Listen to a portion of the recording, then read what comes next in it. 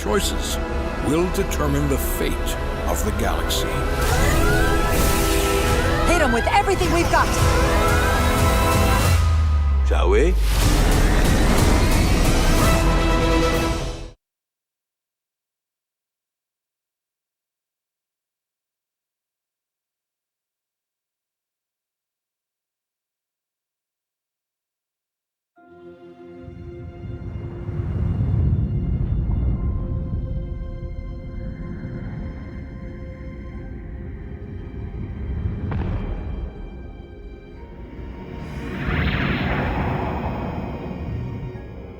Captain's log, stardate 57931.4. The crew is restless. After spending too many months piecing our ship back together, we're finally about to venture out on a new mission. And the crew isn't letting this unprecedented ion storm slow them down. They're ready for something different. I know I am. Perhaps more than any of them. Fortunately, nothing ever stays the same. It's entropy, the nature of the universe. Change is inevitable.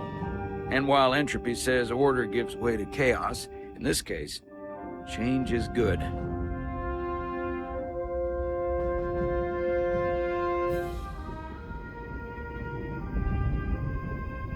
Our new first officer is en route to the Resolute. Jara Rydek. I know she'll bring a welcome dose of new blood to the crew.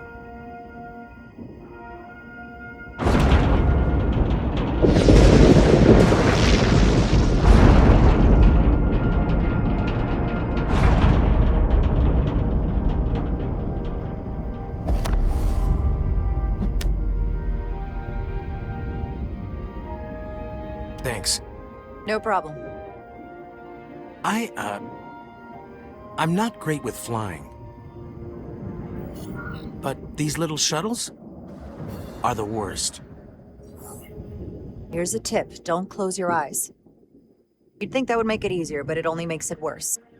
Look out the window, pick a star, and just focus on that. I'll give it a try.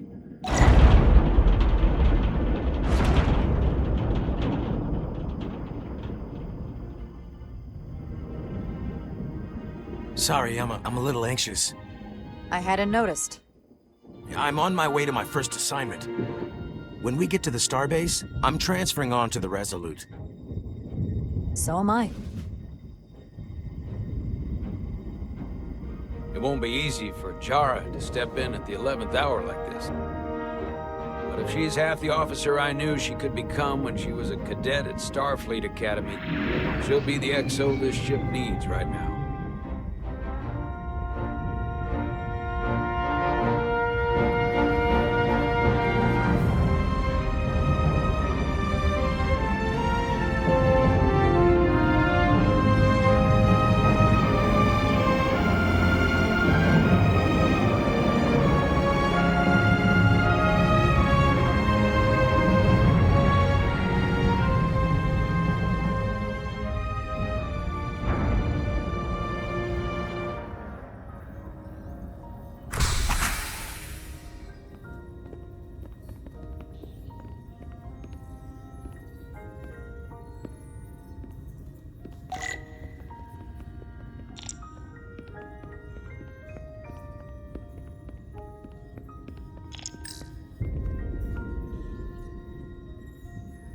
A starbase on the very edge of Federation space. Long way from home now.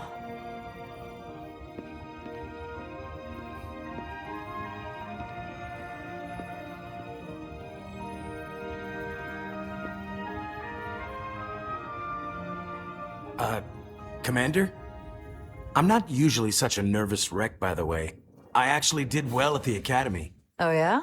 Maybe you've heard of the Torvalen test? Sounds familiar. It's a tactical simulator that makes the Kobayashi Maru look like a picnic on Pintaris 5. Anyway, I finished in the top 20. Not just in my class.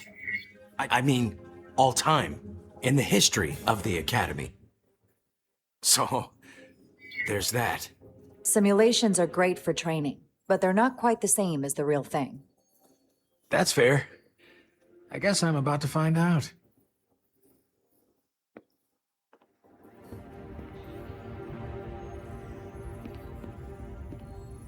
Please place your hand here. Hold it there for a few seconds.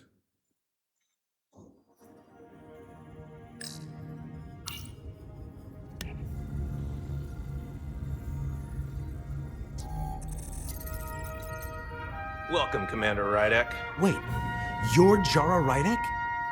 You absolutely crushed the Torvalin test. You finished in what, like the top 3? That would be me. Now I'm really... It's an honor to meet you, Commander. Sorry, I didn't realize before. I just came off the shuttle and was glad to be on solid ground. The pleasure's mine, Ensign. Paul Calloway. Good to meet you. I believe Commander Ermot is expecting you. He's in the concourse just ahead. See you on the Resolute.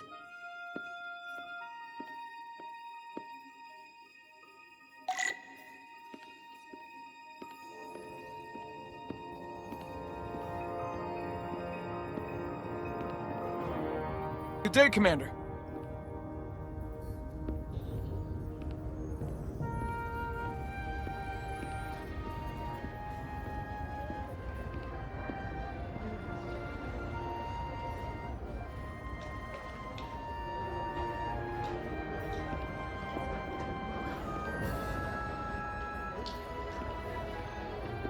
If I remember my briefing, Commander Ermot is a Bolian, so I'm looking for someone with blue skin.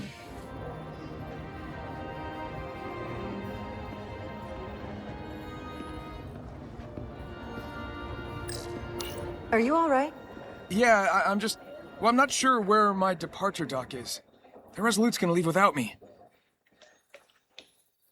Look here. The Resolute is leaving from this dock. Ah, you're right. Nerves must be getting to me.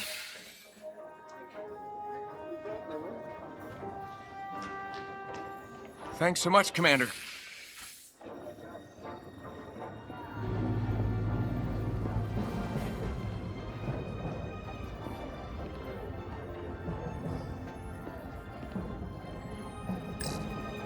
Starbase 128 has 4 docks. I'll replicate myself a meal once I'm on board.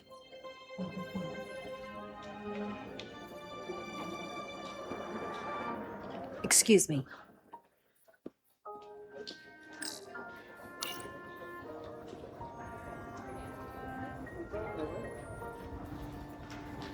Welcome to the edge of the galaxy, Commander Rydek. I'm Commander Jan Ermot, Operations Officer on the Resolute. Commander? I hope there wasn't too much trouble getting here. This storm isn't making anything easy for us right now. It was perfectly fine. No trouble at all. I'm glad to hear it.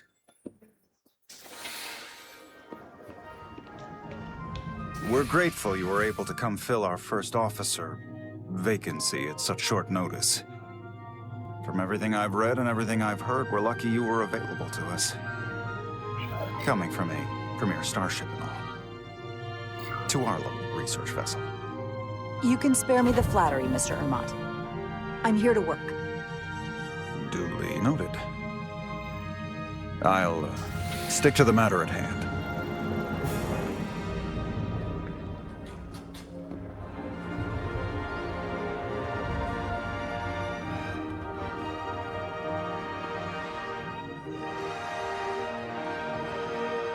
The USS Resolute. She may not look like much compared to the bigger ships, but as far as science vessels go, she can more than hold her own. And she doesn't look so bad considering 6 months ago she was nearly cracked in half, venting plasma, fighting for her life. It was an accident? Equipment malfunction. An accident suggests fault, but no one's to blame. It was a planned test, but the warp core was pushed beyond its limits. It destabilized the dilithium, there was a runaway reaction, and the warp bubble deformed. We thought we could reach a higher resonant frequency, but it was more than she could handle. Cost us our first officer and 22 of our crew. At the end of the day, we're all responsible for each other. That's what it means to be a crew. I can't even begin to imagine what that must have been like for you.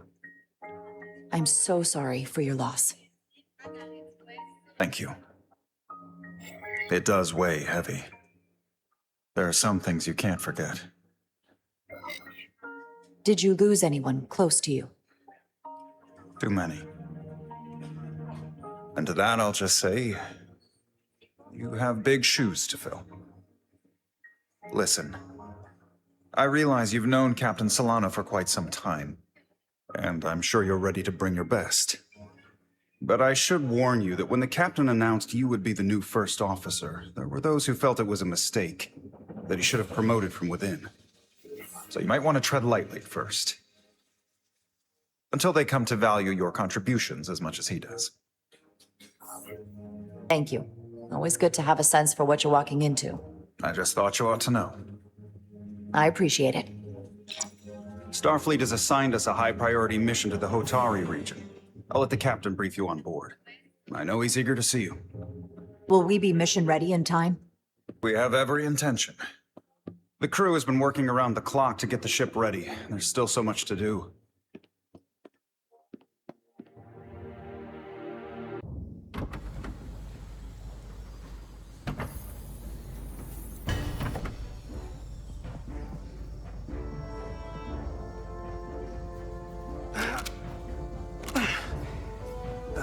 Stuck. I got just the thing. Hyperspanner does almost everything, except what I need right now.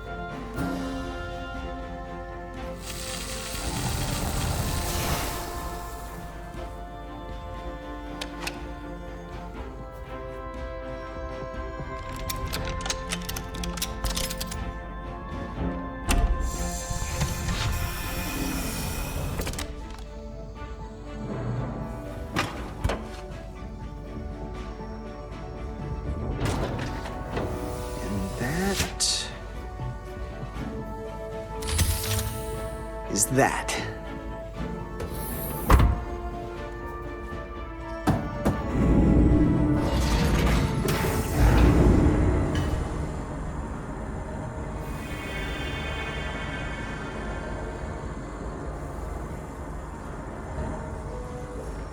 I thought that thing was totally fried.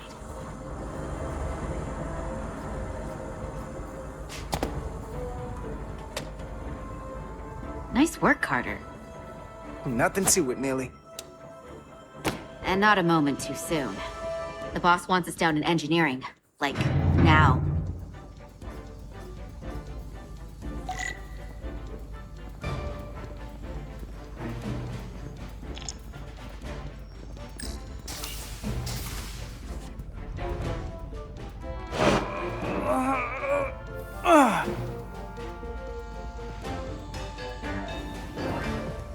Come on!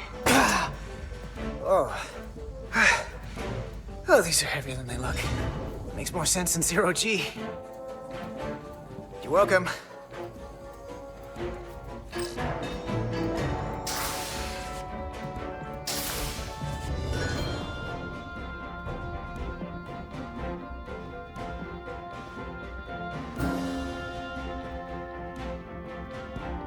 Junction 34P gives you access to the tubes behind cargo Hey, storage all the way to the need any terminal. help? Not after the retrofit. Okay. Bulkhead cuts it off at section Good luck. 2. New computer reroutes.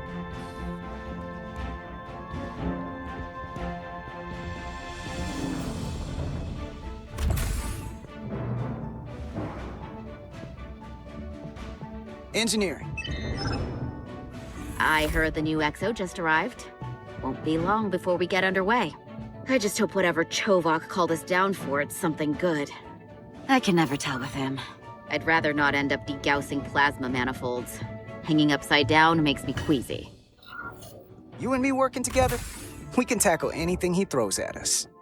Your optimism is positively contagious.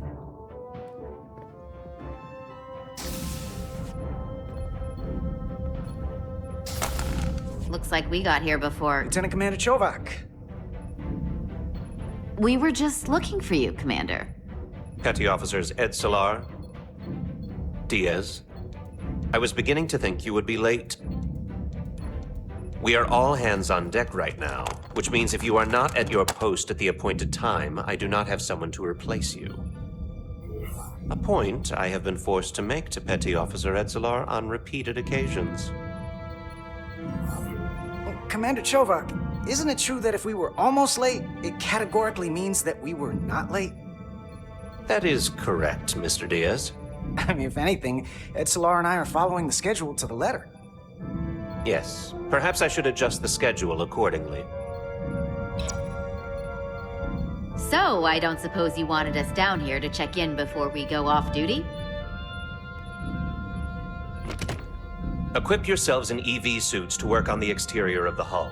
I need you to tune the structural integrity field for optimal performance. The subspace distortions and ionic interference we are experiencing are preventing the proper calibration. But this ship must be ready to depart shortly, despite the storm. The precise nature of these disturbances are not fully understood. But many systems have been affected by the wide band of emissive activity. Whatever it throws at us, we'll be ready. We've got the best chief engineer in the fleet. I am a Vulcan, Mr. Diaz. Flattery is not necessary. All that I require is that you do your job. Right now, that entails critical preparations, because long-range sensors show that these disturbances will be more severe at our destination, the Hotari system. You have your orders. Do not delay. Yes, Roger Commander that. Chovok. All hands on deck. What's that? All hands on deck. That's what Chovok said. You know what that means? It means this ship isn't ready to go out and the brass know it. So they're throwing every warm body at it. And they're going to leave on schedule. Consequences be damned. It all comes down to us, Nilly. We're the ones who will get it ready. I know what we can do. But this isn't just any old refit or any old relaunch. Oh, whoa. Excuse me. A lot of new faces coming on board. It's gotta be tough coming as a replacement. That's for sure. They may not be the same crew we started out with. They're still Starfleet. They'll know what to do when the time comes. I prefer the scientific method. Evidence over assumptions. Hold on. Now there's an old face I didn't expect to see again. Hey, Miranda! You weren't gonna leave without me, were you? Miranda, you're here? We thought you were staying on the Adirondack. Transfer came in at the last minute, so I figured I'd slum it on this bucket of bolts. Looks like you got her back together pretty nicely. I wasn't sure what to expect. Don't talk badly about one of the best ships in all of Starfleet. We've rebuilt enough of her by now. She better be one of the best. We'll see about that. But I am glad to be here. He still owes me a bottle of Saurian brandy. Don't think I forgot. Oh yeah, it's coming back to me now. Maybe Carter can rustle up that bottle and we can give you a proper welcome. As soon as we wrap up this quick little spacewalk.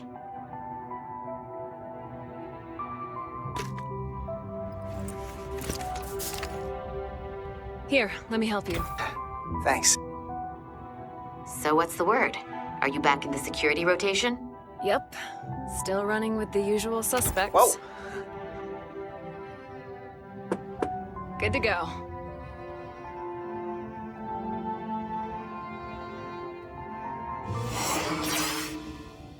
See you on the other side. Activating magnetic souls.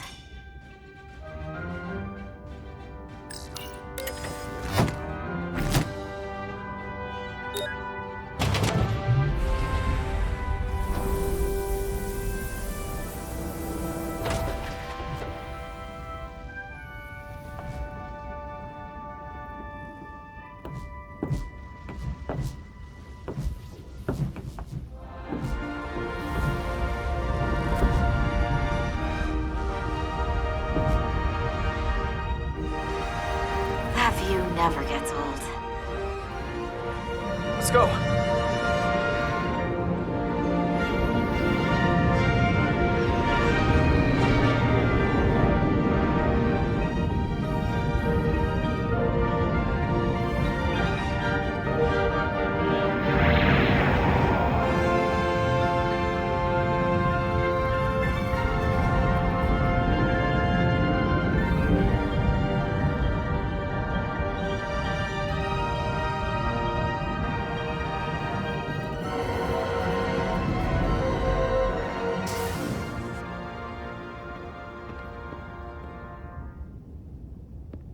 Captain Solano should be here momentarily.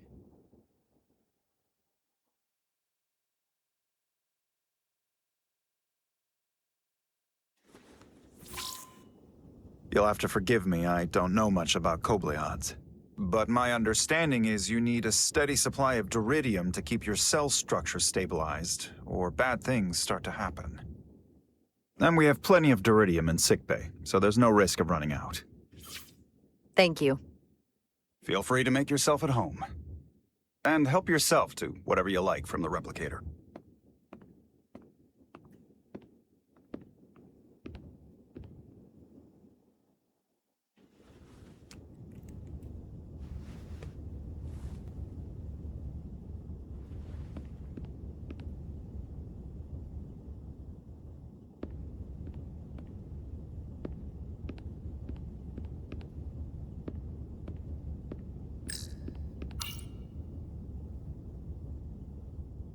I can't believe he keeps this around.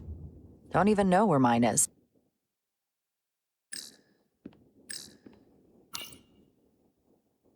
We'll be out there soon. Going where no one has gone before.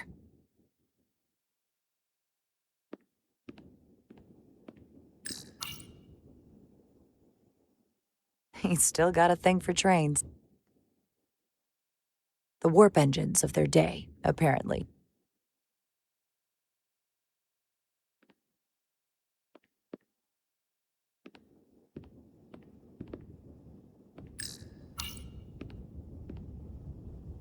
The first mineral Captain Solano ever discovered.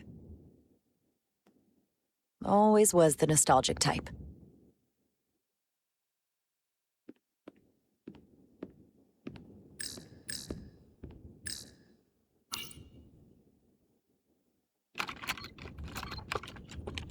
Can't wait to plot a course myself.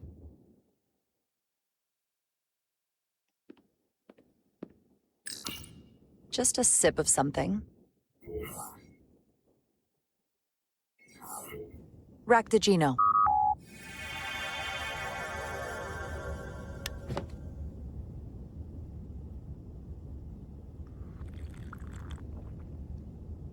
That sure has a kick.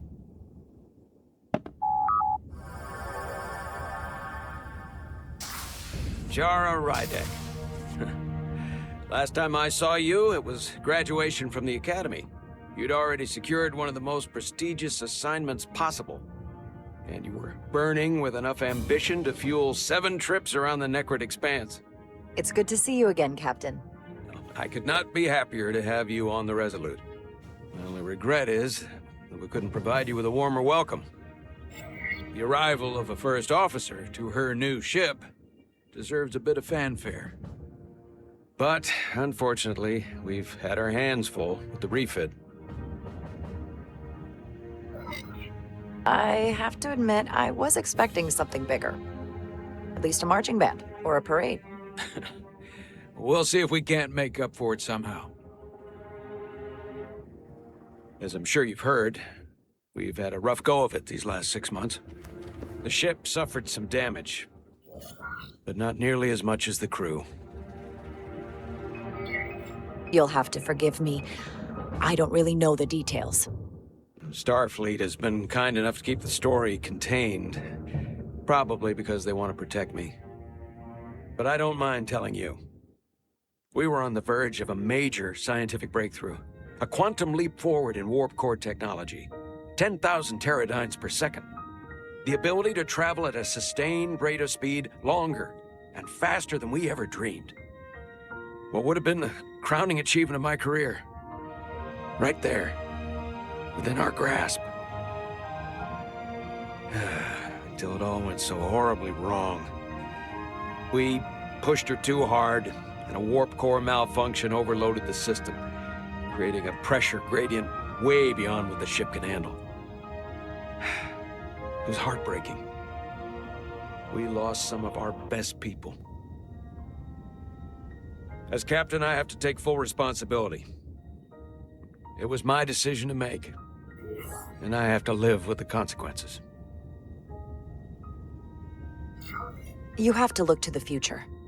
You can't dwell on the past, on things you can't change. There's nothing that can be done about it now. In my defense, I will say, I might have avoided the whole ordeal if my senior staff had been willing to trust me. There was a lot of pushback from my former XO, and I think that cost me his confidence. I don't want you to pull any punches. Certainly not on my account. But once we decide on a course of action, I need everyone to fully commit to the mission. Anything short of that just won't work. And that's when things start to go sideways. And what happens if they don't? There's a chain of command for a reason. And we all have our orders. That's true. Everyone on this ship should know that. Sometimes the occasional reminder doesn't hurt. Look, I'll be blunt.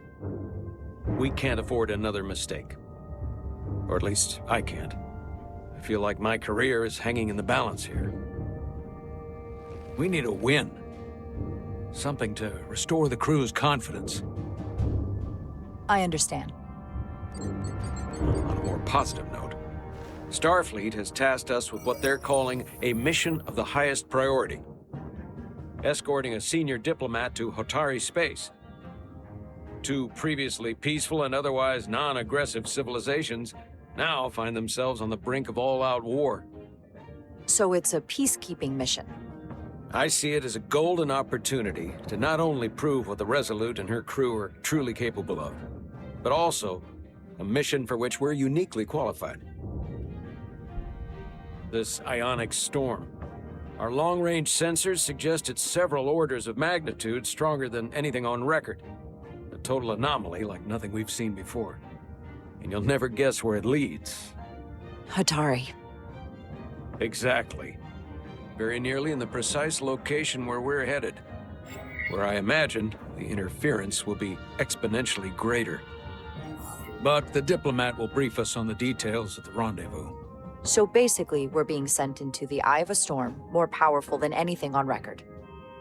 Well, yes. But we're taking every precaution. But I don't want to get ahead of myself. I expect we'll have some rough sledding when we arrive, so I need you to prepare the crew for the worst. There's just one more thing I want to clarify up front. The metric that for me will be the ultimate measure of your success. What is it? If after serving as my first officer, you don't one day find yourself with a ship of your own, then I will consider it my personal failure.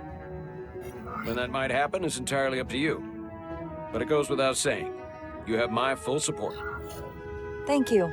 But I feel like I still have so much to learn. You'll have plenty of opportunity. And if you're willing to put in the work, I'll do everything in my power to help you along the way. Come, let me introduce you to the crew.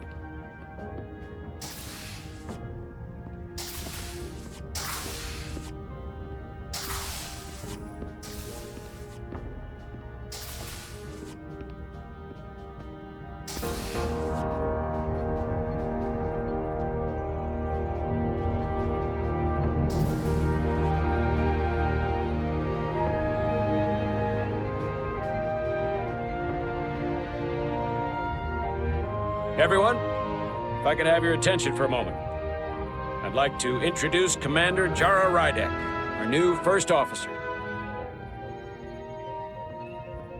Some quick introductions. This is Lieutenant Handar, our helmsman, one of the best in the business. One of?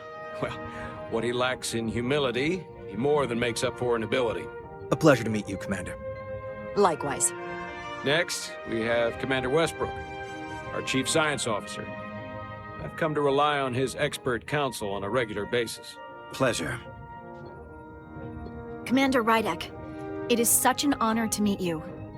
This is our Tactical Officer, Lieutenant Bedrosian, who's been looking forward to meeting you for about as long as I can remember.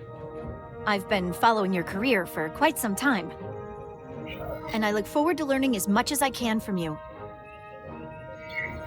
If anything, the honor is mine. Well, I have to admit, one of the reasons I've followed your career is because you're part Kobliad, because of what you've overcome. Starfleet stands up for people who can't defend themselves, and you were one of those people once. But since then, you've done so much to protect others who need it. I really admire that. So, you've been something of an inspiration to me. Not that I've done anything close to what you've done, but you definitely set a standard to strive for. You really do know a thing or two about me. I'm glad I could inspire you, but it's important to chart your own path. Thanks. You can count on it. And then, of course, you've already met Commander Ermont. Please, do everything you can to make Commander Rydek feel at home here. I'll be on the starbase. Have an urgent meeting with the starbase commander to get our authorization to get underway. If they drag their feet any longer, we won't make our rendezvous. The bridge is yours.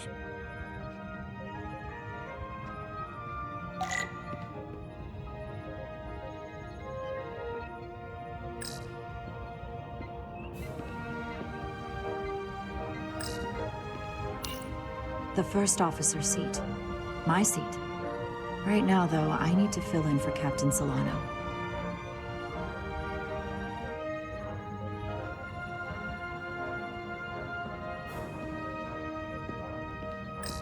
Science station. The Resolute is a science vessel, primarily. Might explain Commander Westbrook's attitude. I'll have to speak with him later.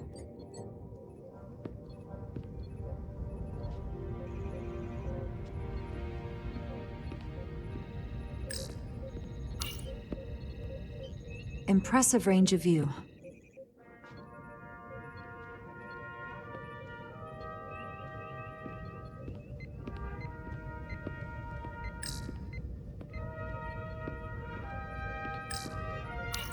Tactical station. Hopefully a diplomatic mission won't require we use our weapons much.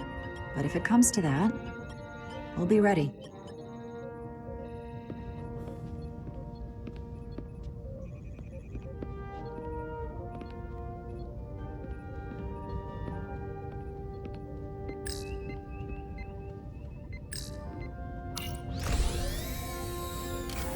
Tactical hollow dais. Just like they've got on the Excelsior.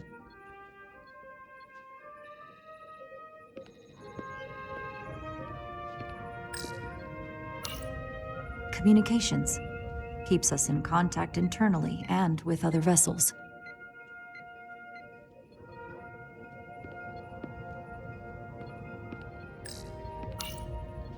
The helm. The Resolute is a refitted Centaur class, meaning it's capable of quick maneuvers. Can't wait to see what she can do. Operations. Staffing, supplies. There's a lot to keep track of on a starship. Good thing we have Commander Ermont.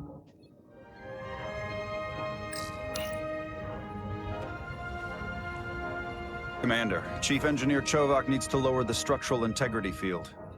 He's sent a crew out to recalibrate the emitters in response to the danger posed by the storm. We just need your go-ahead. Permission granted. Lowering structural integrity field, now. Entering maintenance mode. Condition blue.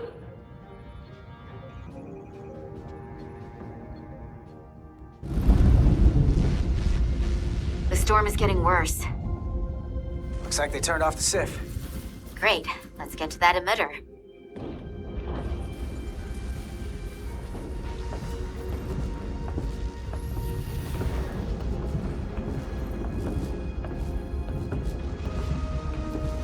Every time we're out here, I half expect to see her in pieces again. She's still got some scars on her. It adds character. When I joined Starfleet, all I wanted was a ride out of town. But this isn't exactly how I pictured it. On the outside of the ship? No. Sometimes it feels like we're just part of the machinery. Don't you want more than that? I mean, Starfleet is noble and all, but it's still a machine. Yeah, of course I do. Starfleet's an open door. We just have to walk through it. You wanted to get away. I enlisted because I didn't want to wait years just to get out and see the galaxy. I wanted to go somewhere, see new worlds, look up at a sky no one's ever seen before. Just because I'm cranking a hyperspanner up in a Jeffries tube today doesn't mean that's all I'll ever be.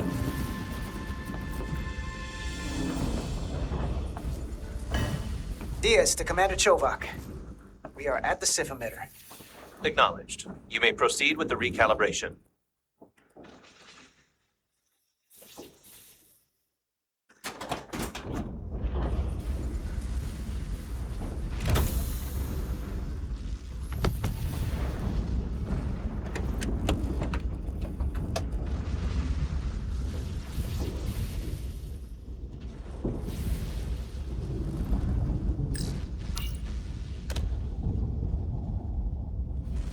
Beginning recalibration.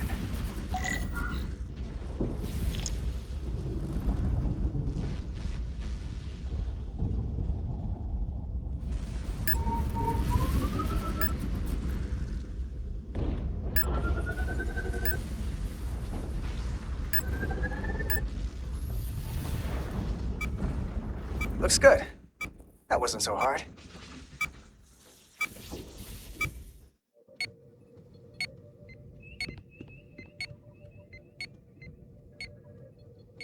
Commander Westbrook, right? Chief Science Officer. You remembered my name and my rank. Impressive. Yes, I am the Chief Science Officer, and I have the dubious honor of being the most senior officer on this bridge. I know this ship inside and out. Better than just about anyone. What a very impressive list of credentials. This is a research and discovery ship, first and foremost. Now with a former tactical officer as its new first officer. I'm curious, though. A Kobliad, or half in your case, is an odd choice for first officer, given your vulnerable condition and all. But if, as an example, we found ourselves in a hostile situation, and you were suddenly incapacitated because you needed an infusion, what would happen then?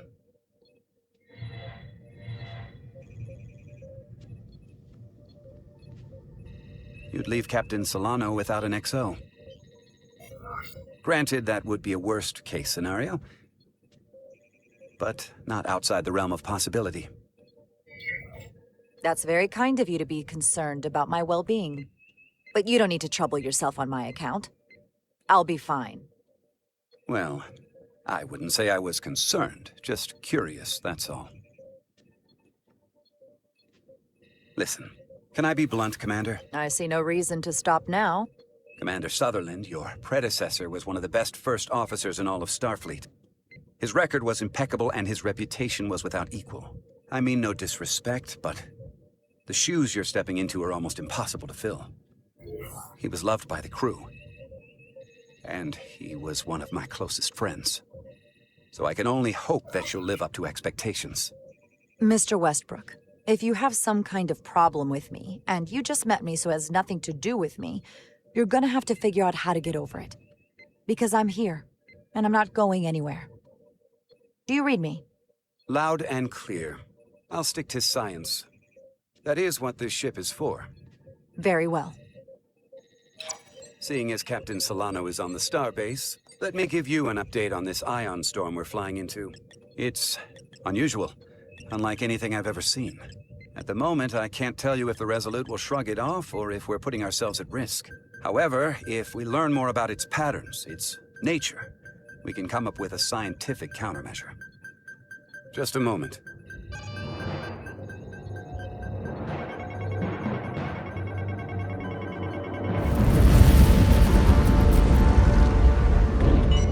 We've got a massive energy wave inbound. On screen.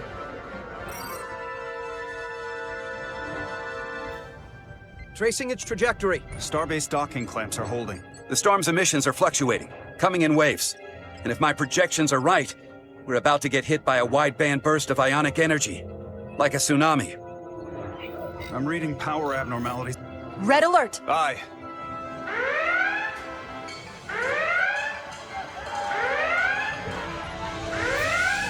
Evacuating main gangway and retracting. Putting sensor visualization on screen. With the structural integrity field shut down, we can't take a direct hit. Time to impact. 1 minute. Shield systems are severely impacted. We have limited protection. I need every available solution. What are our options? We can weaken the impact of the storm with a deflector pulse. There's a better way. I'm sending all auxiliary power to the deflector dish. Send the aux power to the shields. We can't reactivate the entire shield bubble, but it's a directional threat. So we can orient all we have towards the wave. You have to believe me. We only get one shot at this. We can't afford to get it wrong. That's right, which is why we need to send power to our shields. Commander Westbrook, use the deflector dish. Already working on it. Optimal timing displayed. It's going to be tight. Good. Send the pulse on my command. Now! No, that was too early. We're...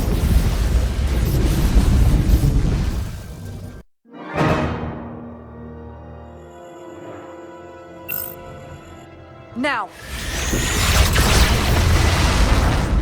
We got it! This is it! All hands, brace for impact!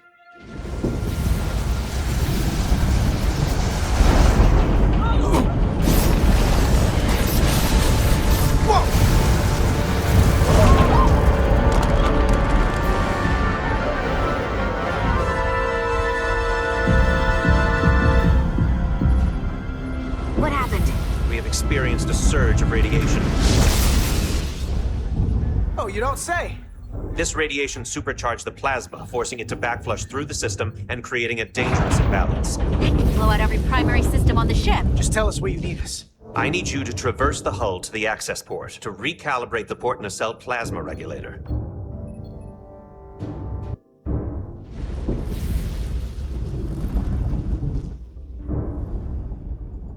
We've reached the first access point. Understood. Do you see the override for the level 1 failsafe circuits?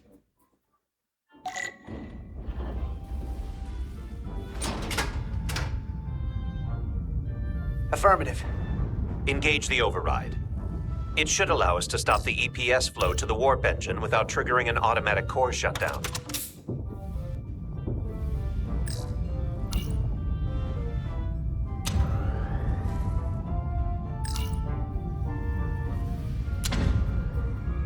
Failsafe override engaged. Are you sure? I am registering some crosstalk in the bypass circuit. We need to route the signals so they don't interfere with each other.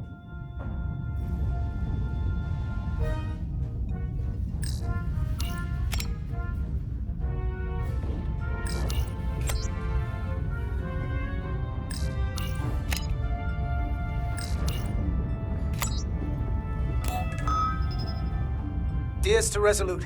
The failsafes are temporarily disabled. Moving on to the EPS regulator. Heads up, Carter. What is that? One of the discharges coalesced. It's coming right toward us.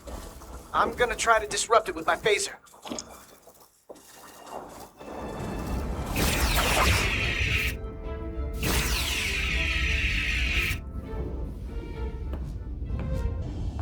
So we gotta climb up the pylon. Not that there's really an up, but, you know.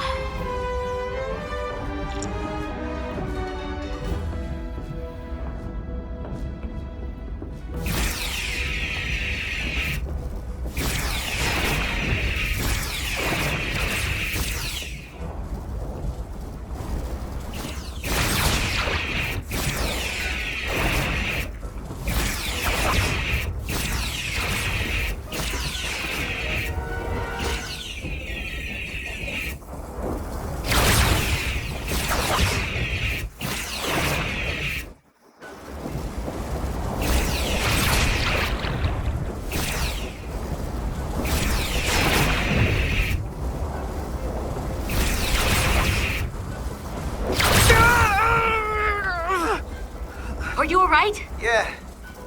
So took most of it. Just snuck up on me. That damaged your suit. Energy density down to 60%. We're almost to the regulator.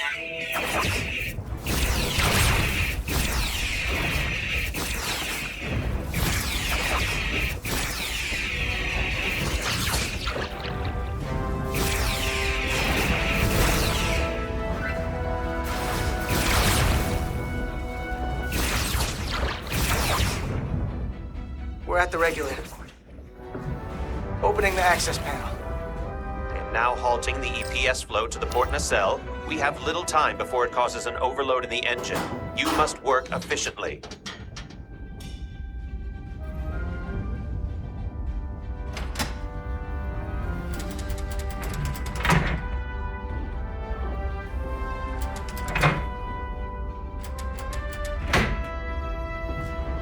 EPS manifold adjusters reset to neutral.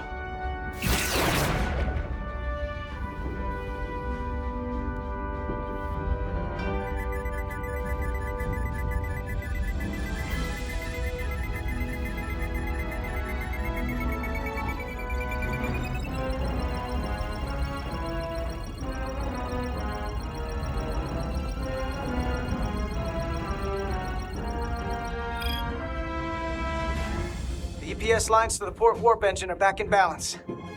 Almost done. Once I cycle the manifold nozzles, Chovok can...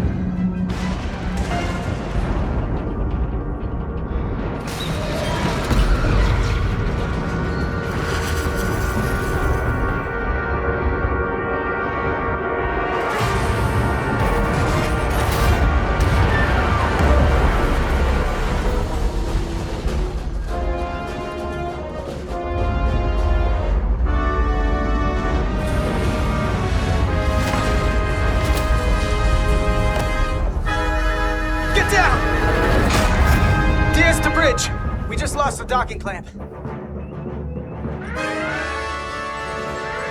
got a lot of debris coming down.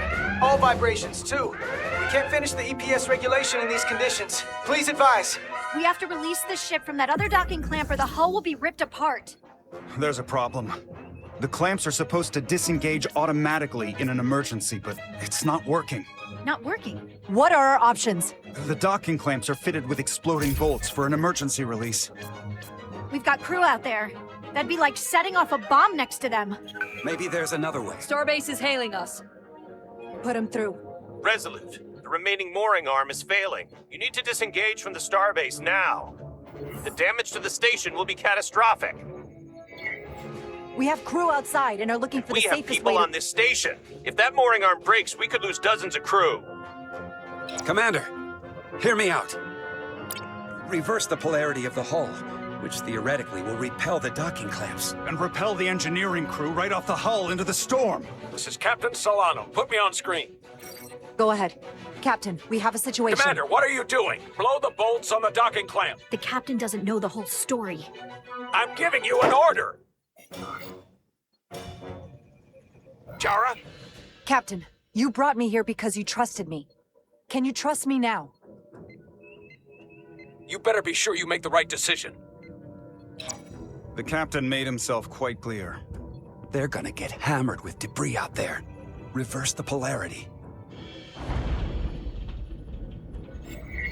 There is protocol. And there are lives. What is the holdup?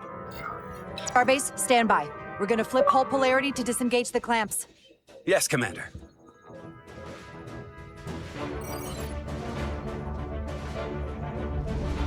Repair crew, this is Acting Captain Jara Rydek. Be advised, we are going to reverse hull polarity to free us from the remaining docking clamp. Tether yourself and deactivate your boots on my mark. Understood. 8, 7, 6, 5, 4, 3, 2, 1. Mark! Ah!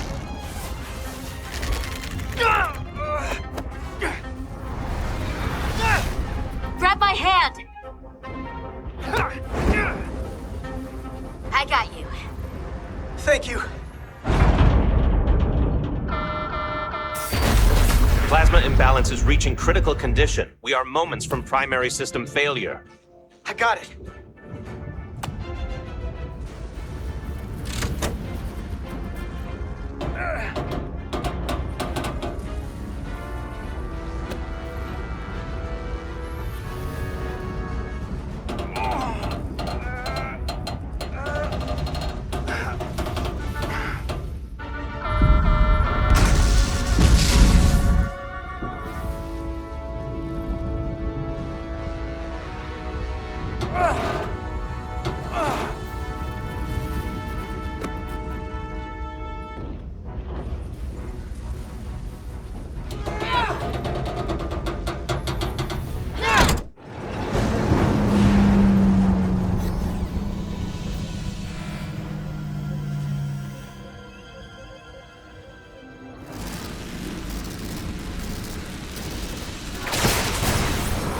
Look out!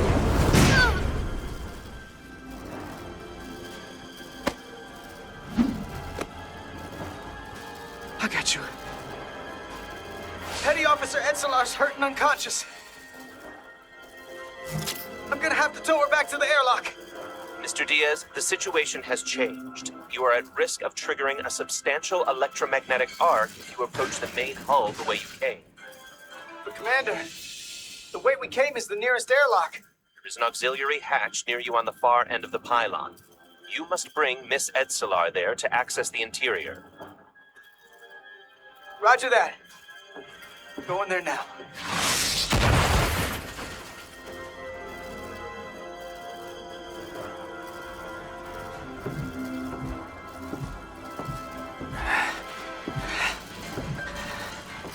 I'm at the auxiliary hatch.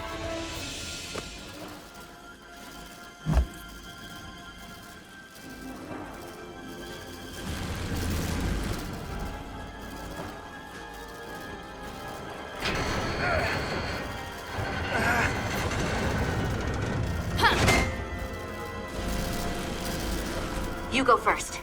What? Let me save your neck this time. No time to fight me on this. Get in there! Not on your life. Let's not let it come down to that.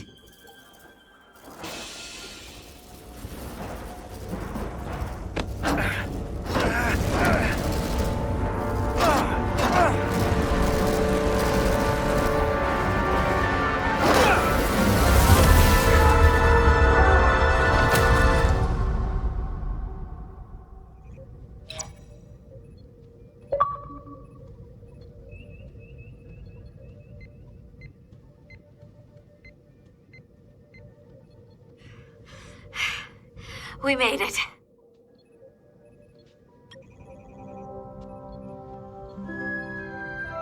They're safe, bringing the SIF fully online. Do it.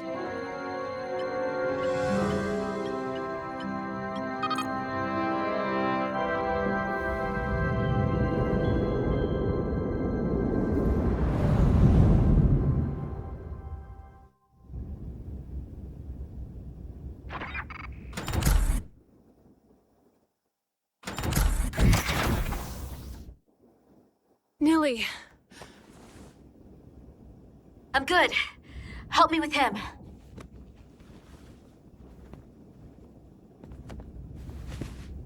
Let's get this off.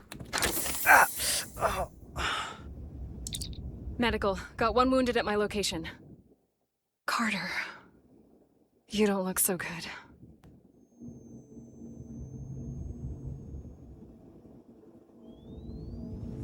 You gotta be more careful. I just got here. I'm not ready to see you two get blown to space dust just yet. Now let's get you down to sickbay. Great.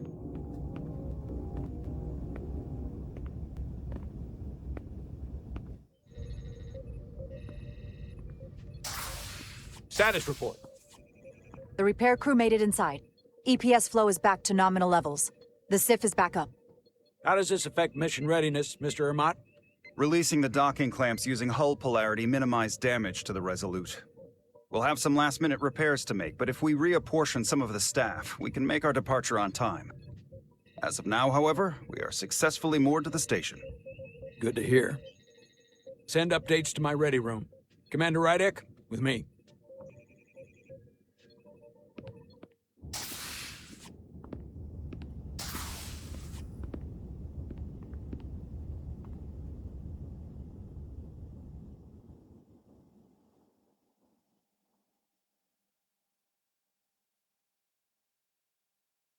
You disobeyed my orders. Well?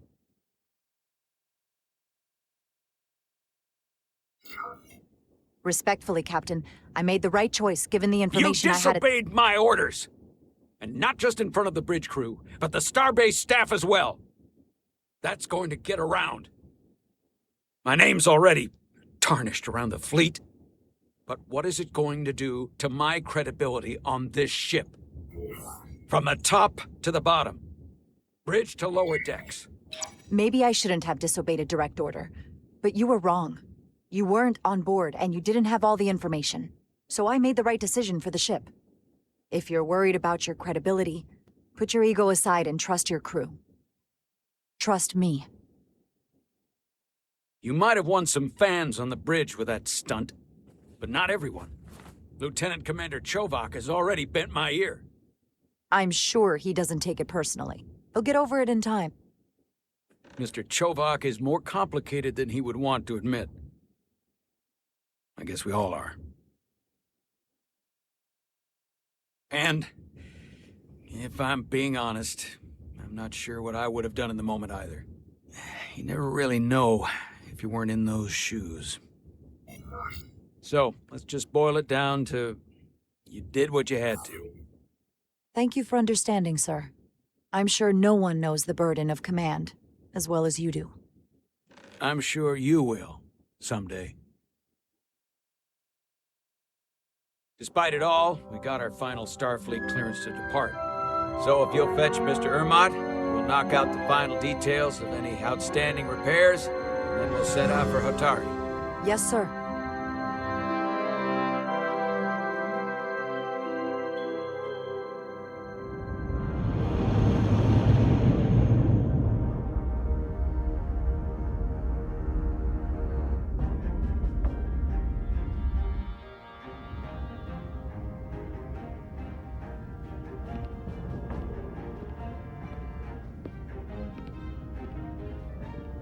All departments reporting full mission readiness.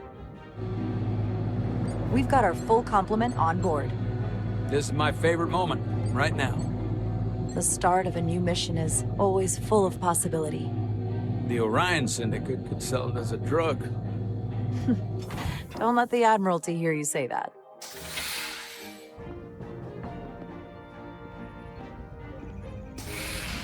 Captain on the bridge. Sit. Sit, everyone. You all know, I'm not big on speeches. We're embarking on the first mission since our refit. Let's make it a good one. Disengage docking clamps.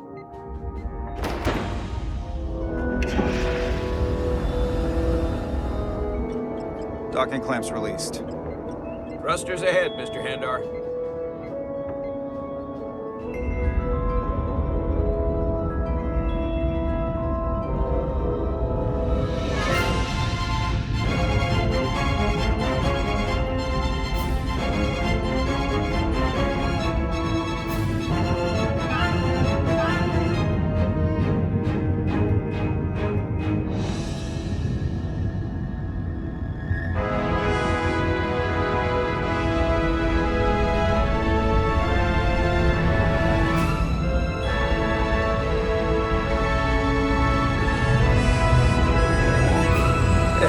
Should do it. Set a course for the Hotari system. Prepare to go to Warp 8. Aye, Captain. You know what? You take this one. Me?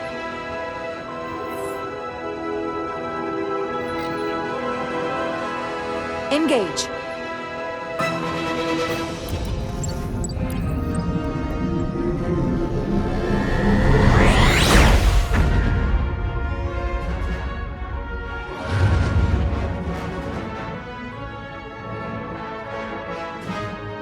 Simple, but effective.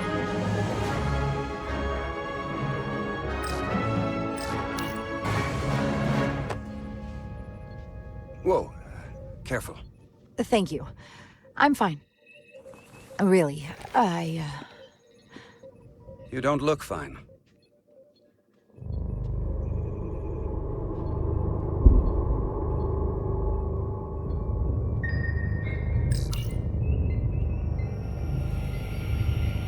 I have to get to sickbay. Go.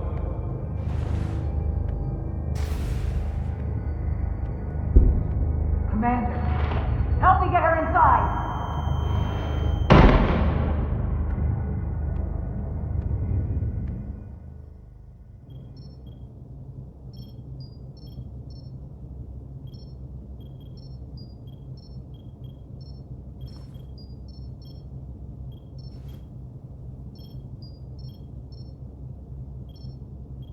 Well, that was quite a scare.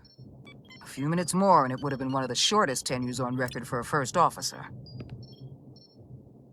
Is that the engineer that was out on the hull? That storm did a real number on him, but he'll live. Just needs rest. You should worry about yourself. Your duridium levels got dangerously low and destabilized your cell structure. This is definitely one of the more memorable first days I can think of. My name is Dr. Aram Duval, Chief Medical Officer. To be honest, I've never met a Kobliad before. You're rare. I know. I was going to say special. Your people's numbers have dwindled, despite the Federation's efforts to find a more readily available alternative to the duridium you need to survive. Yet you joined Starfleet and managed to thrive. I imagine the responsibility must be overwhelming. Maybe even a burden at times. It does make me unique, but it's not a burden at all. I'm honored to be Kobliad, to represent my people. As you should be. And don't worry, I won't treat you like a science experiment. I just do the science and leave the experiments to Solano. You don't agree with his methods? I don't agree with his definition of acceptable risks. Not when the lives of your crew are at stake. My professional opinion is that the accident took a toll. More than he's willing to admit. He's overstressed, operating in the pressure cooker of his own mind. Which is never a good headspace when the lives of your crew are at stake. What concerns me is that now he's even further away from the thing he's been chasing his entire career. Breakthrough discovery. The major innovation. Something he can put his name on. I hear you. But that's my job, isn't it? To make sure that doesn't happen. And we don't lose sight of the bigger picture. Which is exactly why I'm so glad you're here. We need you now more than ever. And I have to give you credit for what happened on the bridge. It took guts to defy a direct order. Huh. I guess word travels fast around here. It's a small ship. And everyone's curious about the new XO. Fortunately, your cell structure is almost completely stabilized. And I'll spare us both the lecture, but I do feel it's my responsibility to remind you, without regular infusions of duridium, you will not live. It's as simple as that. Understood. Then, my work here is done.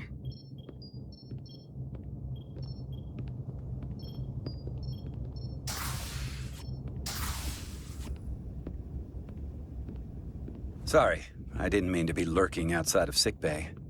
I didn't want to intrude, so it felt more appropriate to wait out here. We were all worried about you. Or I should say I was. I wasn't sure what was happening at first. But then I realized it was your condition. I don't want anyone to worry about me. I'm gonna be just fine. This is part of who I am, but I've never let it define me. I get that now. And I promise I'll try not to let being such a jerk define me either. You trusted my intuition earlier, with the deflector pulse. I felt I should thank you for that. Well, thank you for coming. Even though you didn't have to. I wanted to. Now, Carter, the emissions that gave you that burn are quite unusual, like everything else that goes with this storm. That's a combination of hyronolin and lectrazine to counter the radiation effects. That should help speed your healing. She's come by a couple of times to see you already. Be brief. It's good to see you awake again. I was starting to get worried. Not that you aren't in good hands with Dr. Duvall. You did take one hell of a shot, though. Ah, come on. You know you can't get rid of me that easy. Don't push me, Diaz. You do not want to see me try. No, nope. I am not getting on your bad side. I am a formidable enemy. Nilly was looking in on you too, by the way. But since it's just us right now, I had a chance to think about this while I was away. And I thought it was important that I just come out and tell you, instead of tiptoeing around it. Now, this is just a guess, but you like me. Is that what this is? How'd you know? Must have been pretty obvious. Which is funny, because kinda came out of nowhere for me, at first. Well, you know, I was hoping. I guess that makes this a little easier to say. We've been really good friends for a long time. I want to see if there's more between us than just being friends. You don't have to explain it. I feel the same way. There is something between us. So, do you want to find out what that something is? If it's there for you, and it's there for me, why not give it a try? Are you kidding me? I just said yes. I wanted to be sure I heard that right. Sorry to interrupt, but the patient needs to rest if he wants to get back to his old self. Of course. I'll see you again soon.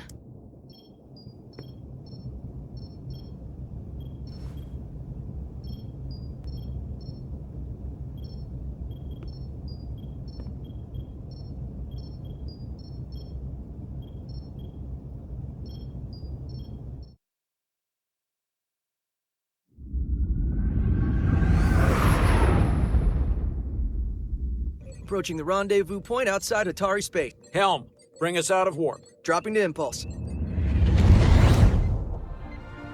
Ionic interference surging, Captain.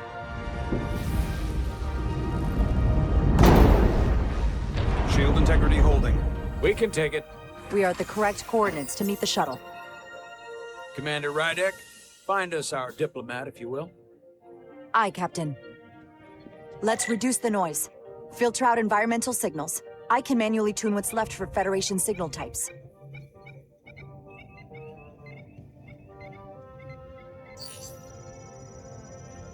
I've located the shuttle. Opening comms. On screen. Shuttle to Resolute. Shuttle to Resolute. Debris field. Lost maneuvering. Losing. I can't get it any clearer. We won't get a transporter lock. It's just not happening. Power up the tractor beam. We'll pull them directly into the docking bay.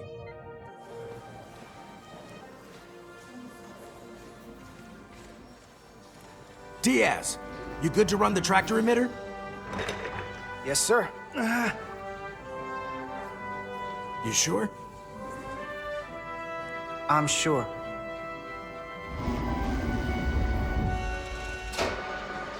Come on, Diaz. First thing, lock onto the shuttle and stabilize the rotation.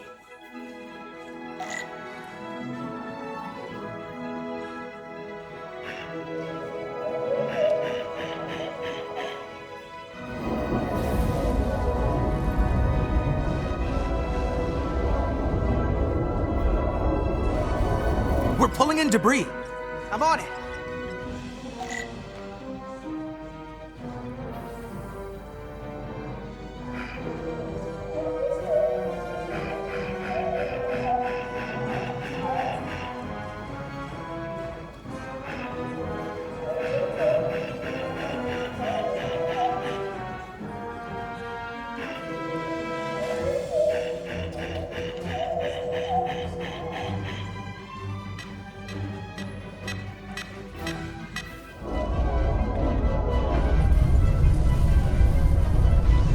gonna take out the shuttle.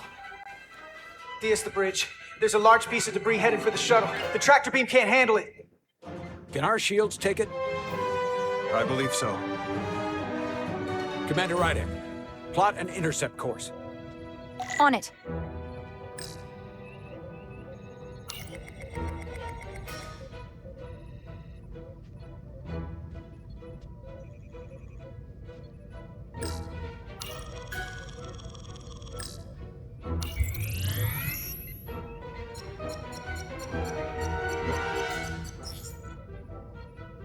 Here we go. Maneuvering thrusters bearing 53 Mark 17, 200 meters on an intercept course. Maneuvering.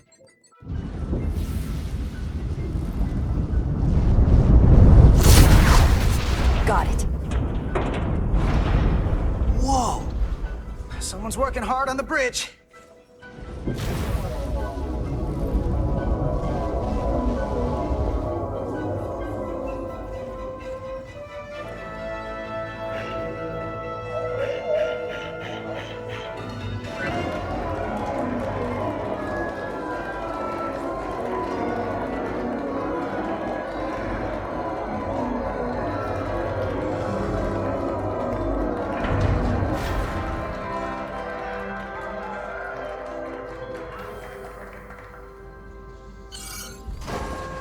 We got the shuttlecraft on board.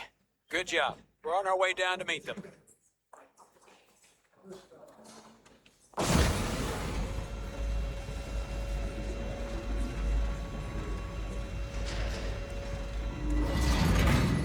Terra firma, so to speak.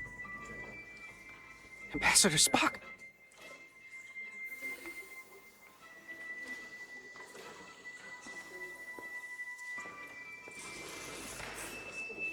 The captain will be right down to meet you, sir. In that case, I will wait for him here.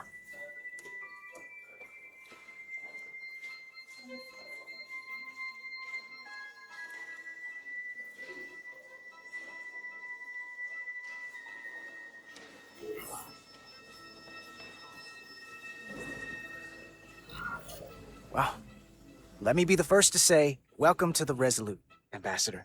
Thank you, Petty Officer... Carter? Carter Diaz, sir.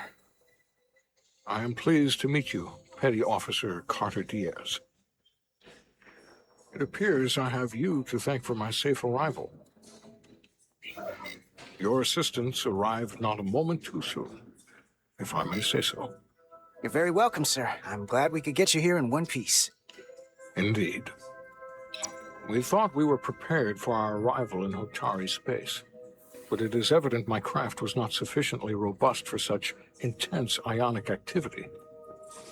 The storm has been pretty intense. There was an element that was most unusual. Before you came to our aid, our maneuvering thrusters and impulse engines were rendered inoperable. So we attempted a short traversal at warp speed, only to find that we could not achieve warp at all, even though our diagnostics computer showed no faults or anomalies. What do you make of that? When all indications say that warp speed is possible, but in practice, we find it is not. Well, onboard diagnostics can be wrong. I can take a closer look at your shuttle systems to get to the bottom of it. I would appreciate that. Take readings, run some additional diagnostic checks, and we'll get to the bottom of this. Quite logical, Petty Officer Diaz. Thank you. Ambassador Spock. Excuse me. I'm honored to have you aboard. I'd like to get right to it. We're already behind.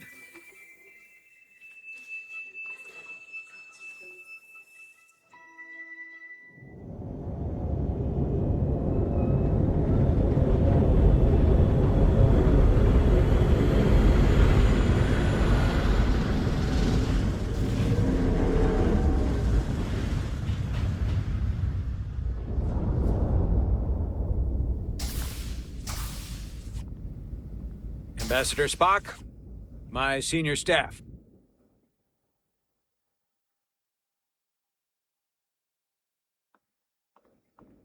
It's not every day that a captain gets to welcome a Starfleet legend aboard. You flatter me, Captain Solano. But legend implies the past tense, whereas I am very much focused on our present circumstances. I didn't mean to suggest you were stuck in the past. You're right, Ambassador. Not the most diplomatic choice of words. We're all curious about the future, Ambassador. Specifically, what exactly are we getting involved in here? We got the basics from Starfleet. Two formerly peaceful neighbors are now on the brink of war. Indeed, and the tension between them grows fiercer by the hour.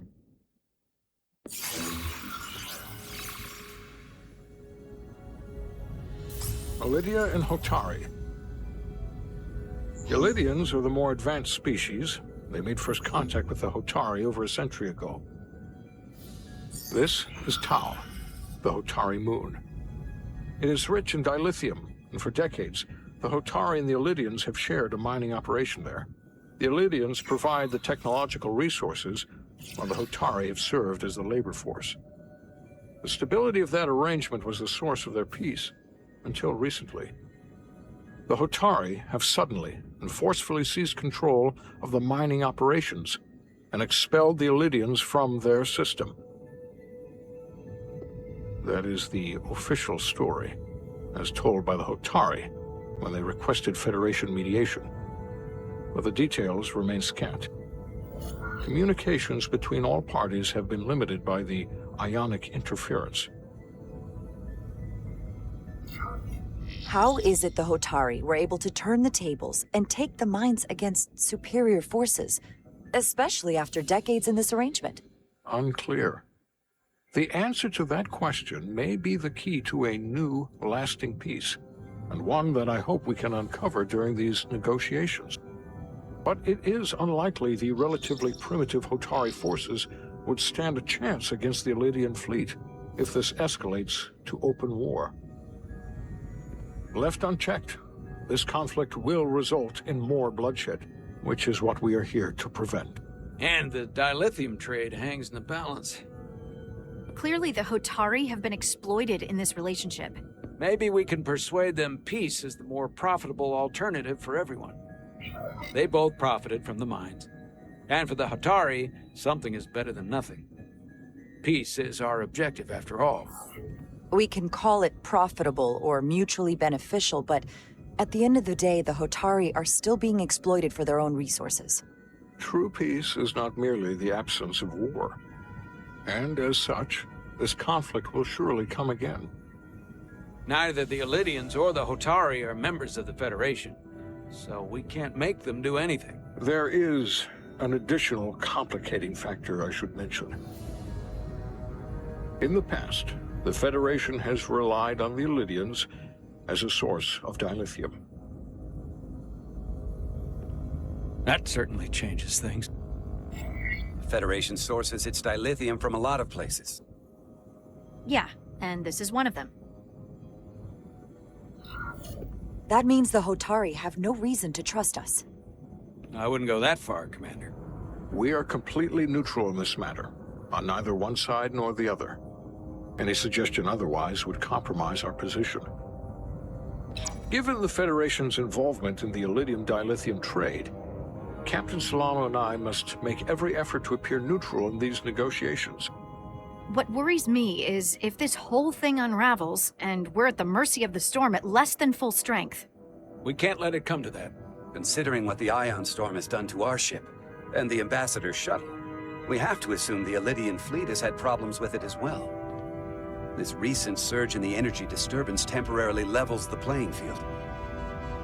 Commander Westbrook is correct.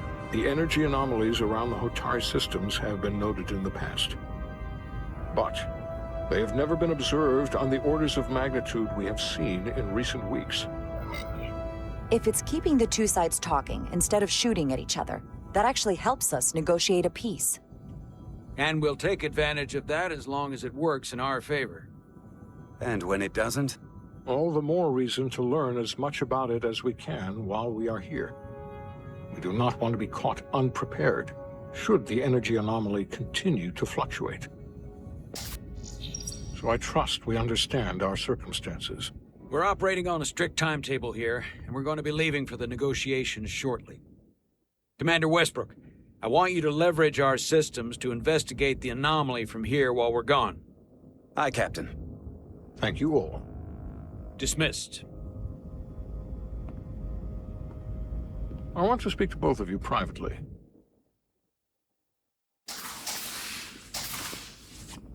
Ambassador Spock, I'd like to make a formal introduction. My first officer, Commander Jara Rydek. Commander, as you are aware, there are limits to what Captain Solano and I can do in our official capacity as representatives of the Federation. But someone in an unofficial capacity, your first officer, for example, would not be bound by those restrictions. Commander Rydek could ingratiate herself to certain parties behind the scenes, where they may be more candid in revealing information that could lead to a resolution. She certainly goes her own way. Maybe that helps in this case. It would be unconventional, but I'm not opposed to it. With all due respect, Ambassador, I'm not a trained diplomat. That's exactly what we're going to leverage. I began my time in Starfleet as a science officer, not as an ambassador. We must be adaptable in the line of duty. Well, I hope Commander Rydek will have more luck finding out what really happened than we will through official diplomatic channels. The fate of the negotiations, the interests of the Federation, and the prospect for peace may very well depend on it.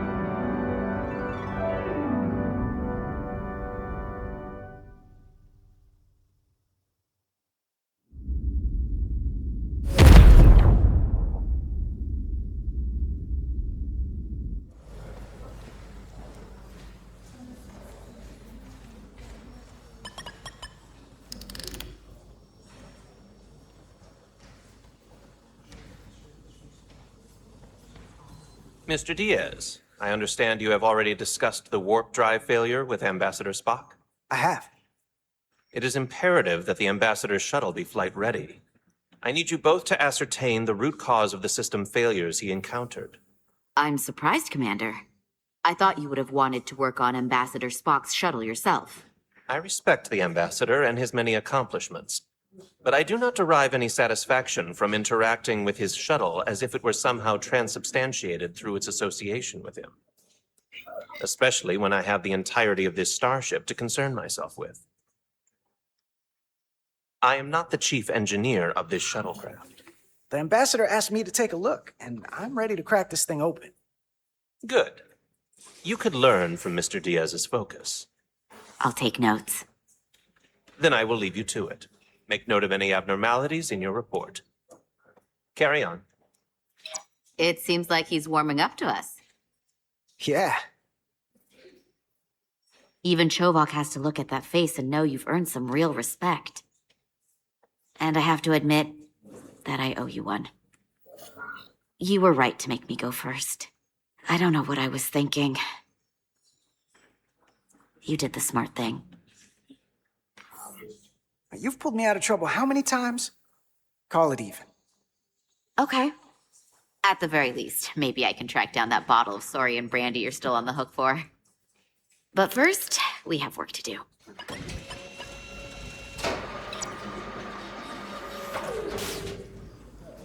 Ready to go? All set. Let's run the diagnostic.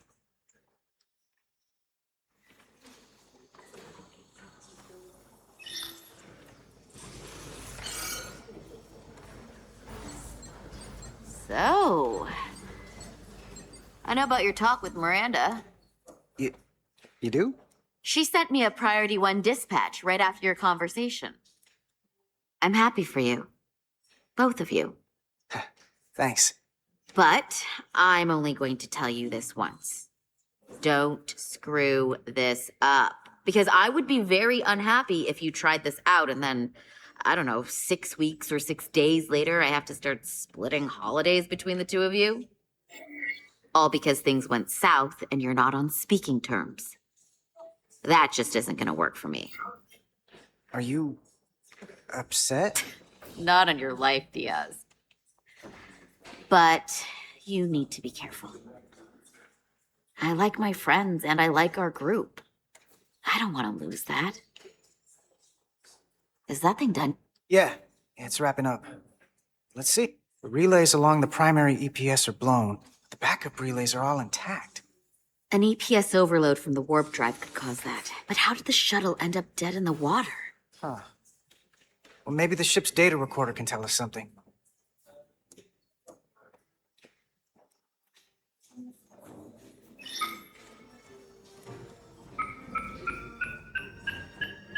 Here. They were only about 8 minutes from their plotted warp point. No faults, just those warnings. What are they?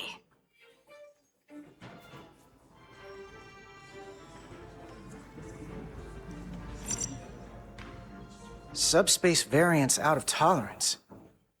What does that mean? It means the main navigation array lost sight of space somehow. Will the array going offline cause that? Yes, but it should have also thrown a fault code. The warp field became inverted suddenly. I've seen this happen when the center warp coil cracks. A cracked warp coil throws a fault code. Still, we should take a look.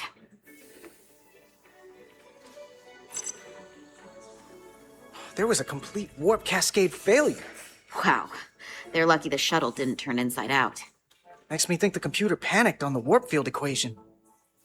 Any one of these failures should have thrown a fault. If it was caused by a system failure.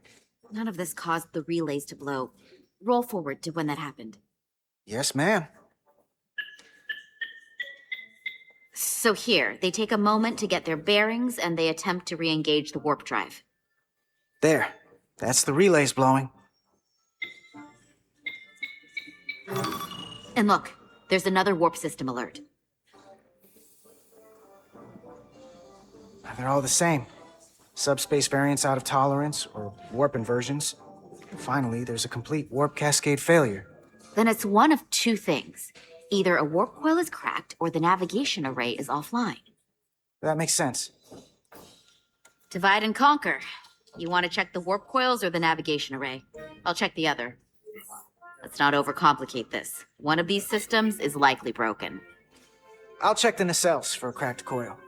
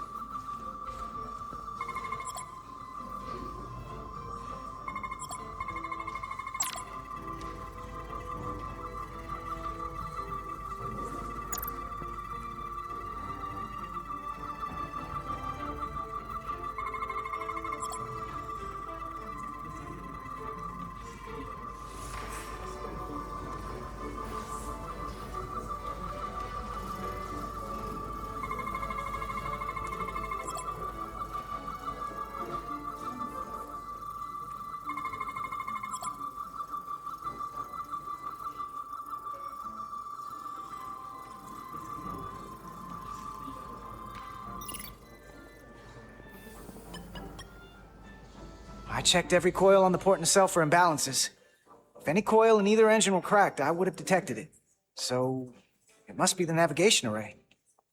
Except it's not. Checked and double-checked. Well, the readings don't lie. Here comes the security detail for the way team.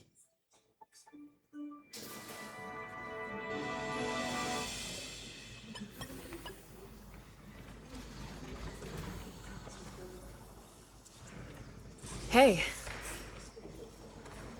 I'm not here. We're escorting the negotiating team to the surface as soon as they come down from the bridge. I don't want to interrupt some important work. I was just hoping to see you before I go. The captain and the others will be here any minute now. Should be an interesting ride down to the surface. Come on, I'm never too busy to make time for you. That's not true. No, but I am glad you came by. No, that's more accurate. I gotta be precise with you, huh? Hey, Maris. Aren't these those button pushers you're always hanging out with?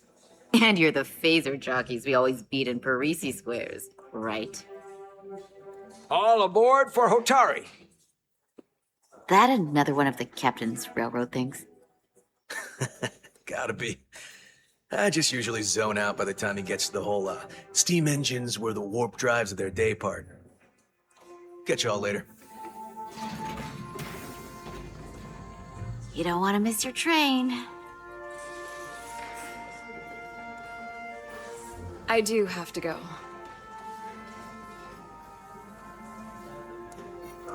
Not gonna lie, I'd rather not leave right now.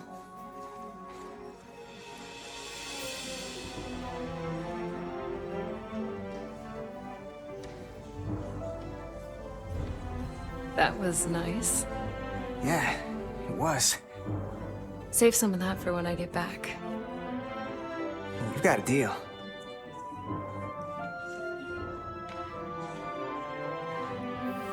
Be seeing you.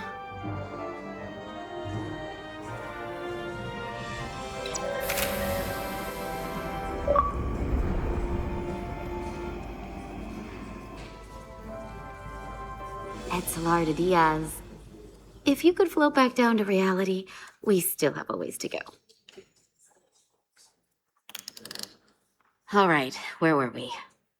So, the warp coils in the navigation array are fine, but the nav computer doesn't seem to think so. I'm out of ideas short of field stripping the shuttle from bow to stern. You wanna take this out of the shuttle and throw it on the bench? Oh, real hands-on maintenance. I like it. Okay, the nav computer is patched into the ship. The ship's computer can double-check our work. If the shuttle's nav computer is putting out false data, we'll know it.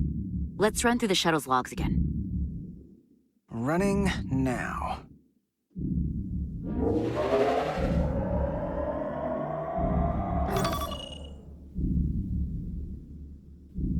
Same.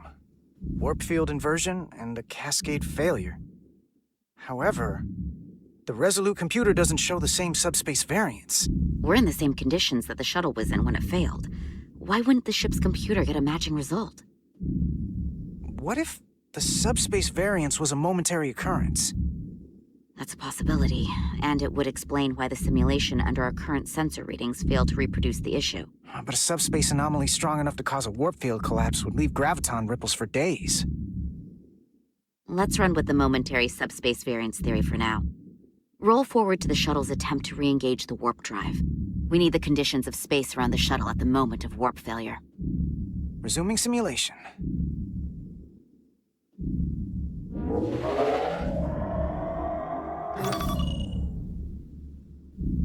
Error in warp field calculation. Cochrane formula variables are out of range. That right there. Take the shuttle sensor data from that moment. Computer, why did the warp field calculation fail? Warp field pressure returned non-orthogonal. Results are undefined. That doesn't help.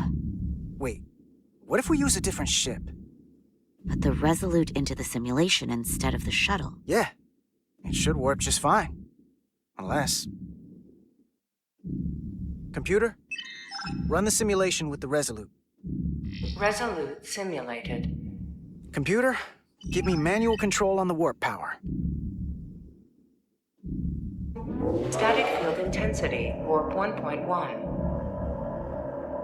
1.2.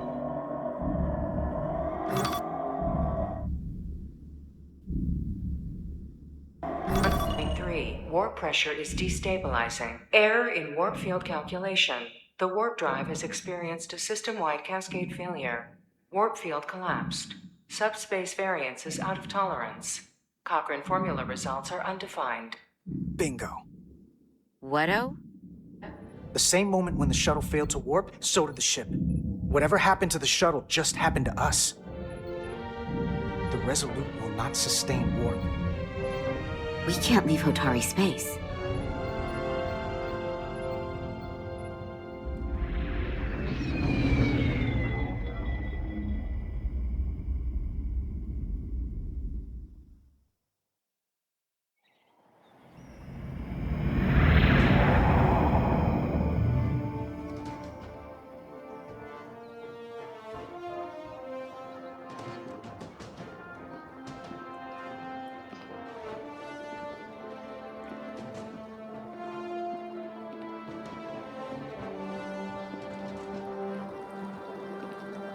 Ambassador Spock, Captain Solano, welcome to Hotari. We are honored you have come. My name is Tylos Altaris, Minister of Diplomatic Affairs. The honor is ours, and this is Commander Jara Rydick, first officer aboard the USS Resolute. You'll find she has a keen mind and unique insight into the dynamics between the Hotari and the Lydians. We are honored to be here as representatives of the Federation. I'm so glad. These must be the representatives of the mighty Federation, the reigning authority in the galaxy. Or so we've been led to believe. Whether that's true or not remains to be seen. But either way, we're grateful you've made the time to come to our little corner of the universe. And you are? This is Galvin, and this is Citron, the heroes of the revolt in the mines.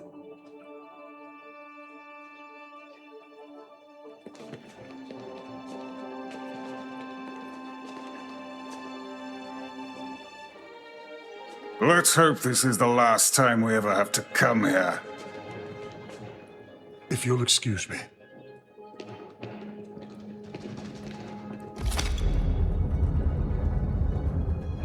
I think we're about to begin. Did you hear the arrogance from that guy? I don't know what we're walking into here. But that guy was something. Something about his tone tells me this won't be easy. That was my sense as well. I doubt he speaks for all of Hotari, so I would urge patience until we speak with their queen.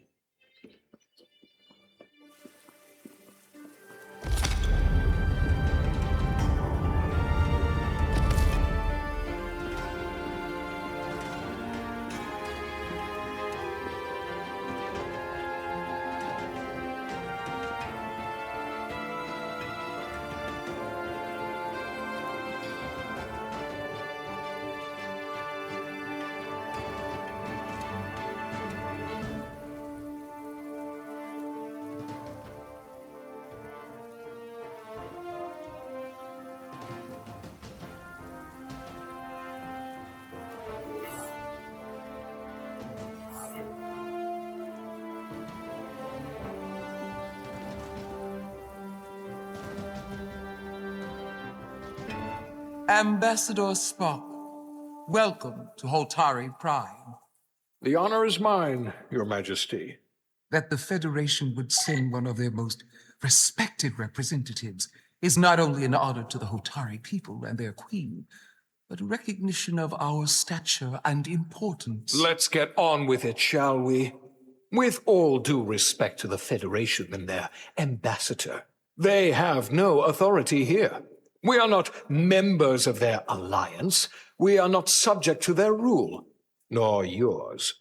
We demand the immediate return of all mining operations to Lydian control, as it has been for centuries and will be for centuries more. That has always been our understanding. That understanding has changed. Then you invite war! And if you cannot remain silent, you will be silenced. But his point is well taken. What is the Federation's interest in this matter? Perhaps you would have us trade one oppressor for another? The Federation remains neutral. Our only interest is the peaceful resolution of this conflict. We are here at your request, Your Majesty. For now. Saying this wouldn't be easy was an understatement. I thought they wanted us here. Was there something you wanted to say, Captain? Oh, no. My apologies. And what about the Cobliard? She's not part She can of... speak for herself, can't she? Then let her.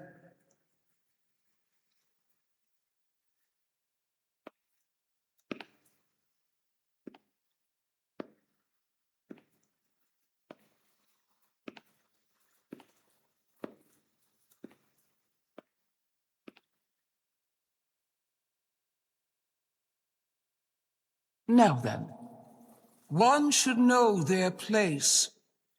What you might be somewhere else is not what you are here, which is standing before a queen. And a queen deserves respect. A bow is not too much to ask.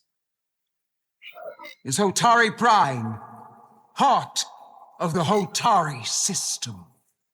My name is Commander Jara Rydek, Your Majesty. I prefer to be called by my name, not my species. Then I suppose that makes us even. Commander Rydek.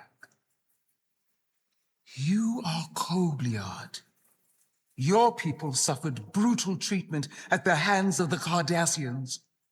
Their injustice towards the Kobliad is as unimaginable as it is unforgivable. Not unlike how we have been treated by the Alidians. As much as they'd have you believe they are the victims here, remember it was the Hotari who attacked us. Hundreds of innocent Alidians were slaughtered without mercy in those mines. The blood is on their hands, not ours! Quiet! If after all the Kobliad suffered, you finally had the chance to right that wrong, to get out from under their control, would you take it? Or would you negotiate a peace?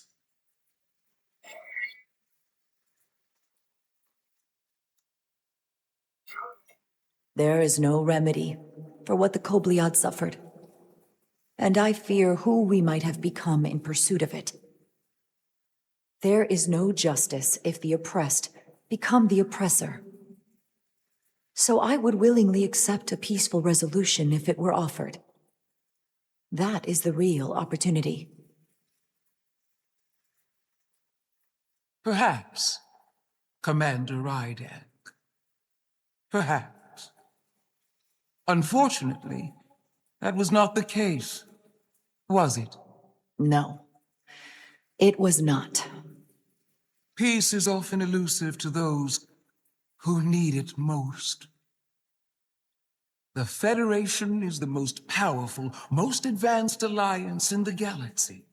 It's widely known we have an abundance of dilithium in our mines, and it's in your interest to secure a steady supply. Your Majesty, if I may. Ambassador Spock would have us believe you're here as a neutral party in the interest of peace. So why are you really here? I want the truth, not your Federation rhetoric. I'm sorry, Your Majesty, but it's really not my place to say what the Federation's interests might be. You are their representative. I am.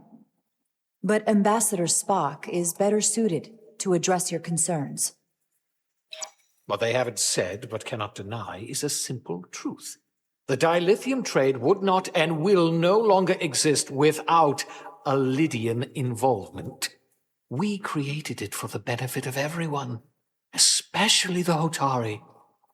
We've given them warp technology. We've let them share in the profits. We've made their lives infinitely better than before dilithium was discovered.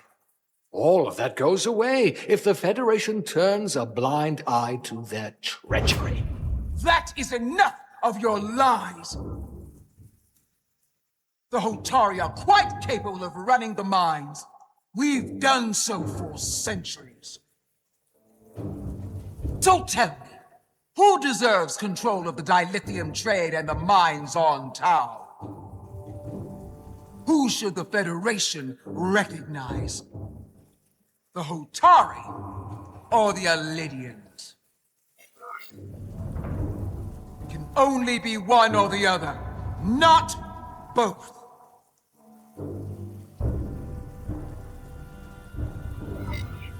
If I have to choose only one, then it would have to be the Hotari. Well said! How could the just and wise Federation make any other choice? This is an outrage. The Federation has lost all credibility. The mines are ours. Lydia will not be deterred. We will take back our mines by any means necessary. Then you will see more blood spilled. I am more than willing to address your concerns, Your Majesty. Yours as well, Representative. But I suggest we could have a more productive conversation with a smaller group. Perhaps only the most essential representatives.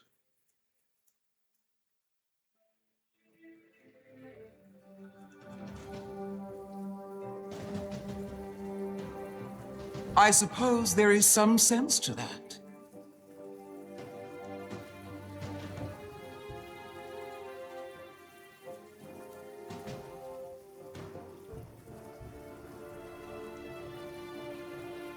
I hope we meet again, Jara Ryder.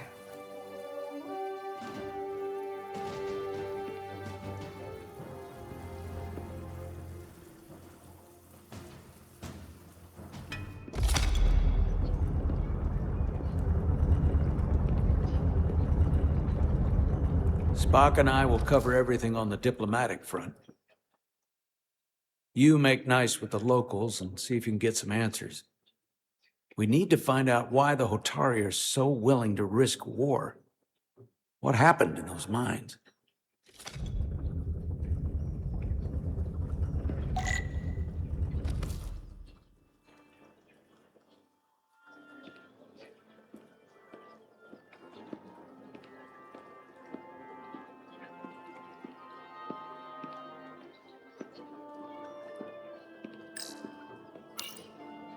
Commander, I'm glad you've chosen to side with the Hotari. I knew the Federation would see through the Elidians' baseless claims and protect the interests of my people. To be clear, I'm not on either side of this conflict. Our only interest is peace. I will keep that in mind. I assume you were there the day the mines were seized from the Elidians. Not seized. Reclaimed. And restored to their rightful owners. Yes, I was there. We had to be decisive. Before the Elidians could even realize their worst nightmares upon them. I'm curious why the Elidians haven't fought back. They have the ability to retake the mines anytime they want. Ability is one thing. Courage is another. The Elidians know any hostile action on their part will not end well. They respect one thing above all else, and that is force. The greater the force, the more certain the outcome. Any talk of making peace is just that, and worth little without the strength to secure it. Which makes me wonder about your ship. The Resolute. Undoubtedly the Federation's finest warship. Ready to contend with anything the Elidians might have in store. Or is that not true? Maybe I've misjudged it. No need to worry. Even in a worst-case scenario, the fleet is always within reach. But it would probably take them quite some time to get here. Maybe. Or we might have other ships in the sector. Of course. Sidron. A pleasure meeting you, Commander. I'm sure we'll cross paths again.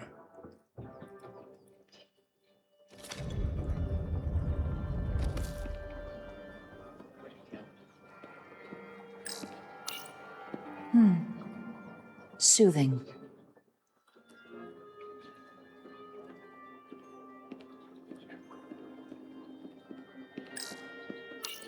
Commander Rydek, I'm encouraged to see the Federation supporting my people. I'm afraid of what might happen without your help. If anyone deserves thanks, it's Ambassador Spock.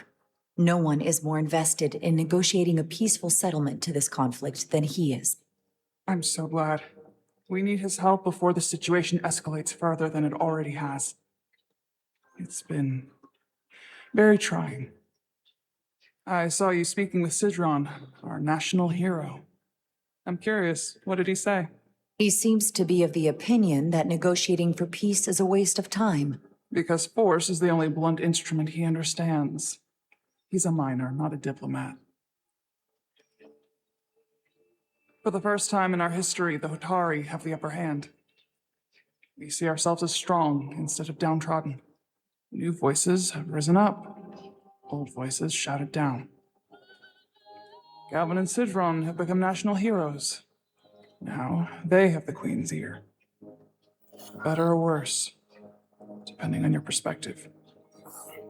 I take it they're against a negotiated peace with the Illidians. Heroes tend to want more of what made them heroic. If it were up to them, they'd wage all-out war and bring ruin upon us all. My fear has been that the Illidians will launch an attack and crush us. You've seen their starship, no doubt. They could have retaken the mines whenever they wanted to, but it never happened. And as strange as this may sound, I'd almost say they're afraid. I just don't know what they're afraid of. It's still the same bluster and bravado you would expect from them. But it has no teeth, like they're afraid of what might happen. Do you think it has something to do with the ion storm? Right now, it's stronger than ever, isn't it? It's entirely possible. I'm not a scientist, but I do know the storm has knocked out all kinds of systems. So maybe the Illidians weren't willing to risk their ships, given all the interference.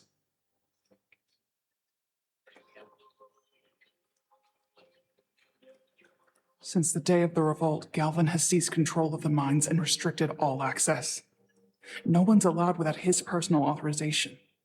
And they've taken over a section of the palace with just as much secrecy and security. I'm told it could be something they brought back from the mines. I've made inquiries, but everyone pretends it doesn't exist. I strongly suspect they're hiding something. What do you think it is? I've heard rumors it's some sort of ancient artifact, but I haven't seen it myself. How can we know?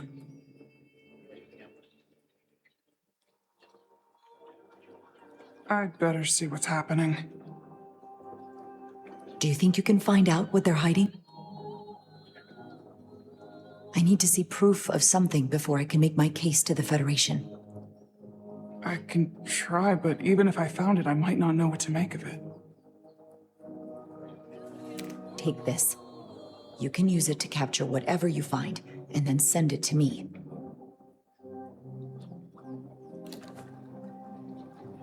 Thank you. I will let you know what I find. And I look forward to our meeting again.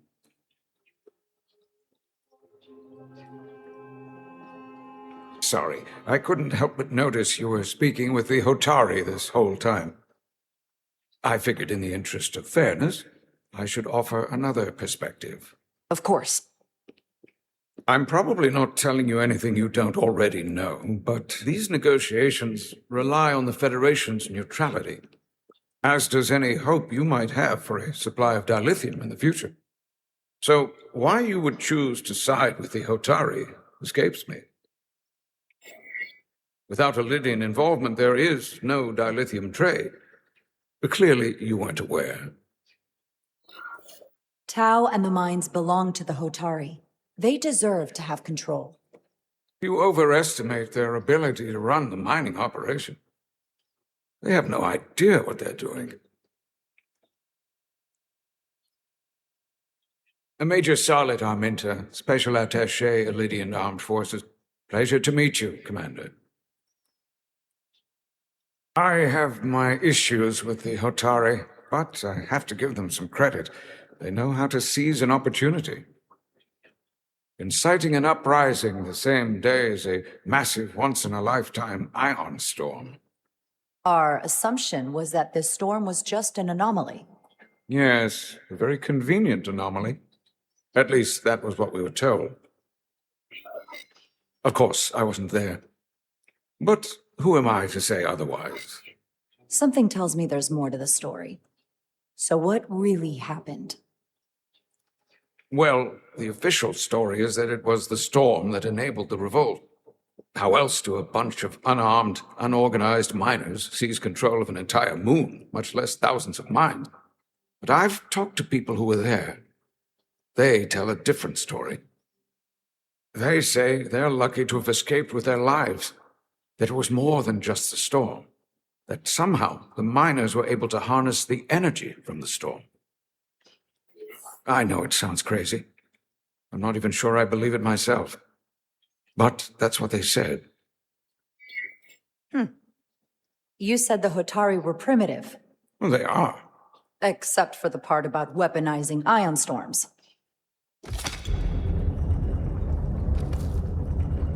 If you'll excuse me, Commander Ryder.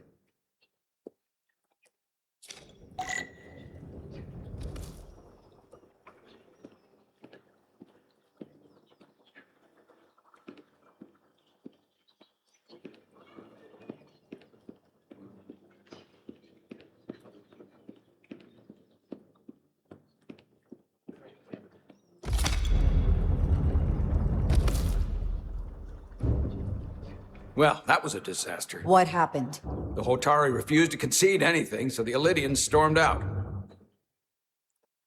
The Hotari did not invite us here as peacekeepers. I hope your efforts were more fruitful than ours.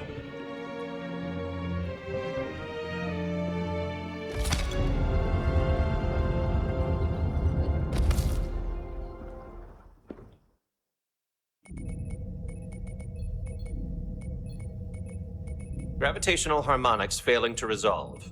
Warp bubble stability degrading. Increase output to maximum. Increasing warp output to maximum. It's happening again.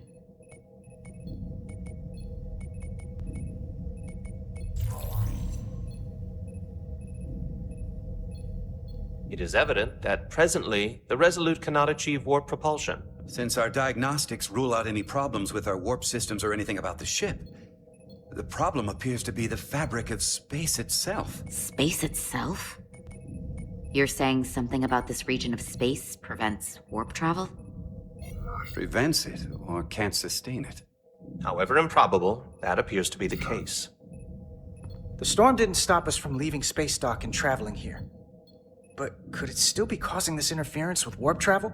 We must follow sound investigatory principles. Do not let an assumed conclusion drive your analysis. Sometimes we need a little inspired thinking, Mr. Chovak. Captain Solano is on his way back from the negotiations, and I want to have some answers for him when he gets here. Indeed. Given the facts at hand, we may be able to deploy subspace probes around the ship to construct a clearer picture of the phenomenon. Around the ship. I'll prep a shuttle.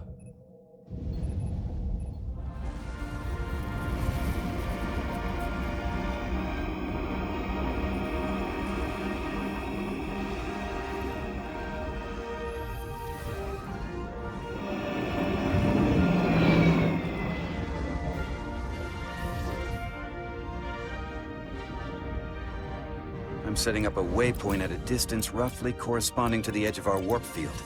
When we get there, I'll deploy the first probe.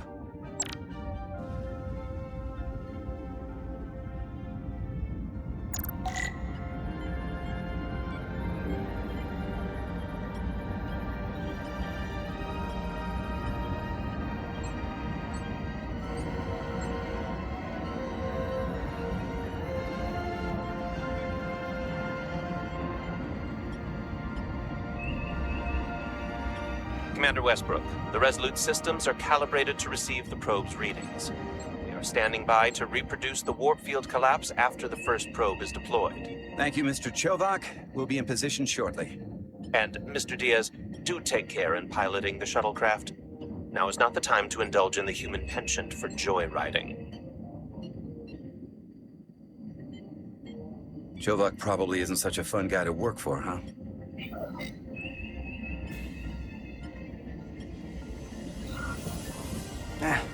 I just don't take it personally.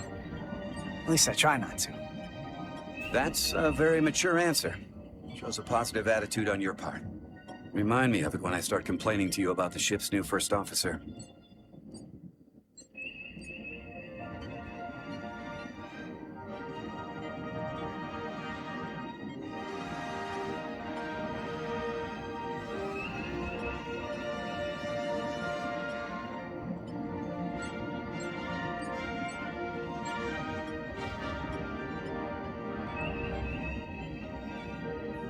This is far enough.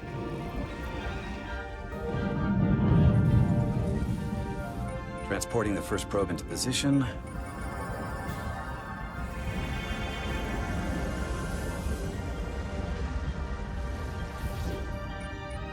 Westbrook here. The first probe is deployed. Understood. We are reading it. We are about to replay the simulation.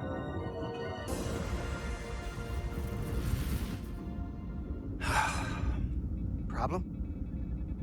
Don't get me wrong. Things are definitely trending up with Commander Rydek.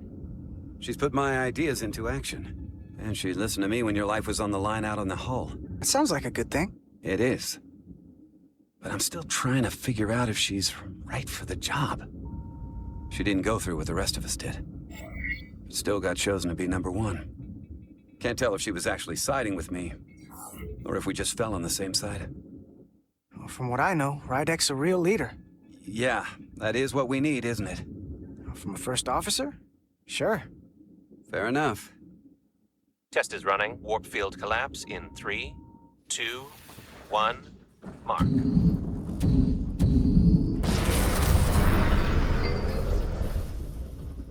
Whoa. All right, that is definitely a problem with the fabric of space. We need to get another probe out there.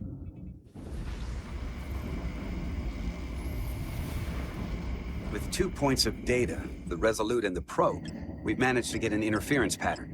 I'm setting a waypoint to a particularly strong area of interference. We'll deploy the second probe there.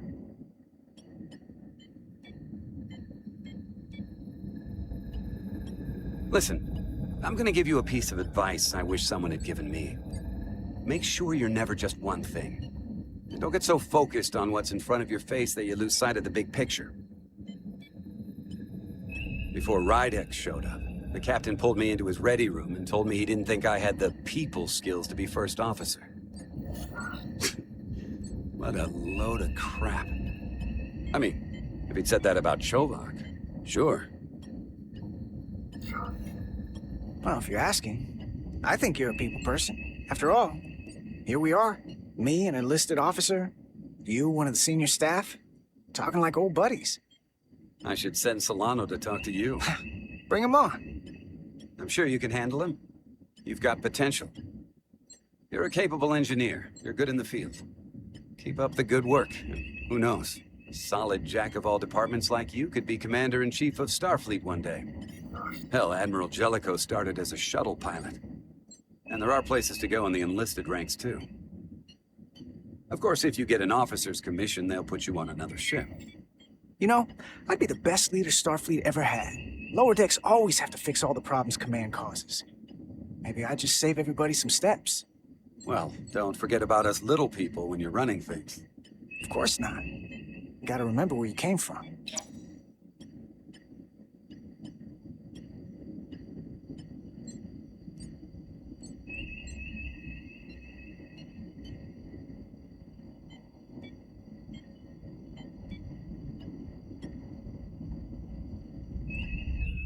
Here. This is close enough. Stop the engines.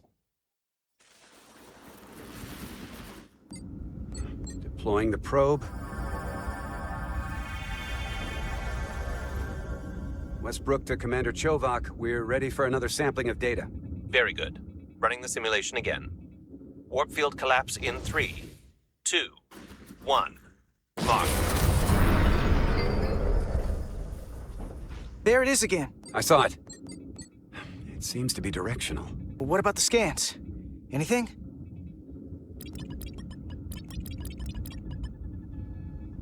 Here's the readings in relation to our local space. We've got the Resolute, Otari Prime, and the probes. All this interference is overloading the sensor buffers.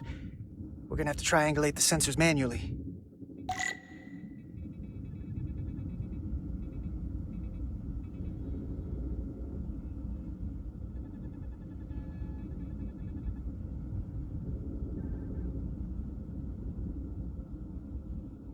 We got something. These markers indicate peaks in the gravimetric interference patterns. Let's see if I can find some more.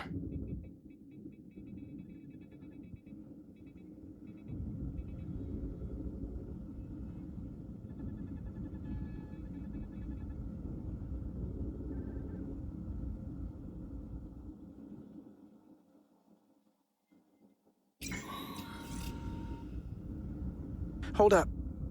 This is coming from the moon. A beam that blocks warp travel. Aimed right at us. Someone is doing this intentionally. I don't know how they're doing it.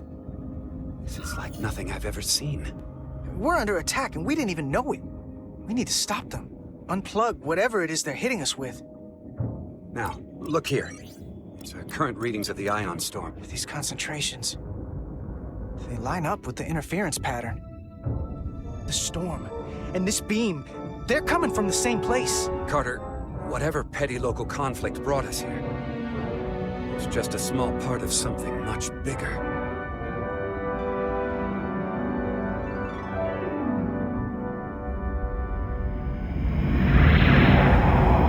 Presently, we don't have an explanation for how they're doing this. One thing is clear. This is no fluke. Thank you, Mr. Westbrook. I want a full briefing when I'm back on board. Solano out. A targeted weapon that inhibits warp travel. Coming from the moon Tau. That would explain the difficulties my shuttle encountered. More importantly, the tenor of the Hotari during the negotiations. And here I thought the Elydians would be the problem. Coming to peace talks in a warship. This wasn't supposed to be so complicated.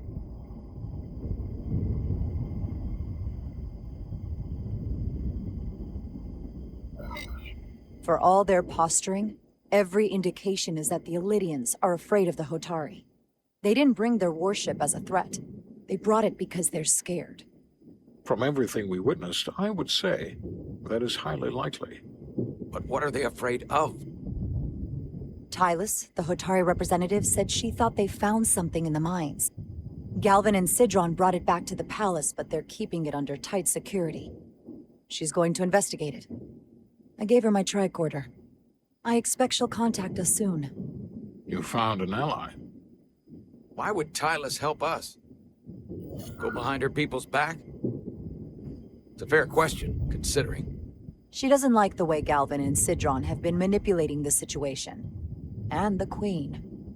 Working with us to go around them isn't the same as betraying her people. That may be true. She's certainly more likely to help than the other Hotari we've met. That raises another question. Specifically, what do the other Hotari have to gain in bringing us here, only to make this hostile maneuver against us? There must be some motivation. Unless they changed their minds between when they asked and when we got here. Given their indifference to the negotiations, and what we now know about this warp-disrupting weapon, it's almost as if they want to start a war. And Sidron was convinced the only thing the Elydians respect is force.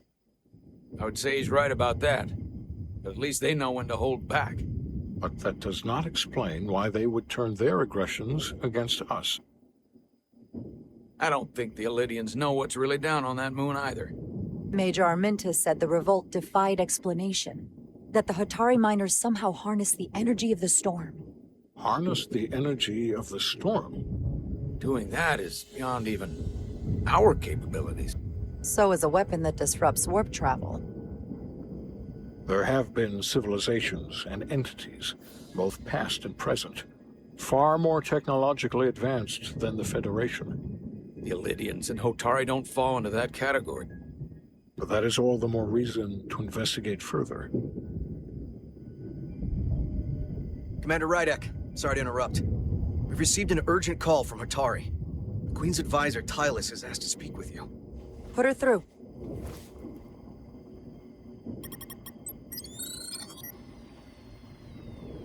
Galvin and Sidron are still with the Queen. I've enlisted help to gain access to the room they have under guard. I don't have much time. I'm not supposed to leave my post. It's only for a moment. I so appreciate your help.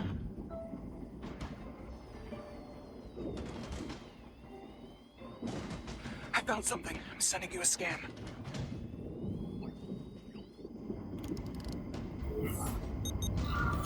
Got it. Tylus, if we needed to gain access to the mines on Tau, is that something you could help us with? I suppose it wouldn't be easy, but I have to go. Tylus. Can we reconnect? Sorry, Captain. We've lost all contact. We can only hope she escaped without harm. It was hard to tell.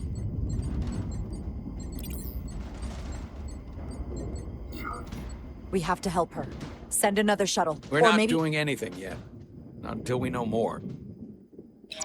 Let's see the scan of whatever the hell that was.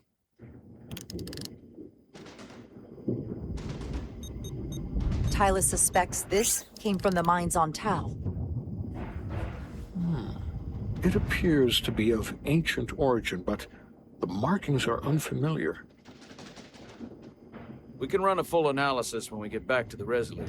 But if this came from the mines, then it might be the key to how they got the upper hand against the Illydians.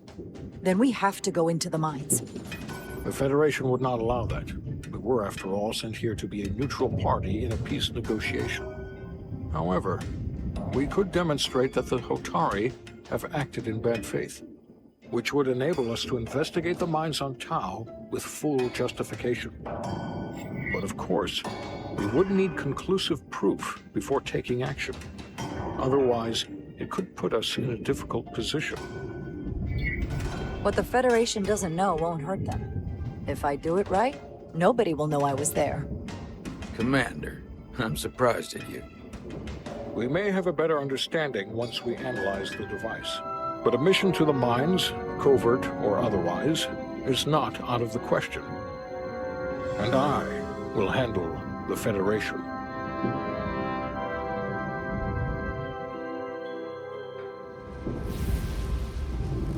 As I was telling Carter, I want all the data I can get on this warp problem.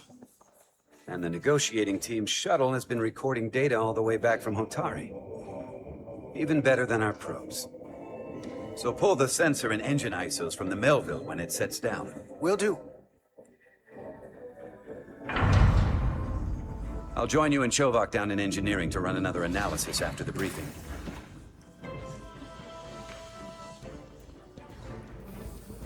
I didn't like this warp problem when we thought it was some astronomical anomaly. And I like it a hell of a lot less now that we know someone is doing it to us. How does it work? What do we even do about it? What do you say we pull these chips and find out? Took some damage on the way.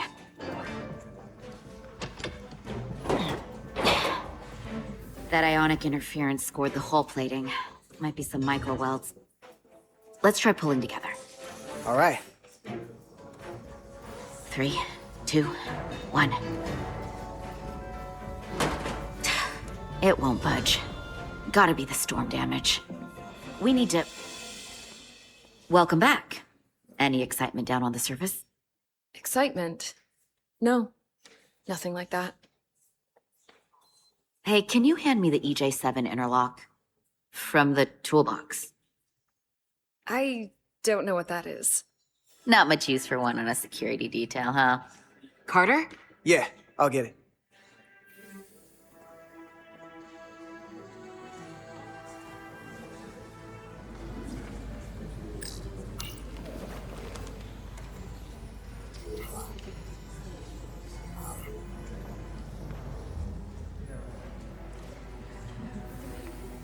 Okay, I'll apply pressure while you decouple the panel.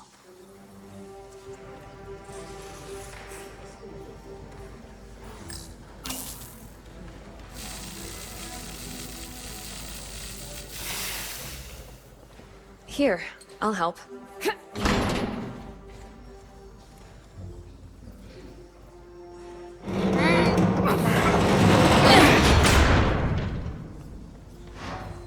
We've got this.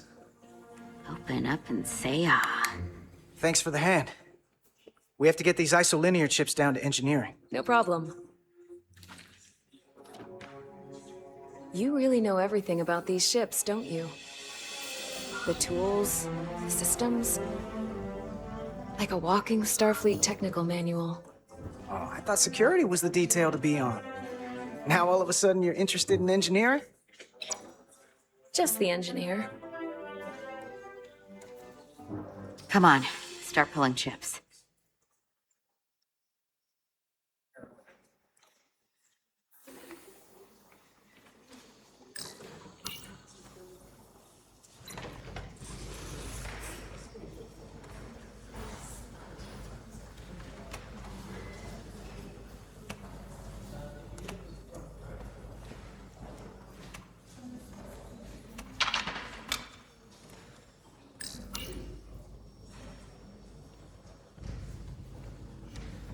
What's this? Some kind of crystal formation?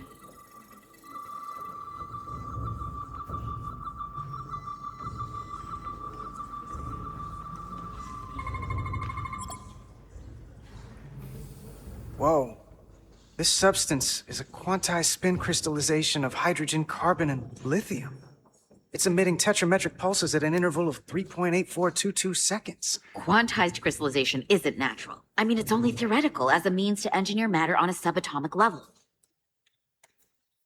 What's it doing in there?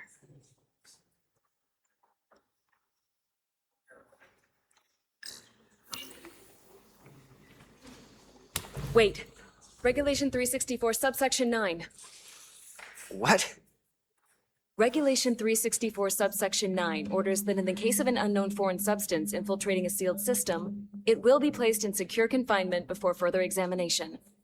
Retrieve a containment module. Don't you think we're more equipped to deal with whatever this is? No. Before anything else, this is a security issue. You don't even know what this is. Which is why we need to study it. Once it's contained. Just leave it there for now. Messing around with it could be dangerous. At least until we know more. That's exactly why we need to get it to the containment lab. I can't make an exception just for you. I'm still going to report these crystals to Commander Westbrook when we send the shuttle data. And I will inform my superiors. I'm taking this just as seriously as you are. But I overheard talk about the warp disruption on the shuttle. Now these crystals? Maybe this situation is more than we can handle with just a science vessel. We could trigger a distress call, get Starfleet to send more ships. Or I could send a message to my old CO on the Adirondack. Get some combat-tested vessels. That wouldn't be a bad idea. If you think you could do it without getting in trouble. I'll find a way. Be very careful.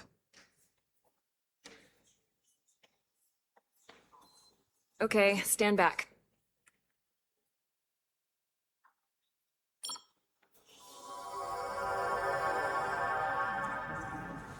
Get this to the containment lab.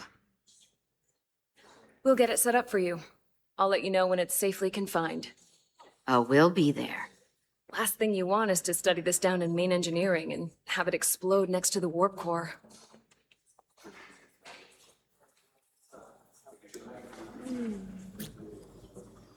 Almost forgot. Can't have that. For a second, I thought she'd gone cold on you. Like she might have changed her mind. But I guess this whole situation has her spooked. Maybe she knows more than us? Or it's because this is all happening so fast. But she usually doesn't scare easy. Yeah, there was something a little off about her. Like that talk about sending a distress call? That was pretty out there. Although, you didn't seem to think so. She was probably just thinking out loud. I'm sure she'll come to her senses. This mission has enough complications stacking up. Now, we'll get through it. You, me, and Miranda too. Commander Rydek was able to work behind the scenes during the negotiations and made contact with a representative from the Hotari delegation named Tylus. She mentioned an unusual artifact of unknown origin being held under tight security within the Hotari Palace, which she believes came from the mines on Tau. Now, this artifact might have a connection to the revolt, to the storm, and to the warp disruption we now know has been targeted at the Resolute. Commander Rydek, if you want to take it from here. Of course. Tylus managed to infiltrate the heavily guarded location within the palace and sent us these scans using my tricorder. It appears to be some sort of control panel, possibly connected to the warp disruption weapon originating on Tau. Of particular interest is this symbol, which we couldn't identify the origin of. The Federation database has records from a vast number of civilizations. If anyone from Starfleet has come across this before, the system should recognize it. Cross-referencing with Federation records. Displaying symbols from Federation database with a 90% probability of match or higher. Select a symbol to further analyze.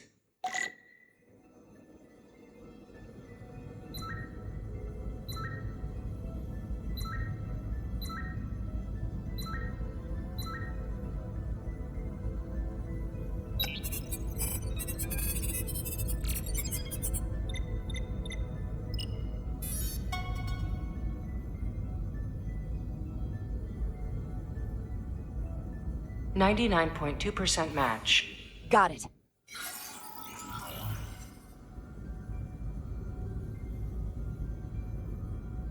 So, what are we looking at? The design and composition indicate this is a glyph associated with the ancient Khan Empire. Their civilization collapsed over 600,000 years ago, but once spanned millions of systems with a population numbering in the trillions. Fascinating. The Takan were once the most advanced, most powerful civilization in the galaxy. Is it possible the Hotari found Takan technology?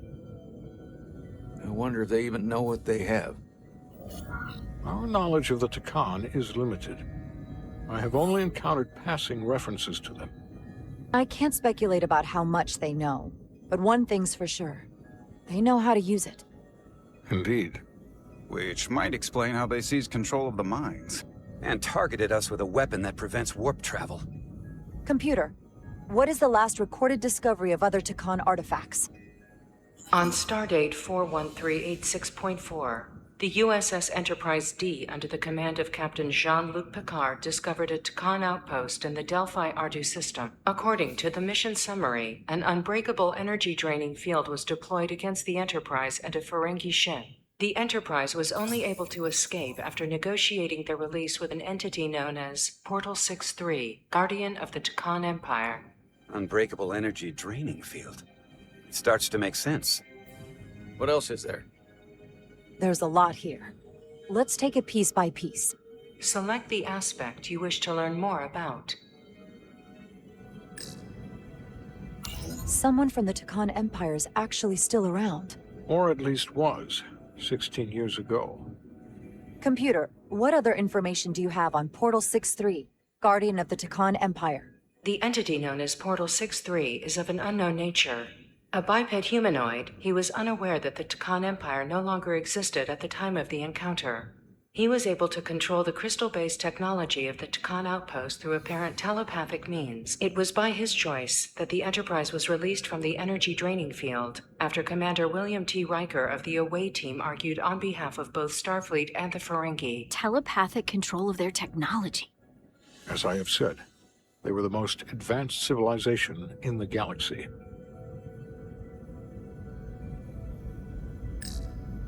The technology to capture and hold the Federation flagship would have to be unbelievably powerful.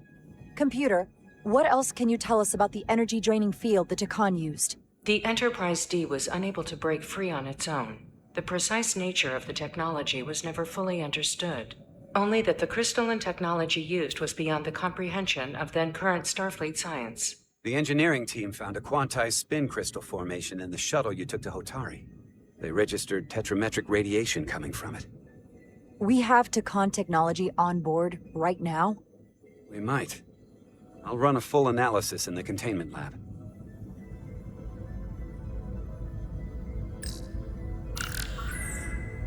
There appears to be some sort of restriction order from Starfleet. Computer, explain this restriction. A Starfleet directive similar to General Order 7 forbids entering the Delphi Ardu system or attempting to make contact with Portal 63. Starfleet doesn't throw up a no trespassing sign for just anybody. I suppose it makes sense considering what happened to the Enterprise D.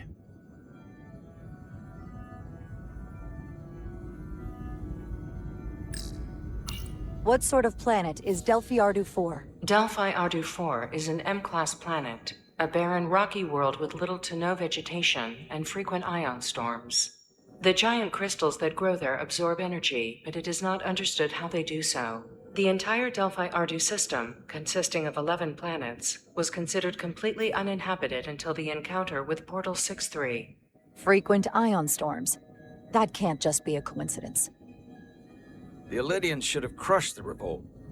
But if the Hotari have Takan technology and can control it, I see why they're willing to negotiate peace. For all we know, this could be just the beginning. And we're up against something greater than we can imagine.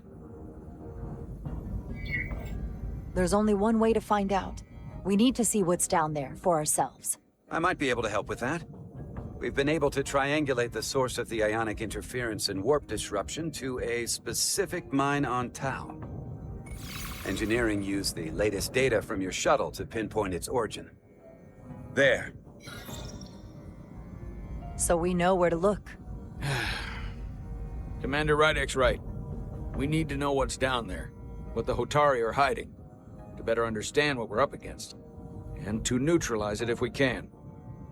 Captain, embarking on a mission to the Hotari moon would not be viewed favorably by either side. However, given the circumstances, we are entirely within our rights to defend ourselves. I just want to make sure this doesn't blow up in our faces. Which is why I'm thinking of sending Commander Rydek on a covert mission to Tau. Assuming you're up to the task. It would require absolute secrecy. And obviously, it's not without risk. I'll get the away team in and out. They're in safe hands with me. Under normal circumstances, that would be the case. But given the sensitive nature of this incursion, I'm afraid you'll have to go it alone. I'm hoping Tylus can accompany you. The priority is to avoid detection. It's a calculated risk. The last thing we need is to get caught and then blamed for violating our neutrality and aggravating an already tense situation. We can't afford any mistakes, which is why I've chosen you. It's a risk we have to take. We need to know what we're up against. Agreed. And of course you'll have the full support of the Resolute throughout. We must take every precaution. Get in touch with Tylus and make the necessary arrangements as discreetly as possible. Bridge to Captain Solano. The Elydians have moved additional ships to the edge of the Hotari system. Current heading is straight for the homeworld. Understood. It would seem we no longer have the luxury of waiting. In that case, may I suggest you and I return to Hotari Prime? Doing so will provide Commander Rydek as much time as possible to complete her mission. Agreed. We'll hail the Queen's delegation from my ready room. We all know what we need to do. Dismissed.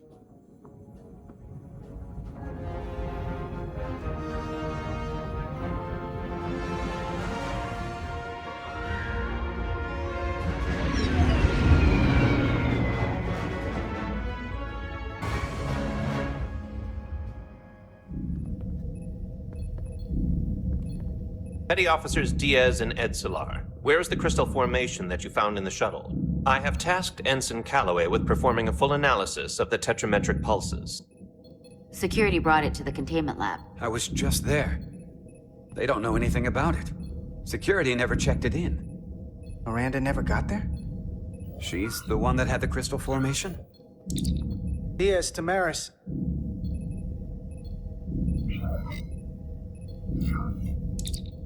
Carter Diaz to Miranda Maris.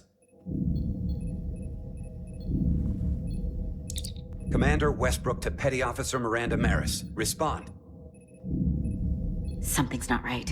She's still on the ship. She has to be. Computer, locate Petty Officer Miranda Maris. Petty Officer Miranda Maris is in the isolinear storage array on Deck 5. I'll go find her. Good. I am sure Mr. Diaz can attend to this on his own.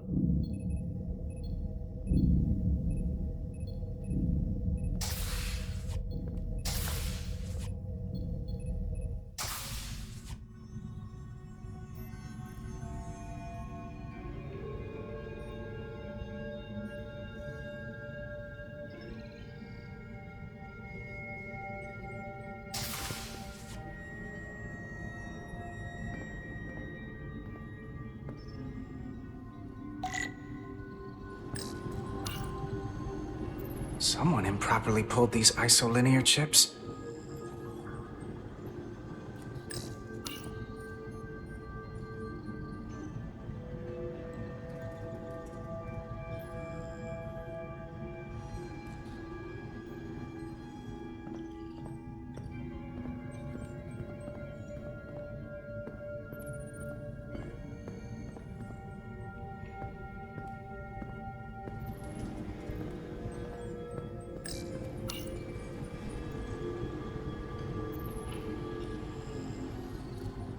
Did this?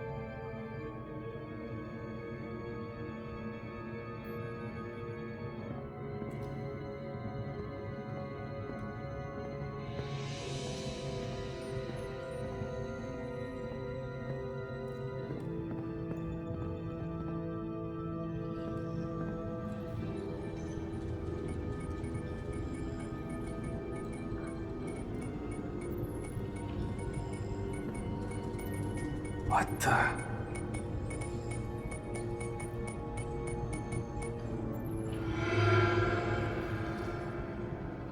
Oh, it's just you. I'm busy right now. Why don't you come back later?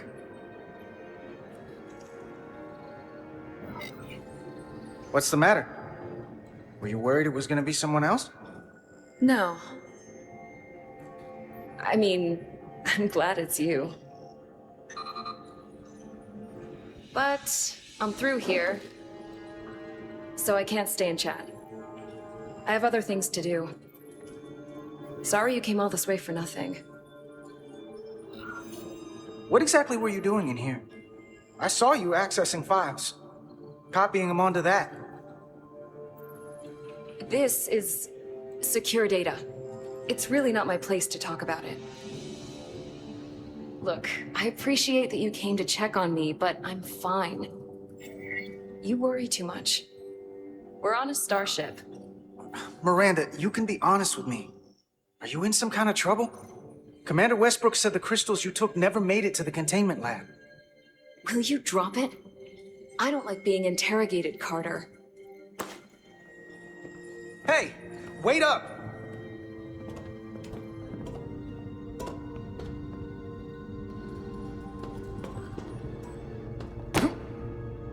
I'm getting some very mixed signals from you right now.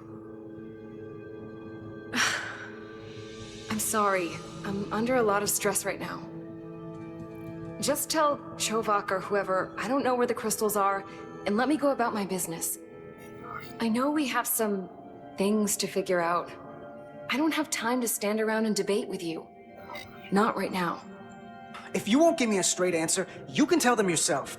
This doesn't concern you, so I'm good with that. Miranda, hold on! No. Get out of my way.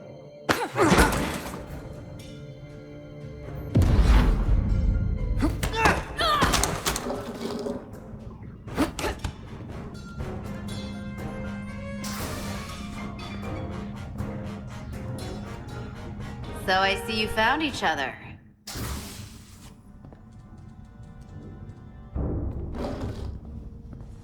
You were taking so long, the commander sent us to see what the problem was. Diaz, you were sent here with specific orders, and fighting your crewmate wasn't one of them. What the hell is going on here? Let's just let them explain. I'd like to hear that, because I know what it looks like. Ask her! She was doing something with this. Copying all kinds of data. This drive is unauthorized. There are ISOs all over the floor. And that's why I was in here, investigating this situation. And when Carter came looking for me, we got our wires crossed. It wasn't anything more than that. Even if that was true, it still doesn't answer what happened to the crystal formation that she took. And she isn't helping. I can't tell you what I don't know.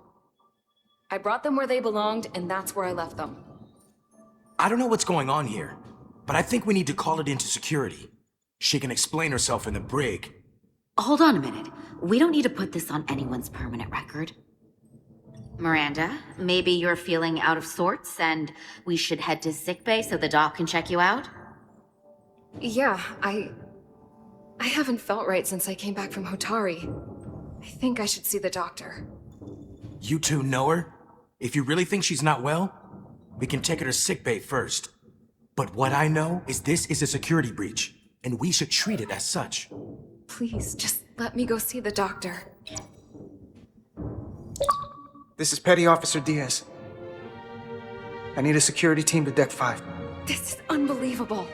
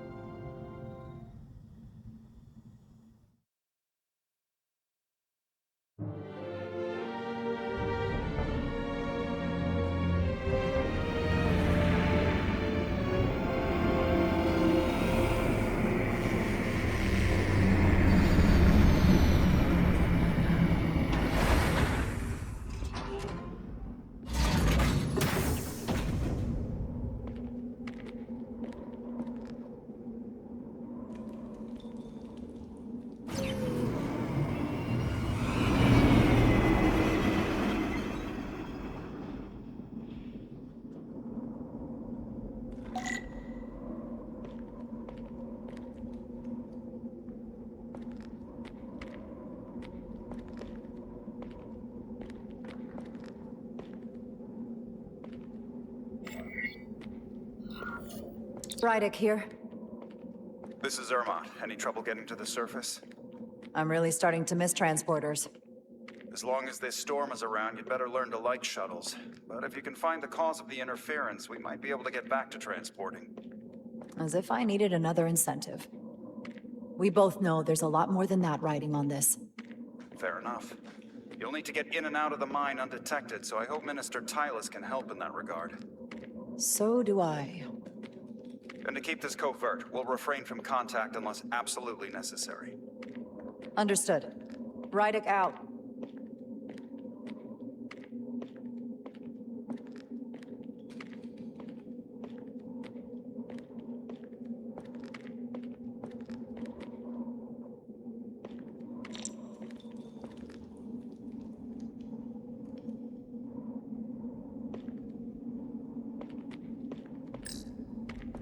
The ionic interference is coming from underground.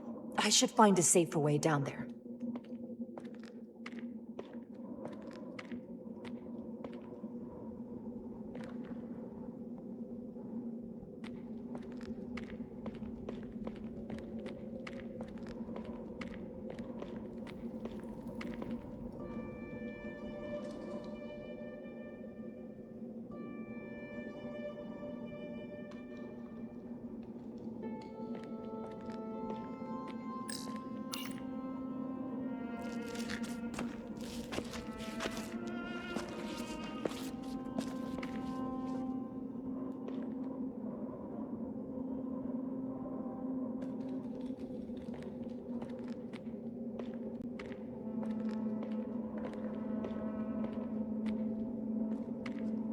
I saw your shuttle take off.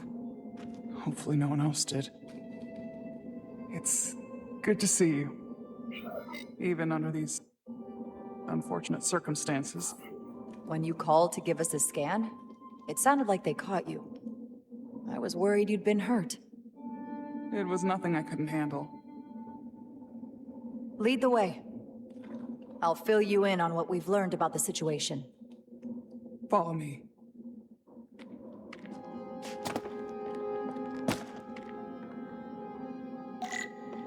The device Galvin and Sidron brought back from the mines is being used to control some sort of warp disruption weapon that has the Resolute trapped in Hotari space.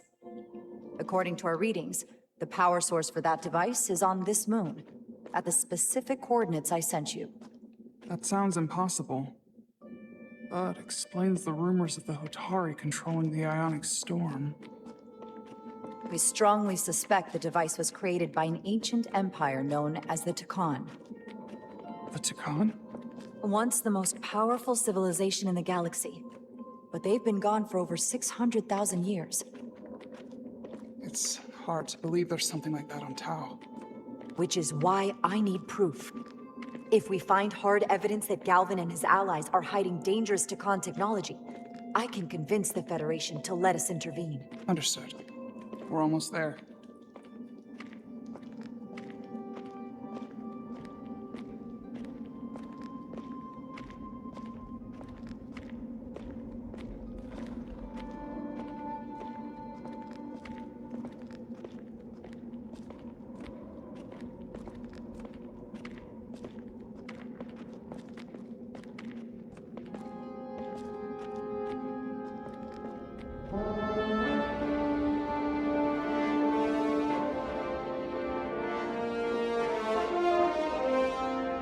That's the mine? Prospect 614 North, Subdivision 20. It's enormous. Just one of the thousands across Tau. The pride of Hotari. How do we get inside? The structure that circles the mine has entry points for transporting equipment into the lower levels. They're guarded, but nothing I can't get past using my authority. Well, that's good to hear.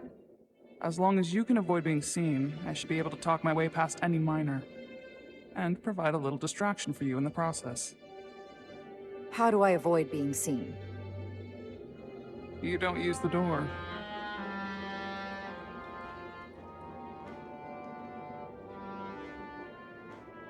How dare you! Don't you know who I am? I am Tylus Altaris, Minister of Diplomatic Affairs.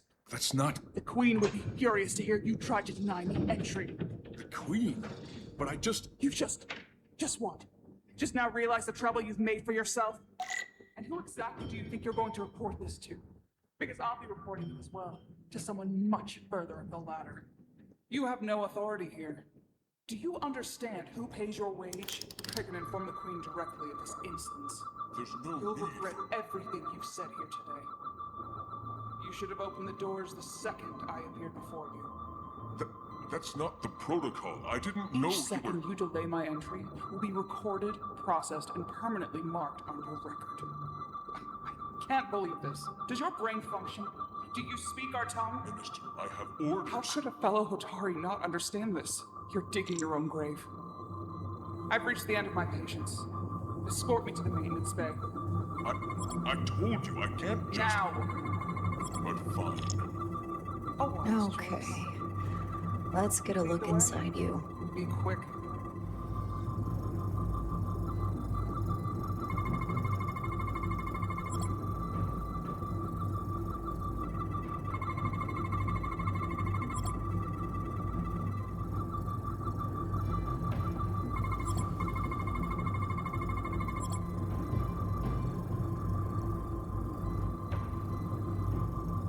Full system access. Let's see if I can just... Bingo.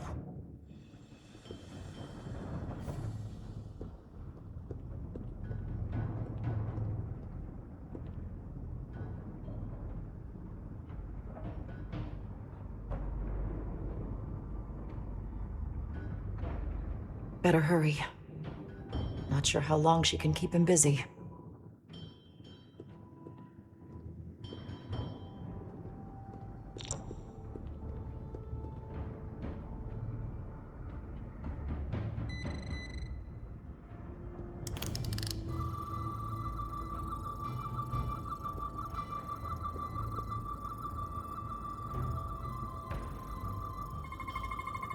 Something in here is keeping that door closed.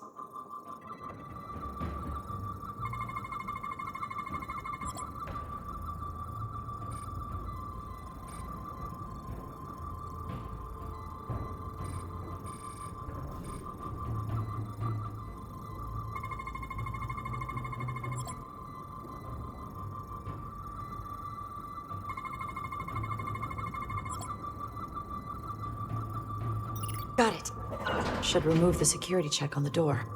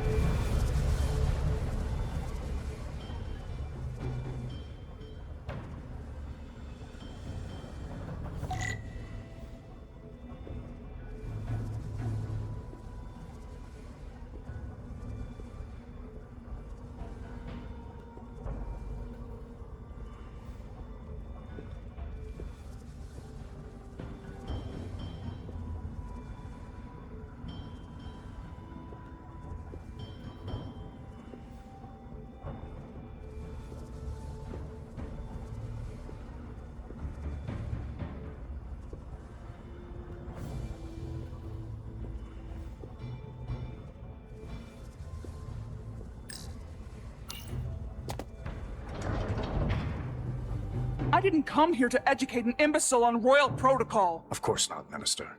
So I will be about my business here, and you will take yourself out of my sight.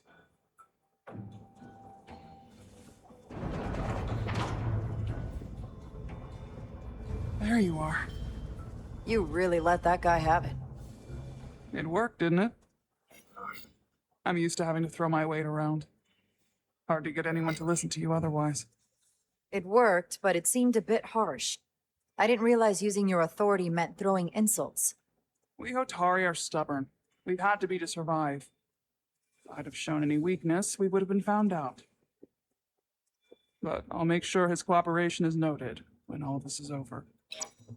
The catwalks were booby-trapped. Galvin and Sidron have gone to great lengths to keep out the uninvited. Well, we're inside. Where do you want to start? The ionic interference is coming from below us. We need to go deeper. That lift goes down, at least to the changeover station. But we can't use it without DNA authorization from one of the guards. I have an idea, but we need a few samples of DNA from the miners who work here. Samples? Fingerprints, sweat, blood. Which will trick the machine and get us control of the lift. That's the theory. Let's test it.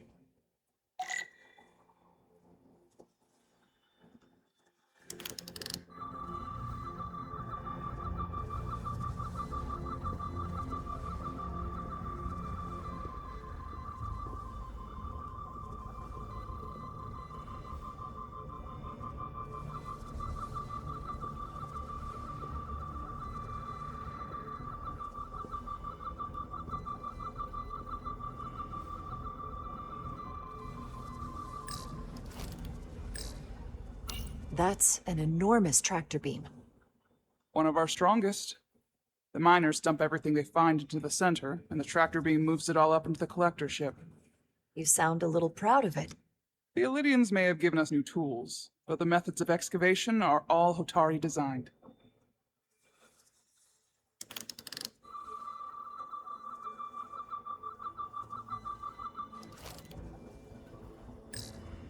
Think of anything else that might help?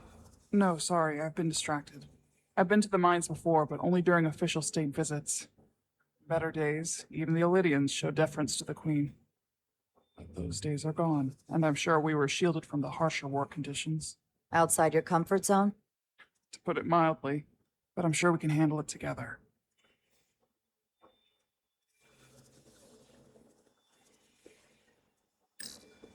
Do you think we could just find a way to climb over this? Possibly.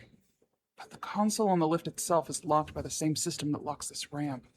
No shortcuts, then. I'm sure you can figure something out. No luck. Unless this console thinks I'm a Hotari guard, it won't work. The guards work out of that building back there. Might have some DNA.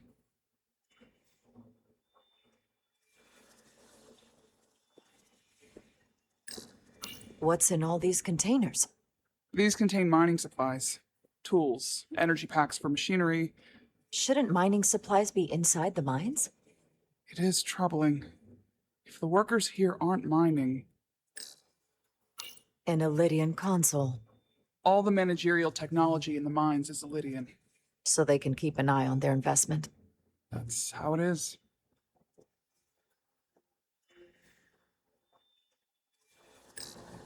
Hopefully that guard stays outside.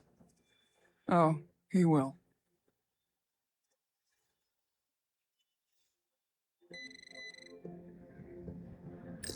Hygiene clearly isn't a priority down here.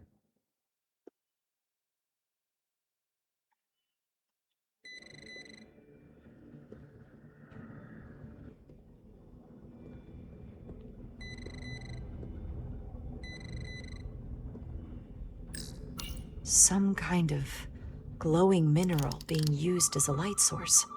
Might want one of these for my cabin, actually. There's gotta be stable DNA here.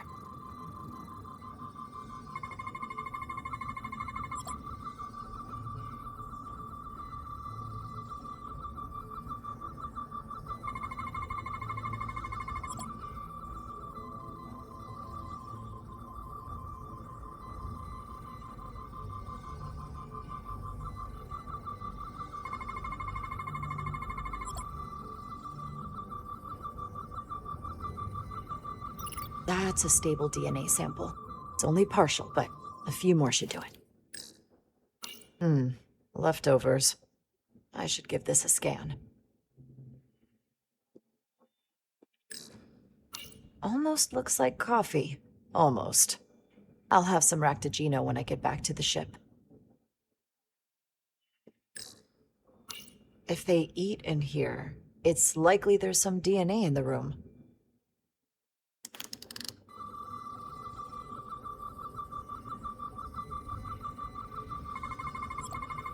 Not concentrated enough. I should try somewhere else. Hotari must be tough on the inside, too.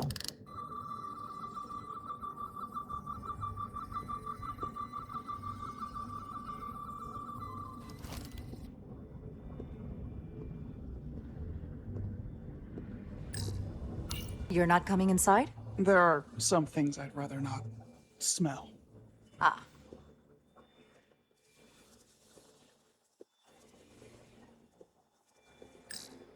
This facility doesn't seem well maintained.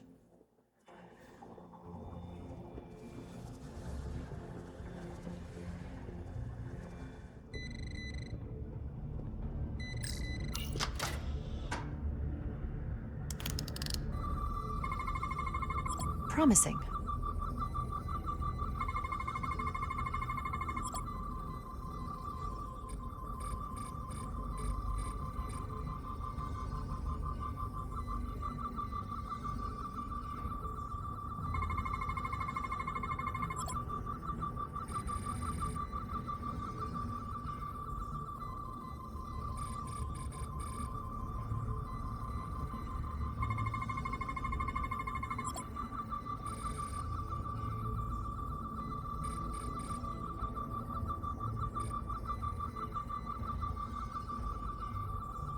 Good.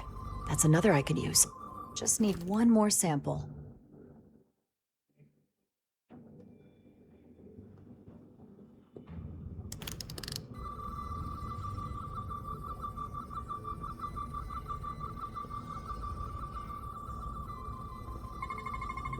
I can use this.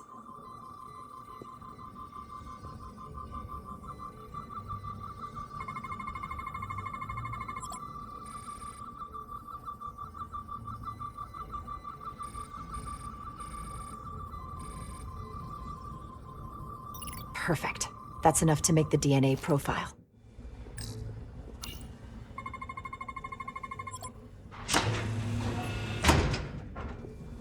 It worked. Theory proven. I'll get it started.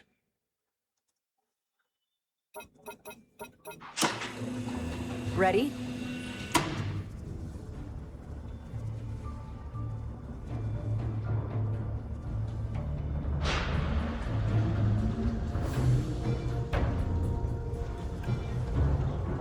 I'm a little afraid of what we might find down there. We'll be okay. I've survived worse than this. Well, I haven't. But I'll put my faith in you. For now.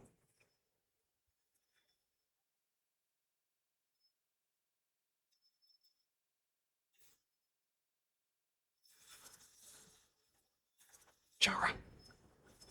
No, stay back. There's a guard at the station. You'll have to hide.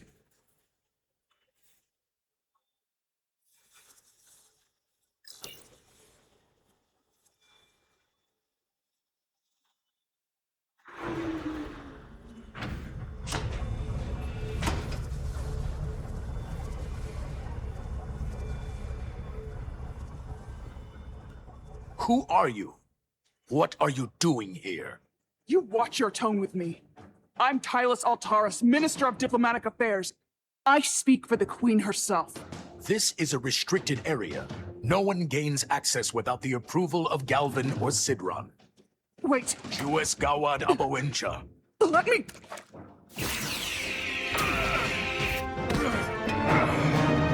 Are you all right? I don't know. Are you injured? No, I thought if I could talk my way through like always, I'd be fine, but... I'm a diplomat. This isn't what I do. I've never even fired a weapon. This is just... It's real now. I wasn't ready for this. Hey, I'll keep you safe. Can you? I was a tactical officer before I was posted to the Resolute. I know my way around a phaser. You saw how I handled our large friend here.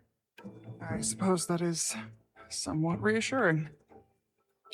My authority has never been challenged like that. It meant nothing to him. So we should assume any Hatari we encounter from here on can't be reasoned with. Agreed. The only loyalty they have down here is to Galvin and Sidron. Can you switch over the lift? Guard should have a scan card that will allow us to operate the switch.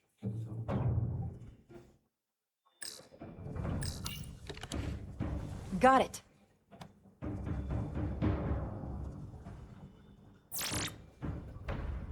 He's not dead, is he? He's still one of my people, and I didn't come here to take Otari lives. My phaser's set to stun. He'll be perfectly fine, just unconscious for a while. I see. We don't have that sort of technology on our weapons. Good to know.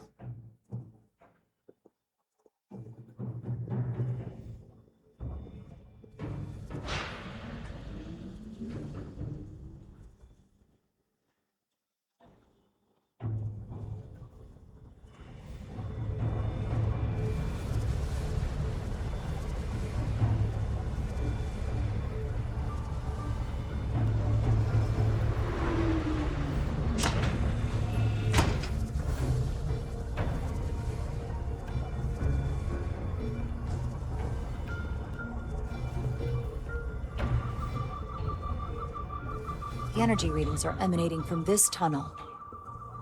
It's sure to be guarded in there. Stay low and follow my lead.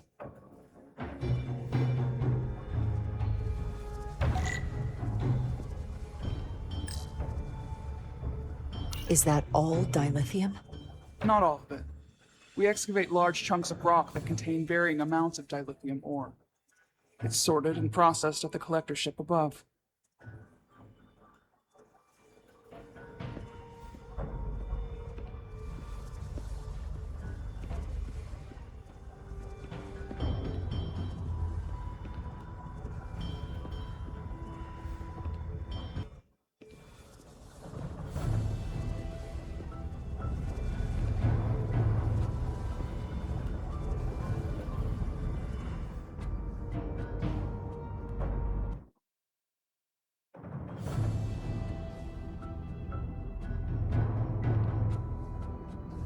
More guards. I take that as a sign we're getting close. I'll get a closer look.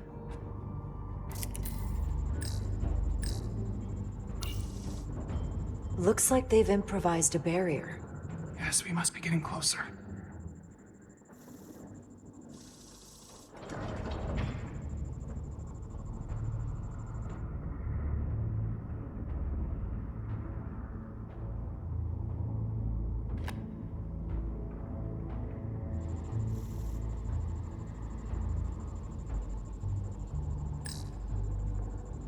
We don't have time to wait for them to finish whatever they're doing.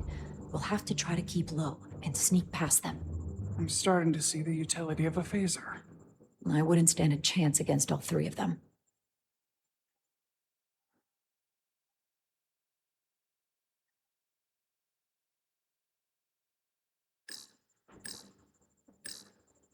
We need that particular card, don't we? I'm afraid so.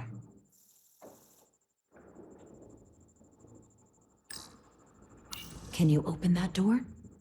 Not without that scan card. I don't like our options here. I have to get us that card so we can open the door. How? If they detect you, Galvin and Sidron's followers are clearly willing to kill to protect whatever's in this mine. Hey, I'm trained for this. I'll be fine. What should I do? Avoid being seen. Stick to the edge of the room, and meet me at the door.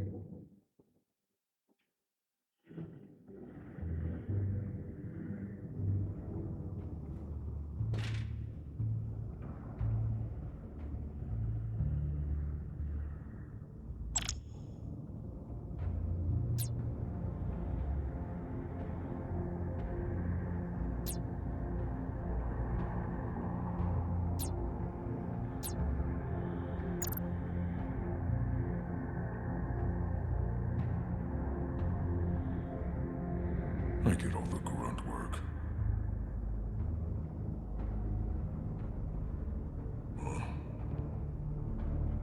Stop right there!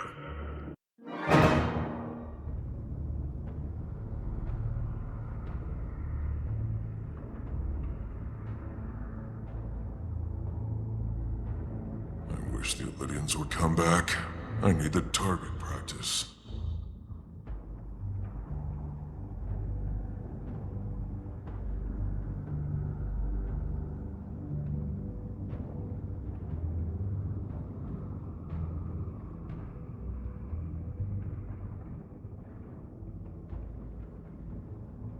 I wish the Illydians would try something else. They saw our power, our resolve. They're terrified of us.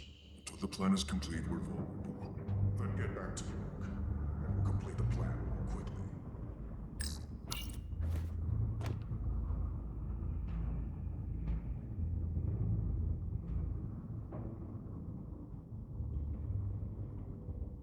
Processing.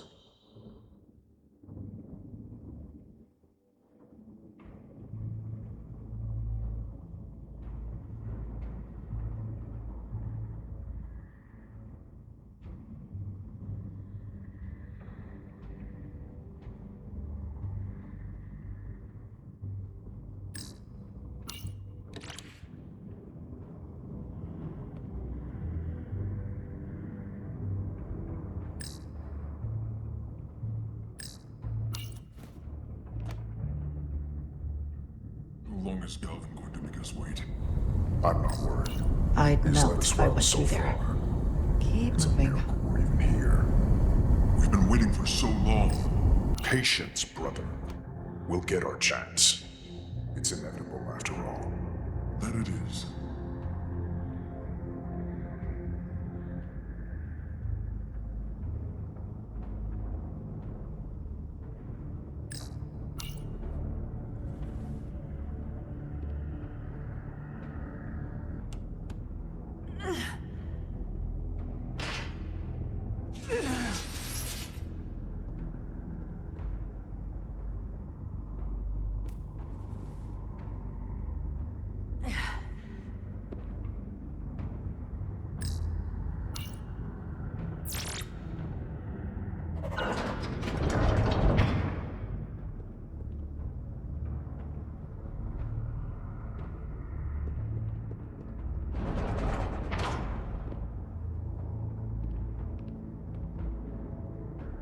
Stay close.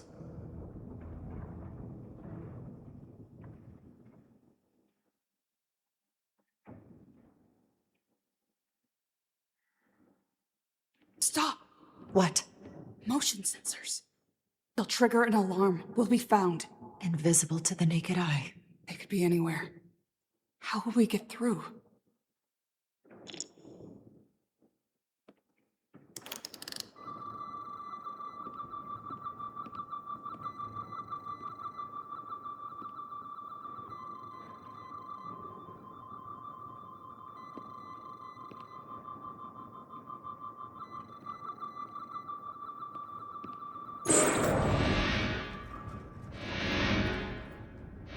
No!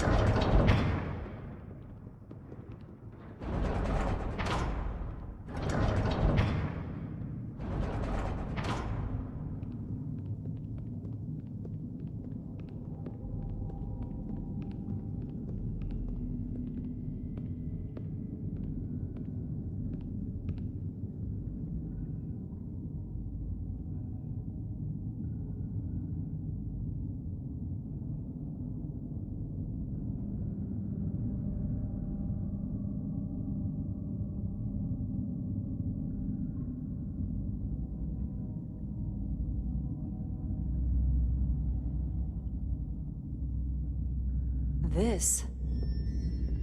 It's where the uprising started.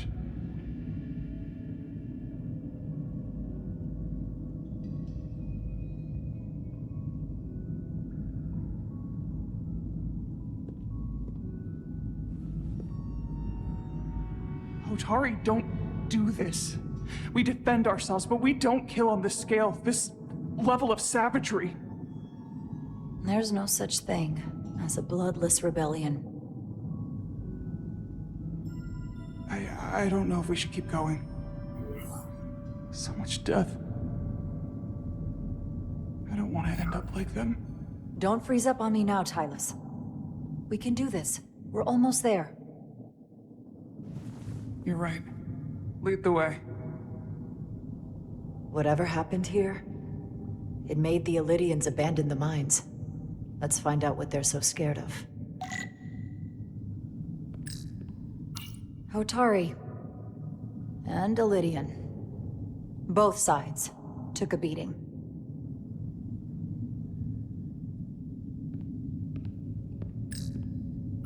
Is this the effects of an Illydian disruptor? Yes. Disruptors are cruel weapons.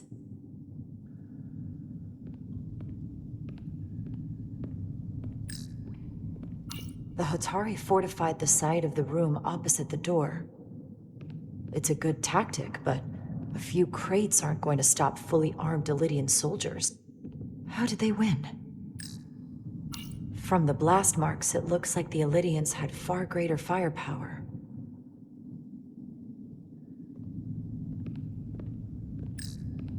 Footprints. Illydian boots. Running back the way we came.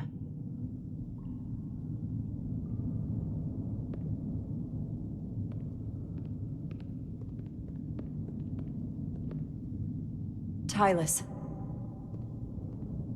What? What kind of weapon did this? This is like nothing I've ever seen or heard of. My people don't have a weapon that does this. What else can you tell me?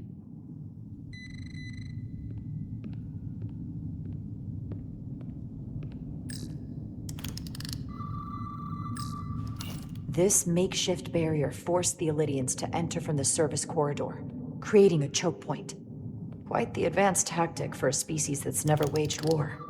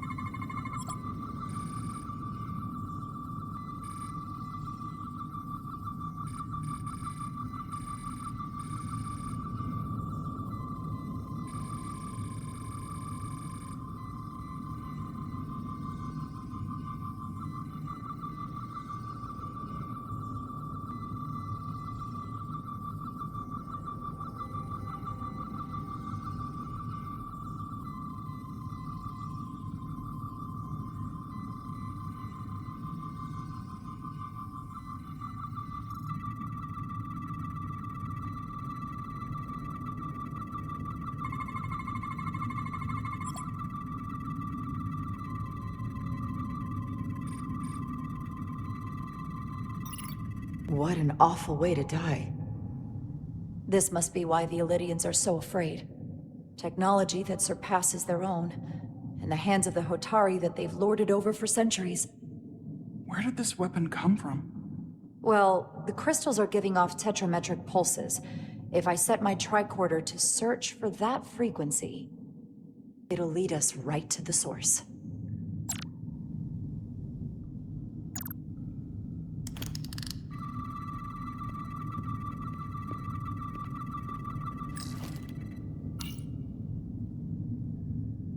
Tylus, you may not want to look down there. I've come too far to...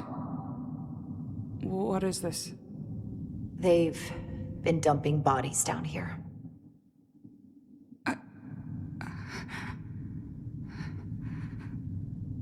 unforgivable.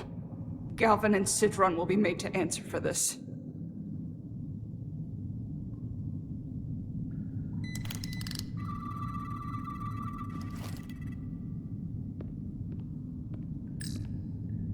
More of these crystals.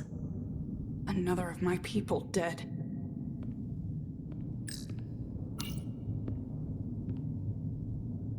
The Illidian's shot to kill.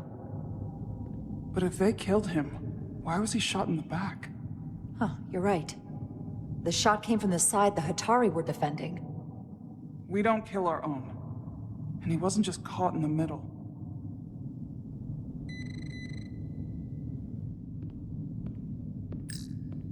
Killed by the same crystallization as the Illidian. Whose side was the killer on?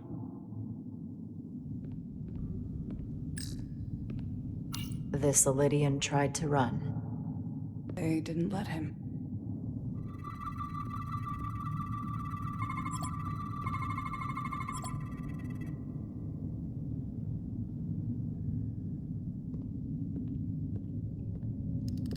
Think they parked this here on purpose? One way to find out.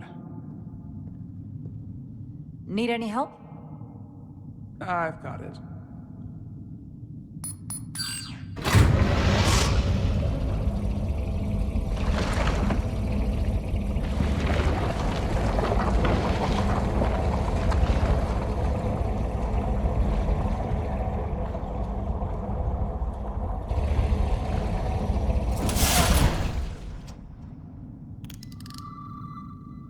This concentration of tetrametric radiation has never been recorded.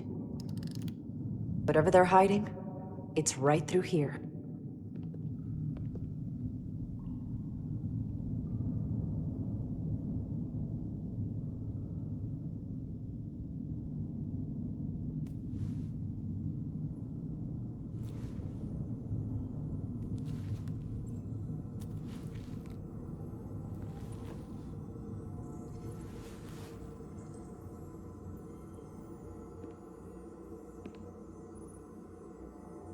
This feels strange.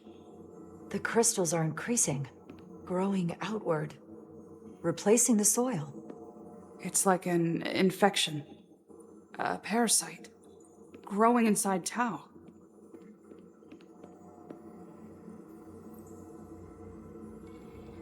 Incredible. This is definitely not Hotari.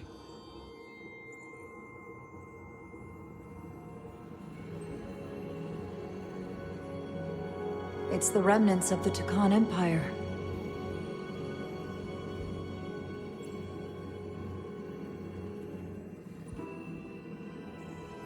I don't think we should be here. This is exactly where we should be. Every strange thing we've seen in this system, it might all come from this room. We need to learn everything we can.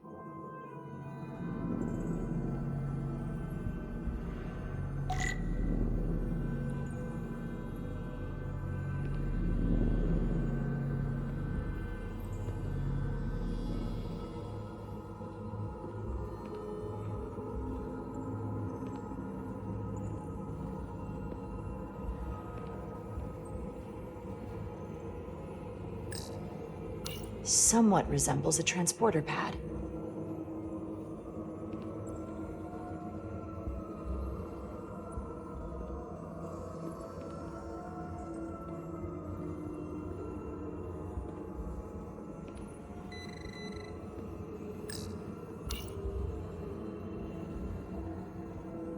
Look familiar? It's almost identical to the console Galvin has hidden in the palace.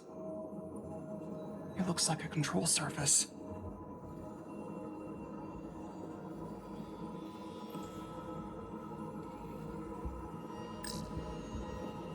How are you holding up? I knew Galvin and Sidron were dangerous. Now I know they're more powerful than I could have imagined. But the worst of it is knowing they got there by turning our people against their own.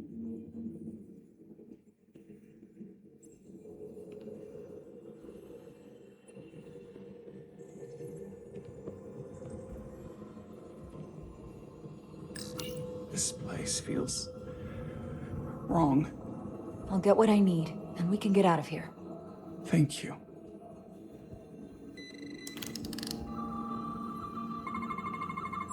What are we looking at? It's made of the same crystalline material as the rest of this place, but I can't tell much else. Might be some kind of sleep mode. I can't analyze this further unless it starts working normally. Maybe we can turn it on from somewhere else. Hopefully. Let's keep looking around.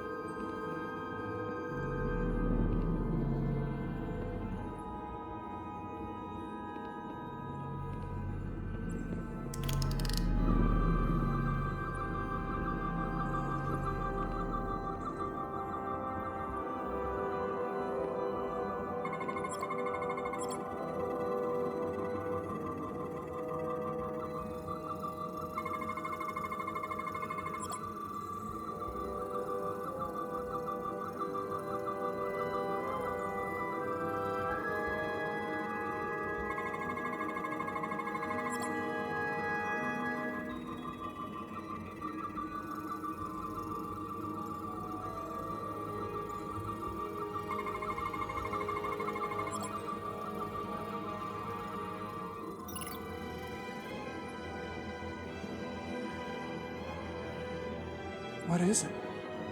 The device's primary function is to transmute lithium into this quantized crystalline compound. Possibly for the creation of weapons. Do you think one of these was used on that Elydian in the tunnels? Such a cruel weapon.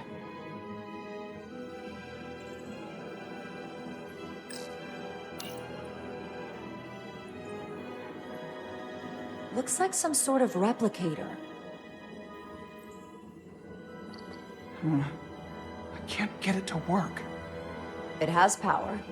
Must be looking for some other kind of authorization.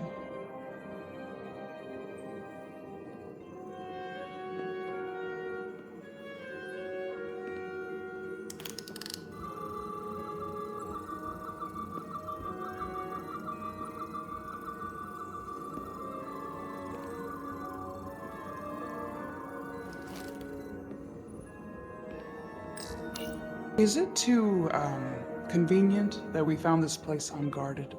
There's an old Earth saying about never looking a gift horse in the mouth. What's a horse? Never mind.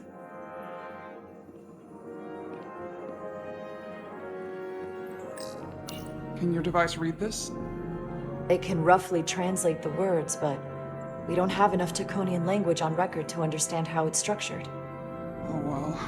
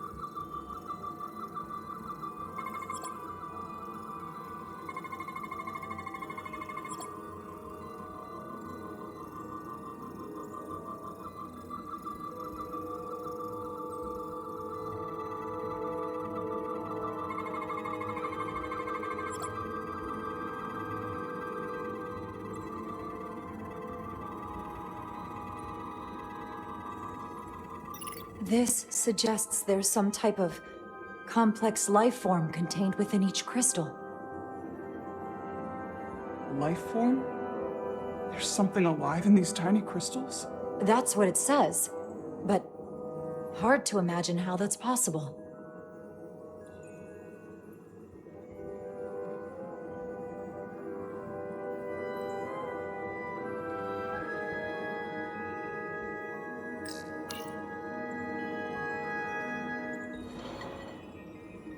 Our science division will have a field day with this.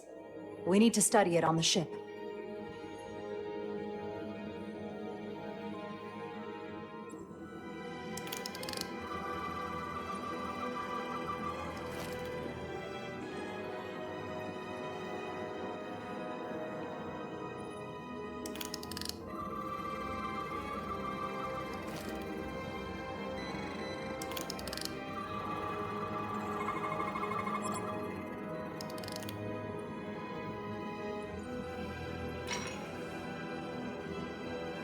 Crystallized lithium compounds. Its internal structure is extremely ordered. In fact, the states of these crystals on a subatomic level suggests a storage device of some kind. Energy levels are both stable and ordered, like information. Some of them appear to be depleted. What kind of information would you deplete?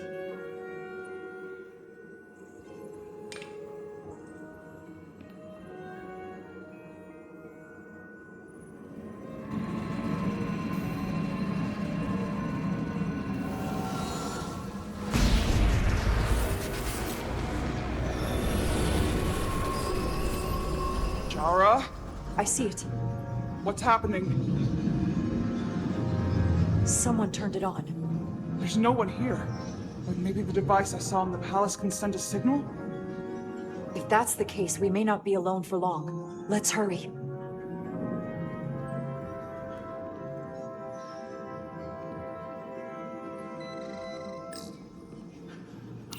I can feel the power coming off it. I've never seen this kind of energy before. I'll need to record this with my tricorder.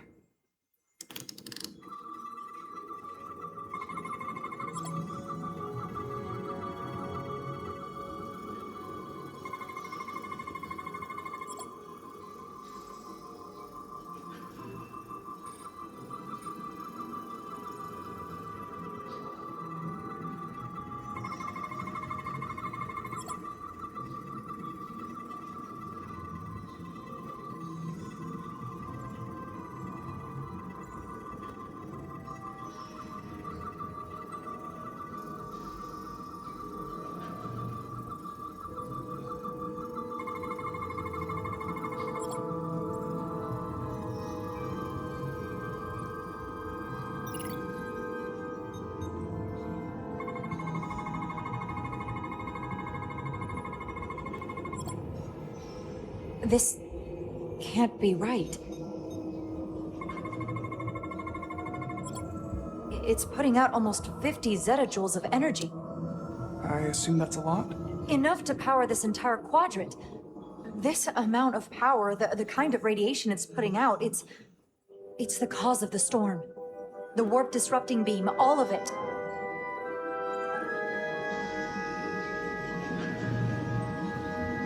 What do we do now? We get back to the Resolute. They have to know about this. Come on, let's...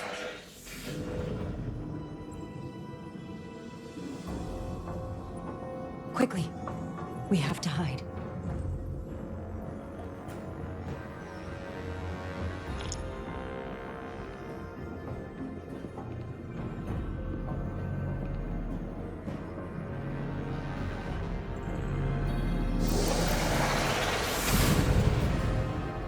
This is outrageous! I demand you let me go! No need to complain.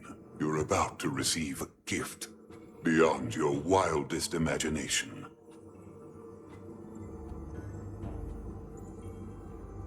If anything, I consider it an honor.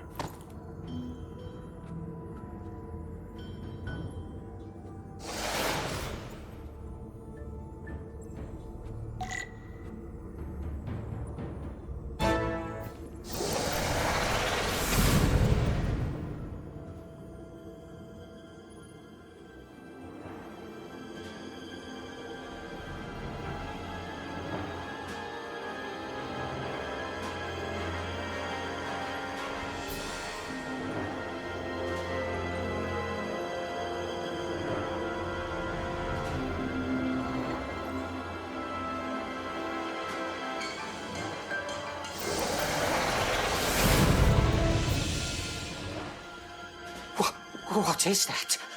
What are you doing? You'll see soon enough. I can influence the course of the negotiations. I can make sure the Hotari get the better end of the bargain. So can I.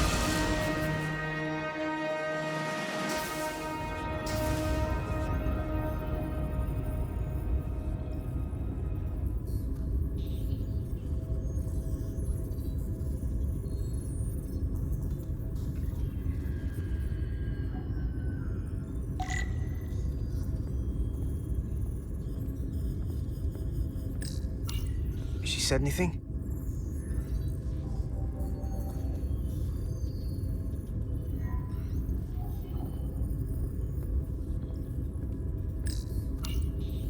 Miranda won't be in here for long. Just gotta sort this all out.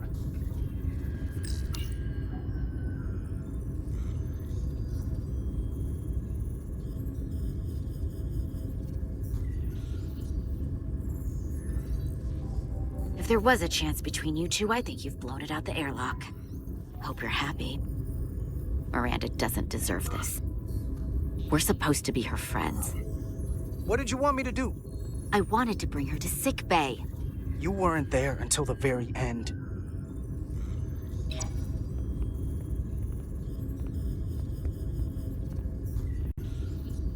We were at the start of something good, and you throw it away like that. I never thought you'd turn on me like this. I didn't turn on you. You brought this on yourself. Unless you have some kind of explanation. You think I owe you an explanation? Starfleet and its never-ending search for answers.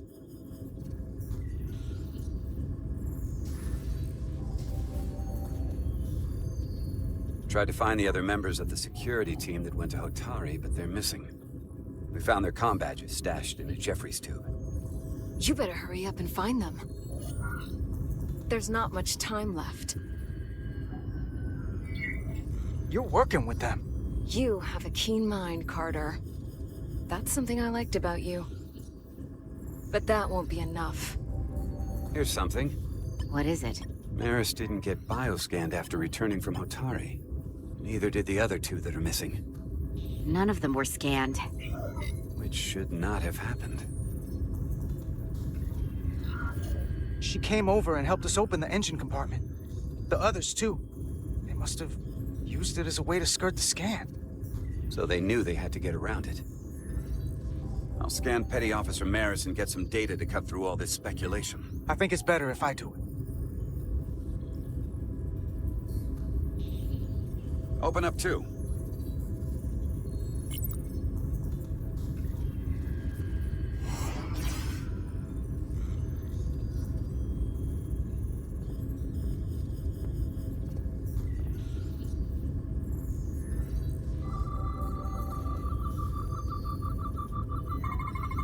I can't believe this.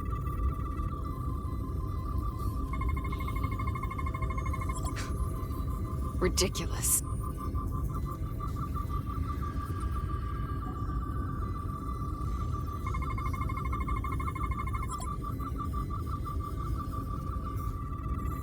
Data coming in.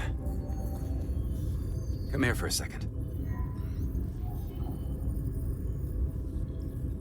Did you know? Know what? That's not Petty Officer Miranda Maris. What are you talking about? It's right here on the tricorder. She's an imposter? Like a double? Or a spy. How is that possible? All I know is that she might look like Miranda. Walk and talk like her too. She has different brainwaves, and even different DNA. This isn't the same person we left Starbase with. I'm going to feed this into the main computer and run some more analysis. Commander, there's gotta be something we can do for her. This is incredible. By some process we don't yet understand, Miranda's body is being rewritten. Her mind has been remapped to another personality, and her DNA is resequencing. I'm not sure the extent of it, but it appears to be pervasive.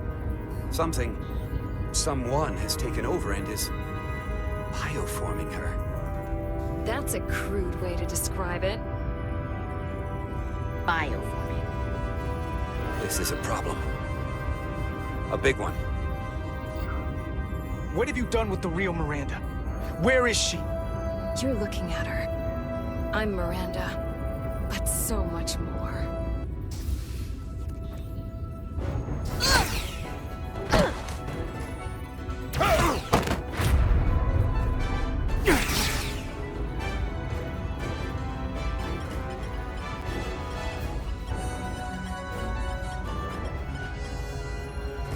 Don't let them get the storage drive!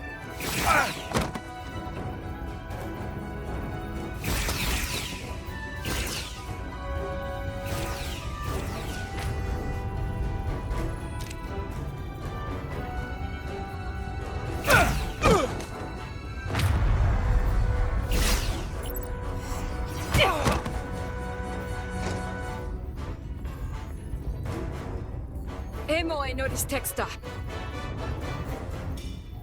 It's not in the universal translator.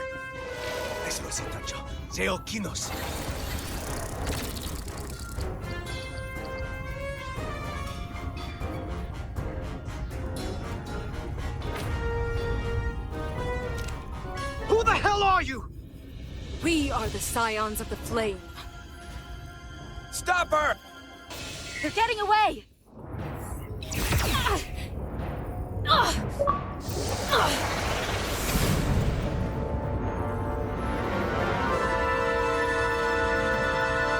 Scions of the Flame? I don't like the sound of that.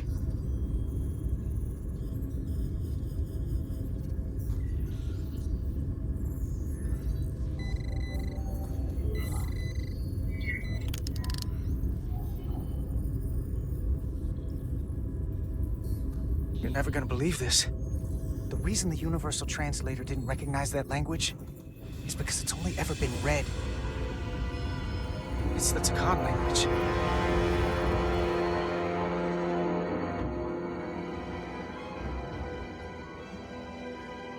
Get your filthy Hotari hands off me! We'll burn your planet to the ground! Animals! Wait. No!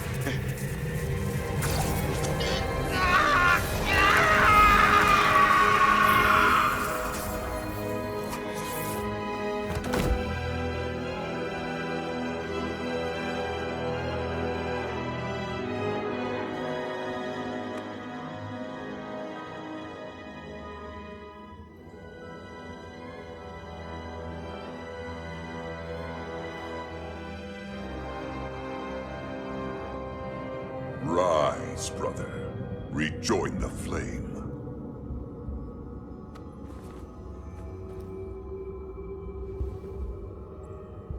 This can only mean our time has come. I'm only sorry I couldn't find the more suitable host for you. All in good time. This is only the beginning. They're working together? An Elidian and a Hotari? They did something to him.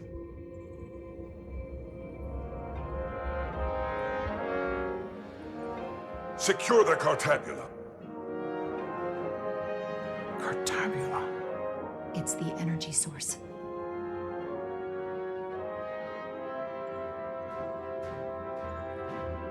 Spread out. Search the vault. Go back through the mine. Cut off their escape. Find them! Time to go.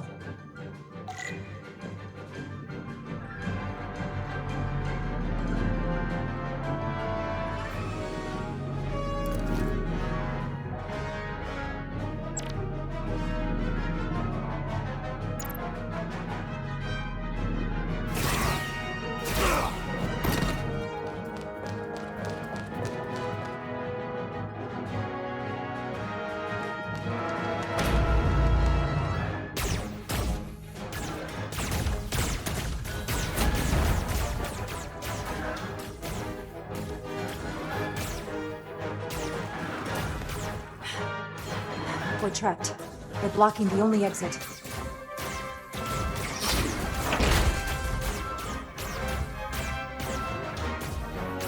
Maybe not. Can you buy me some time?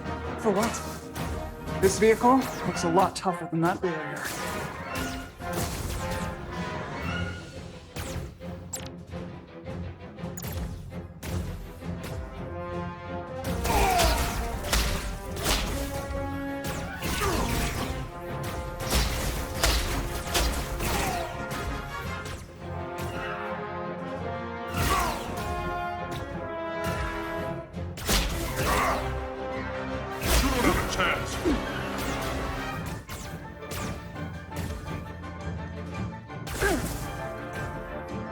Shoot the Hotari woman!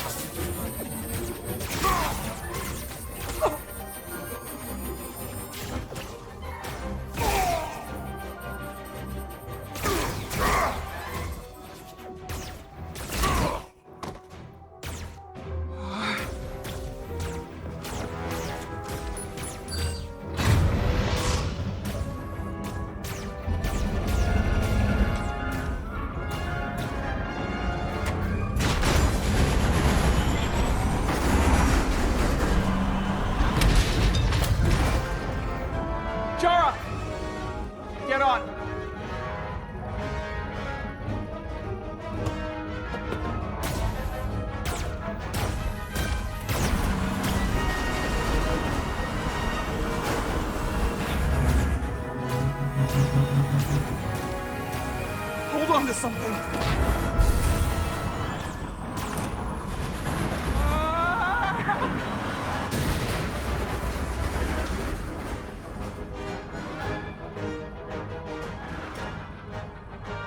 Oh no.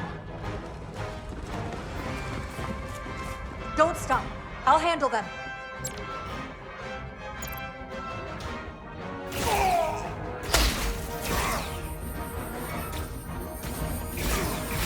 Shoot the one driving the machine!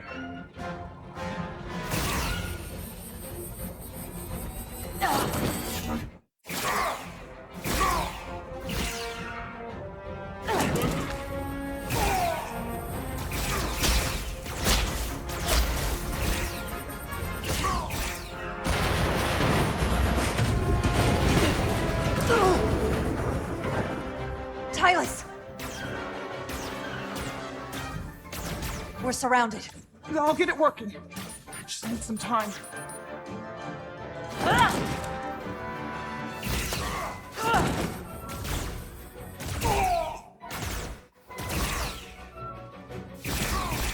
Yeah.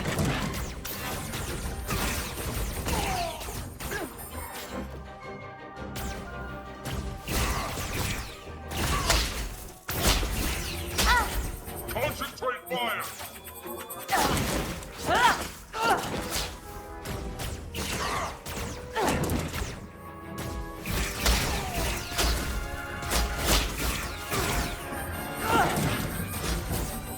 Here we go.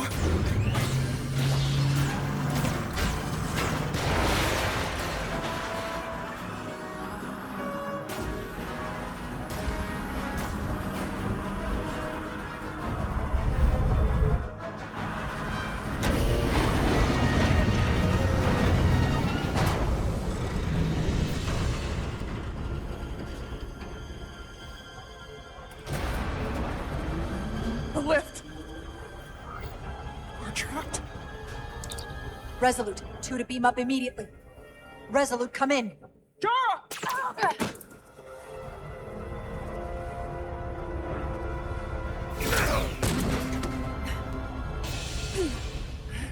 Are you all right? I think so. It hurts.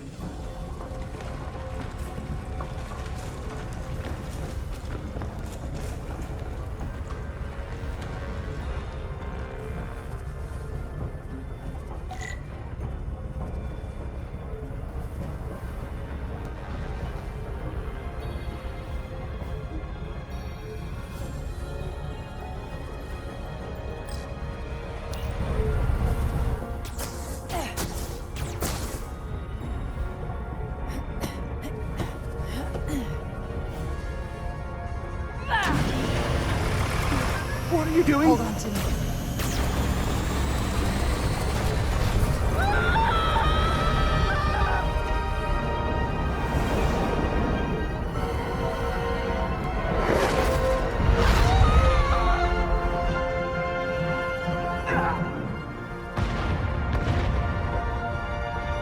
Commander, we read you, but there's too much interference. Transporters still can't get a lock.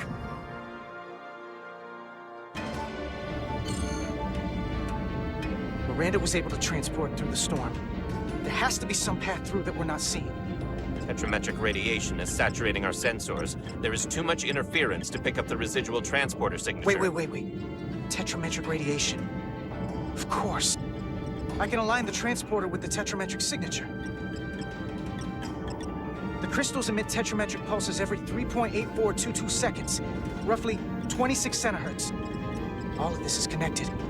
The storm, the warp-killing field, the crystals, Miranda's alien transporter tech. Okay, I've got the transporter in calibration. There are a lot of biosigns in that mine, all stacked on top of each other. I need something to identify the commander signal. Something loud, energetic. Understood. Commander Rydek, we have penetrated the storm's interference, but we are unable to pinpoint your signature. We need you to generate a high-energy event to help us... High-energy event. Got it. Tylus, are you still with me? I am. Good. I'm going to shoot my phaser at some dilithium to cause a piezoelectric rupture. What? Why? Signal flow.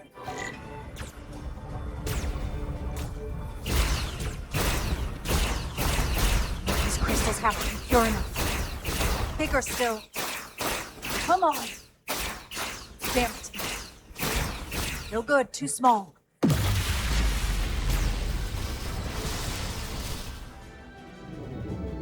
Whoa! Dilithium explosion! Is that energetic enough? More than enough. I can lock onto their biosigns now.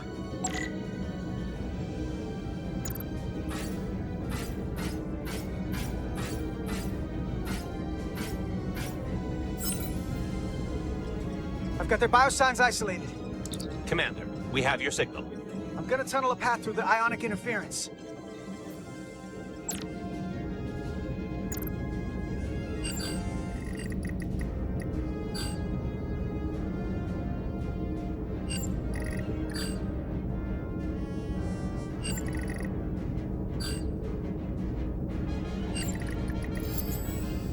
I've got a path.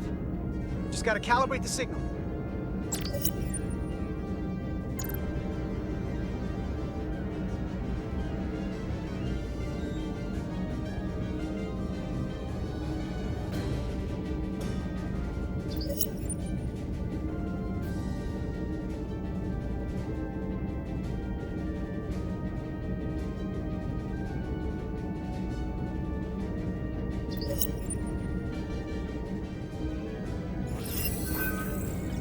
Got a lock. Energize.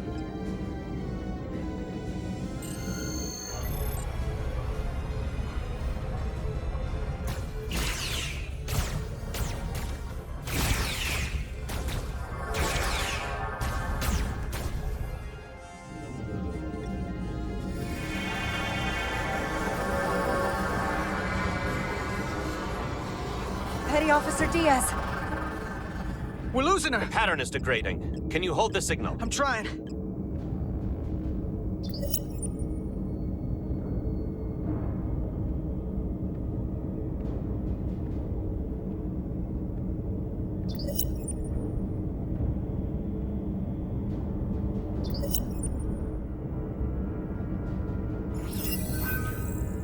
I got it. Come on, come on.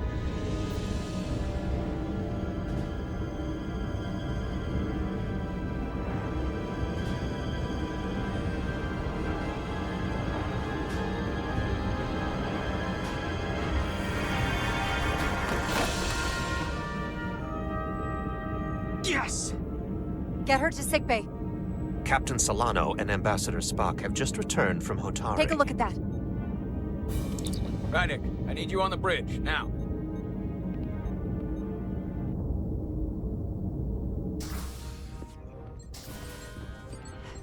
I'm here. The Elydians are preparing to attack Hotari. Status report. The systems are now fully powered. All torpedo tubes open. They're preparing to fire. We should hail the Elydian flagship, Captain. Readying phasers if you want them. Stand by. Await my order. Recommendation, Commander? We need to act quickly. Before this spirals out of control. We don't have to fire, but we can lock phasers on the flagship's weapons array. Give them something to think about. As Commander Rydick said. Locking on phasers. The Elydians. They've powered down their weapons. Odd. You sure about that, Mr. Ermont? They're venting some kind of gas from their ship. Hold on.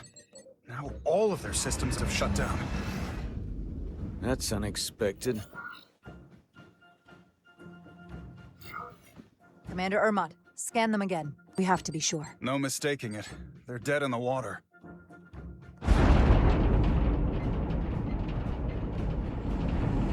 What's happening? There's an energy dampening field coming from Tau. Take us out of range. Aye, Captain.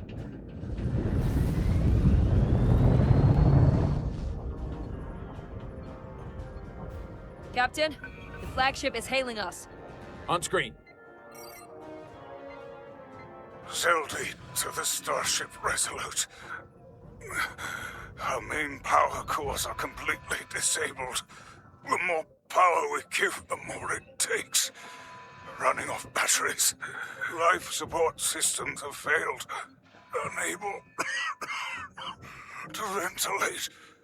Contaminated atmosphere. Admiral, you are about to launch an attack on a defenseless planet. Cobliot, you sided with the Hotari in the negotiation, but that does not matter now. My crew is going to die.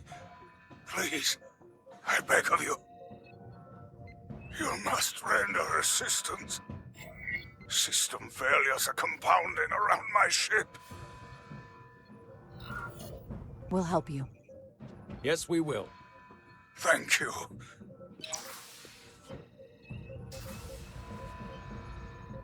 Admiral, excuse us while we devise a rescue plan. By my estimate, the crew only have 23 minutes before their atmospheric mix becomes lethal.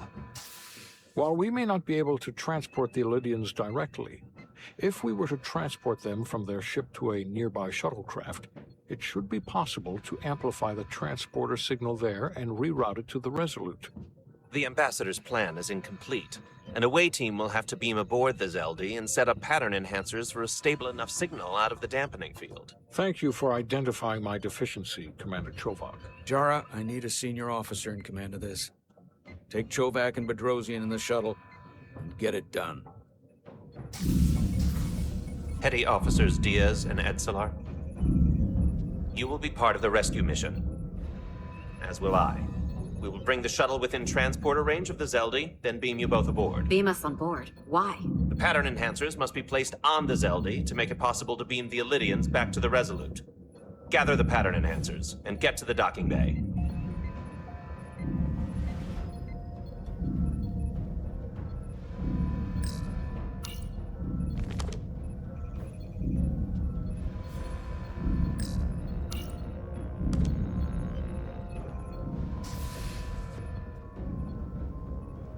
We're going on the wrong mission. What's that? We're going to rescue the Elydians, the people that oppressed the Hotari, when we should be going to rescue Miranda.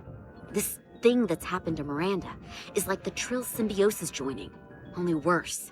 And I've seen too many people I care about wiped away by some greater entity to stand by while the same thing happens to her. I wanted no part of it then, and I won't stand for it now. Your body's stolen and used like puppets. I'm not giving up on her either. We'll get her back. Whatever it takes. Right now, we've got other lives to save. Yeah.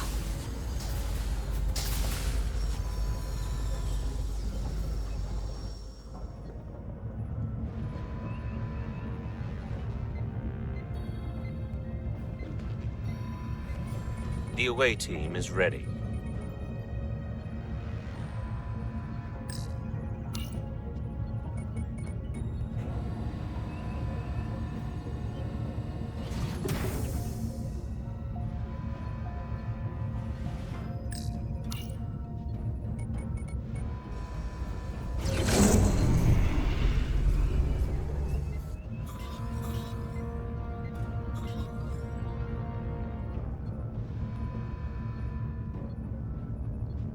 Resolute to Shuttlecraft Melville.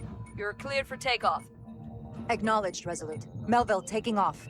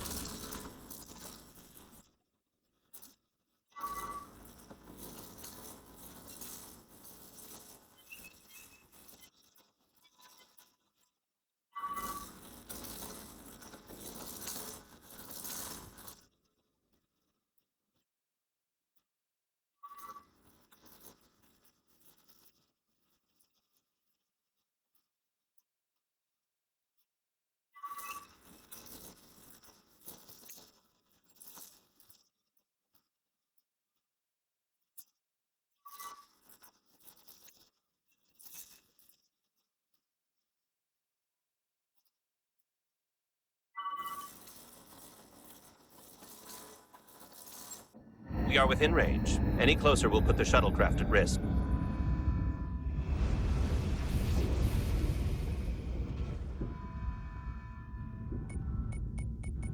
Preparing to transport the away team. Energizing.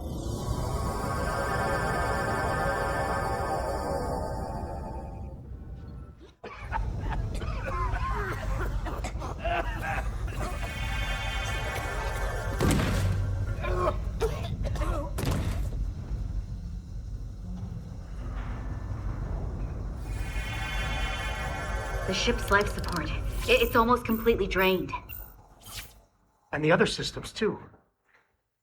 Oh no. We gotta get to their transporter room.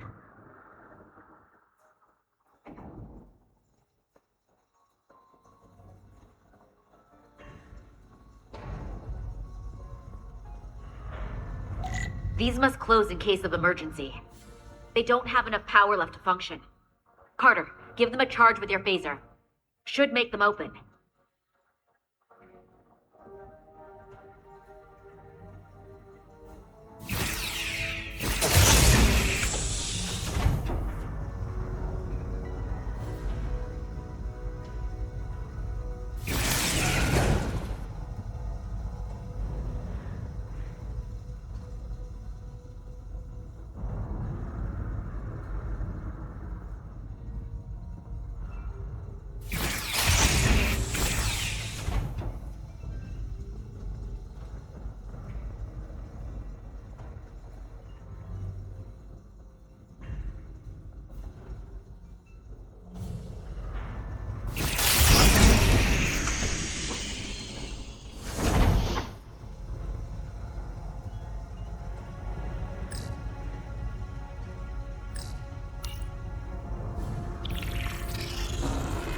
It's not working.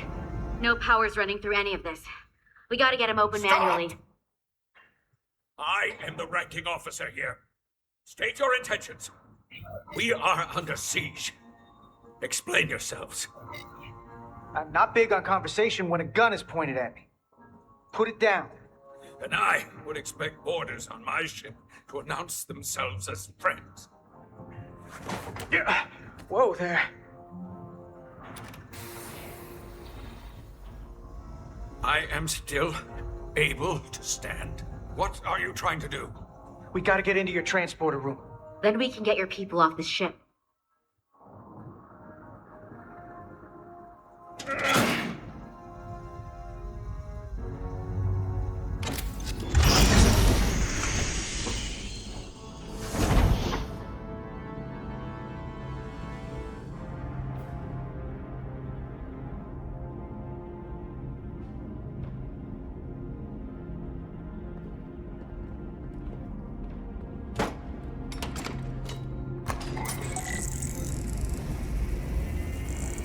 Make sure they're evenly spaced.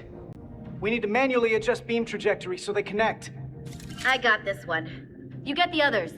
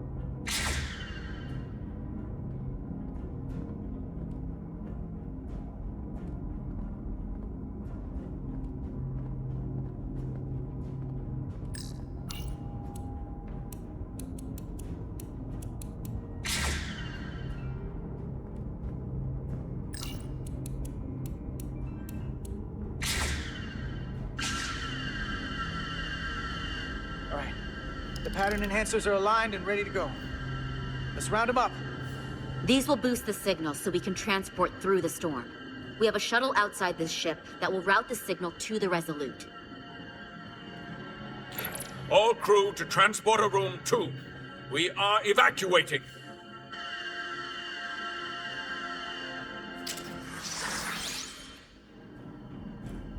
We're live.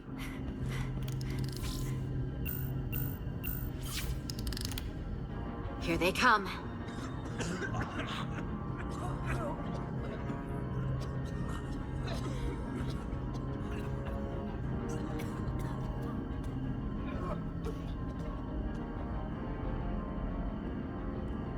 Okay, coordinates.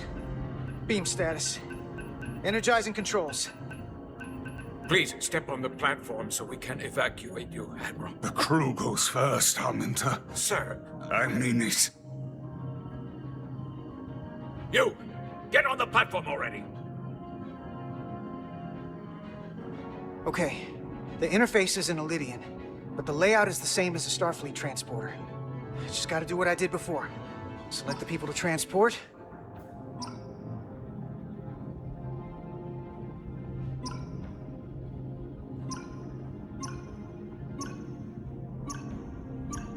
To select all of them. Plot a path through the ionic interference.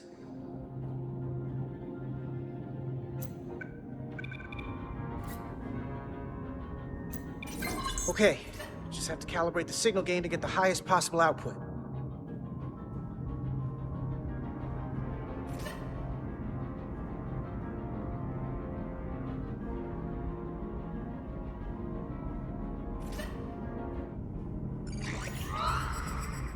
Even at this range, the interference is too much. The system is suggesting better transport coordinates. D, it's the shuttle. You're sitting right in the thick of it. I'm sending you specific coordinates for a clear signal path.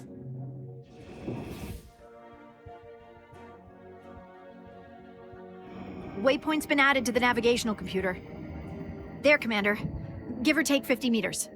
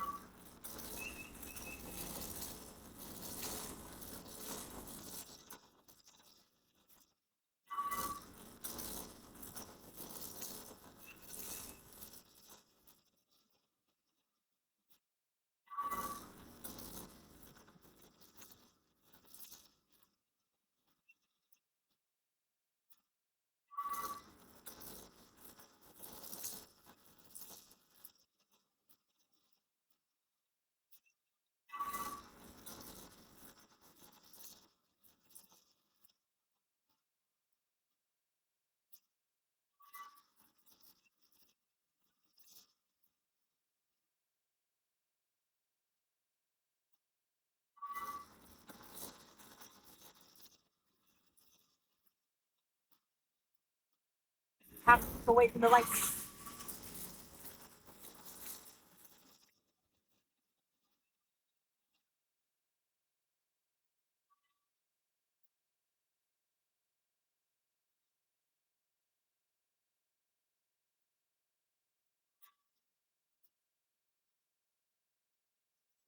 Melville to away team. Energize.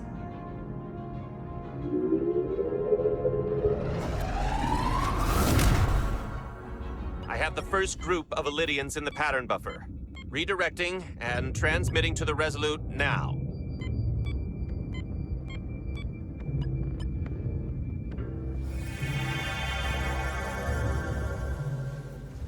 This is Resolute. We have the Elydians safely aboard. We did it! I was so worried this wouldn't work. We got this. Don't celebrate yet, Lieutenant. We've got a lot of people left to save. Right. Sorry. This is Commander Rydek. We're holding steady. Signal is good. Keep them coming.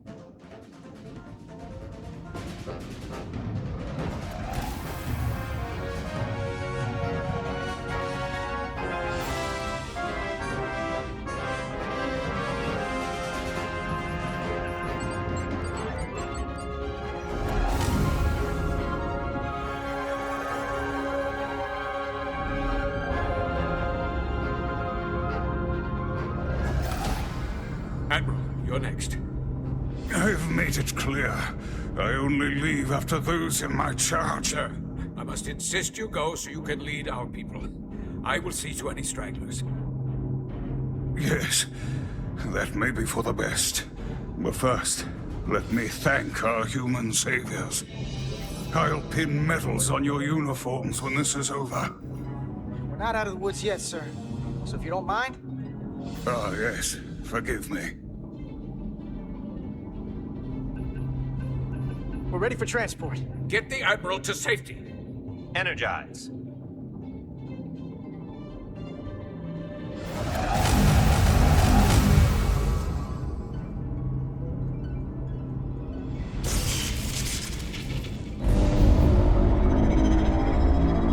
Massive power surge! Sending available power to the annular confinement beam. I have the Illidians in the pattern buffer, but I cannot resolve their signal to send them through to the Resolute. Nor can I materialize them here. We need a better position with the Resolute.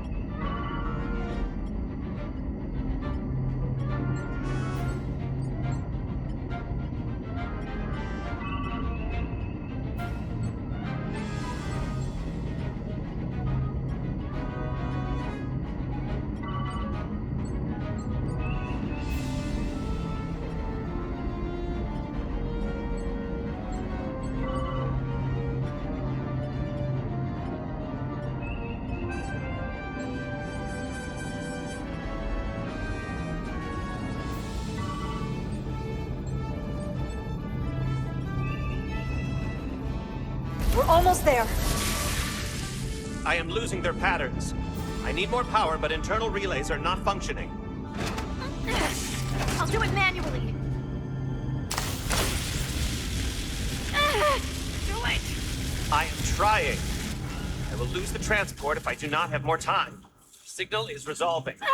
Please!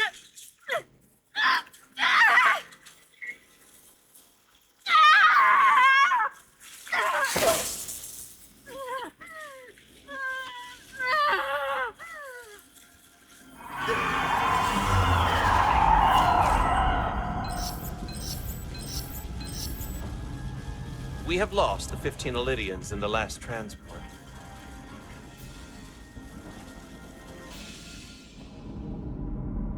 I regret to report that we have lost the last transport. My comrade. The Admiral. Unfortunately, our shuttle systems were damaged by the power surge. We can no longer serve as the transporter node. Carter, these readings are off the charts. The source of the storm is on this ship. That must have been the power surge. When it came on board. You're right. That's a con energy source. They call it the Cartabula. It's here. Is that? The intruders are preparing to bring the Zeldi to war. And we're about to be stuck on it. There is an old Illidian saying about leaping off the hot skillet and fall into the flame below. Yeah, we got that one too.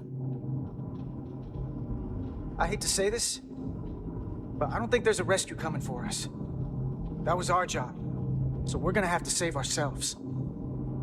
And with the Cartabula on board, we're gonna have a new job. Stop it. Stop them. I like this job. That's all well and good, but if we're not getting off this ship, we're really backed into a corner here. We can't get off this ship. But maybe I could target somewhere on the ship. We are reading the warp engines powering up. Yeah, we picked up on that. We do not have a way to evacuate you from the Zeldi. The shuttlecraft is too heavily damaged.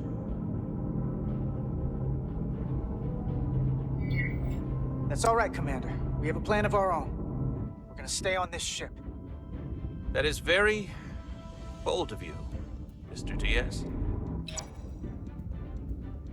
Live long and prosper. I hear voices down the corridor. It will be here soon. I'll guard the door.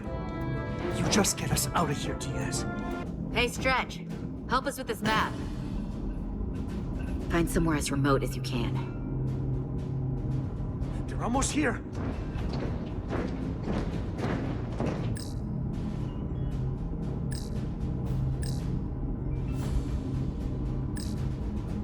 There. The aft cargo bay.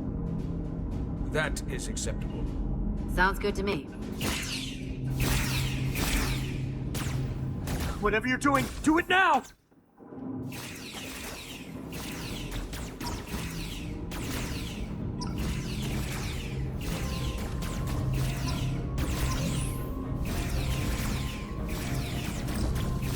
We're locked in. Board to transport. Come on, Belle! Belle!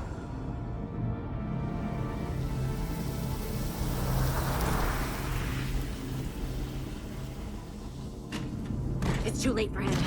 Carter! 3 to transport.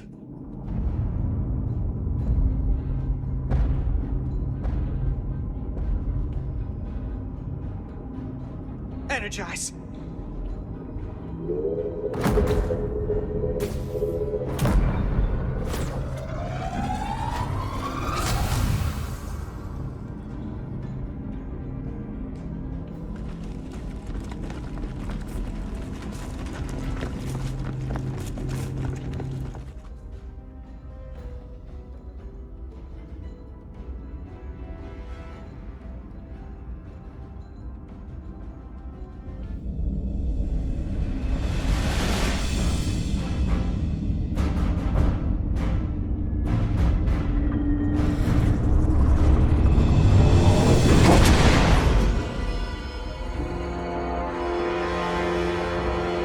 Zelda does not appear to have left any warp signature at all.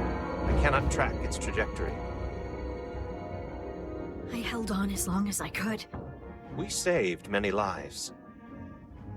And our people on the Zelda knew the risks their duties entailed. Contact the Resolute, Mr. Chobak. Have them bring us back. Yes, Commander.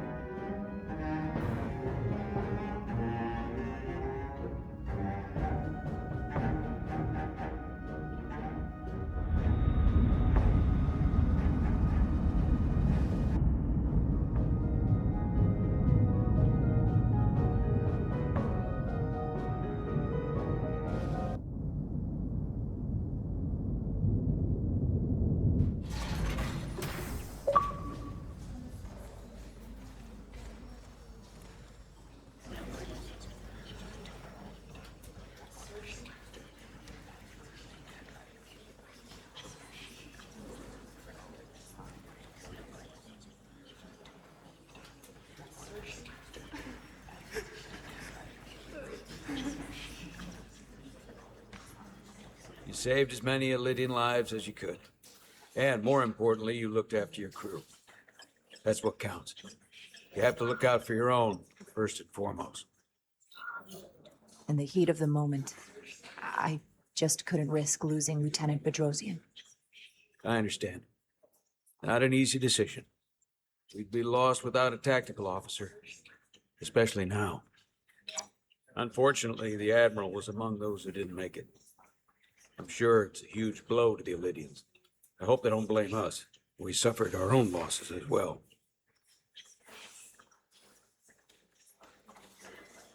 How are we getting our away team back? Ambassador Spock and the rest of the senior staff are waiting for us in the briefing room to discuss just that. I wanted a chance for you and I to speak first, given the circumstances. While protocol might suggest we alert Starfleet about our situation, missing crew, the data breach, possible threat from the Hatari, or Khan, I think we're better off keeping this to ourselves, under our control. You know what's at stake for me here, and what is at stake for you, too. I can't afford another mission gone wrong. and I'm really counting on your support. I don't want to raise a false alarm just yet. And I have every confidence we can wrap this up before it gets any worse than it already is. I'm sorry, Captain, but this isn't about you. The lives of everyone who wears a uniform are at stake. I don't see it that way. We're ready in the briefing room, Captain. On our way. Is there any update on our efforts to trace the Zeldy's warp signature? Unfortunately, no. Somehow they were able to mask the signature and block our ability to track their trajectory. I'm also concerned about what went with them.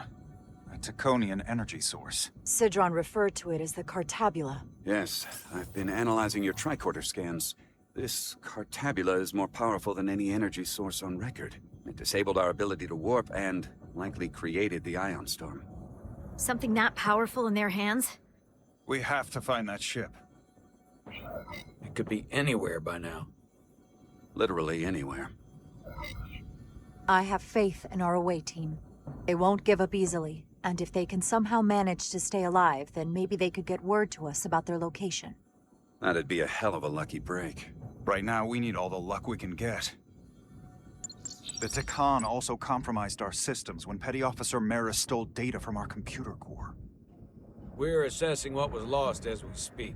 It's just too soon to say exactly what they had access to. Starfleet needs to know about this. We're not contacting Starfleet until we fully understand the situation. There are too many unknowns. They stole our data. That's reason enough to warn Starfleet. But the captain does have a point. It might be better to wait until we know more. We shouldn't take any chances. We should at least alert Starfleet that our system was compromised. I agree with Commander Rydek. We should let Starfleet decide how they want to handle it.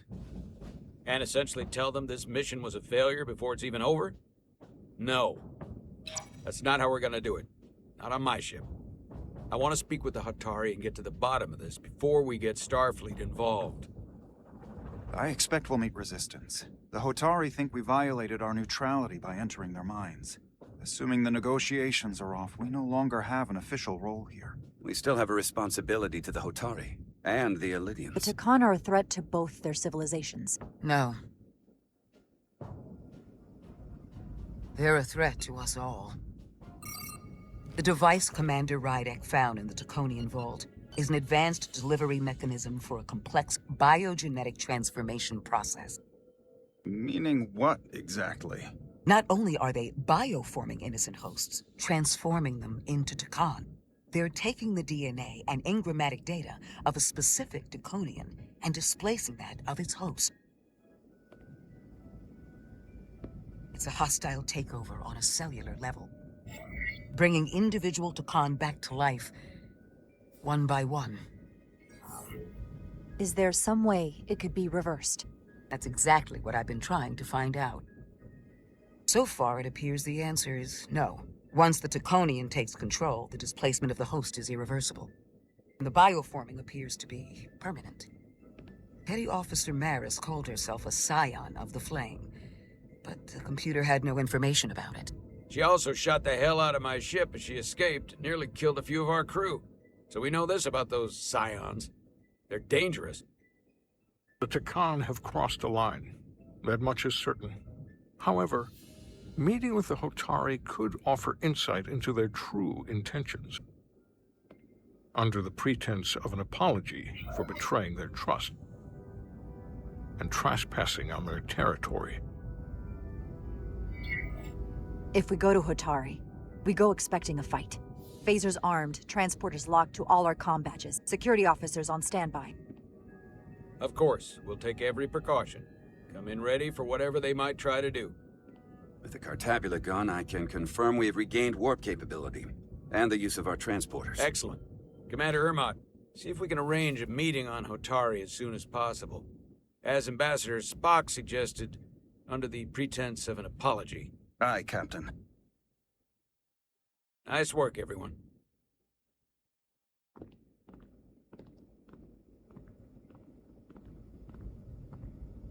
You're long overdue for a Diridium infusion.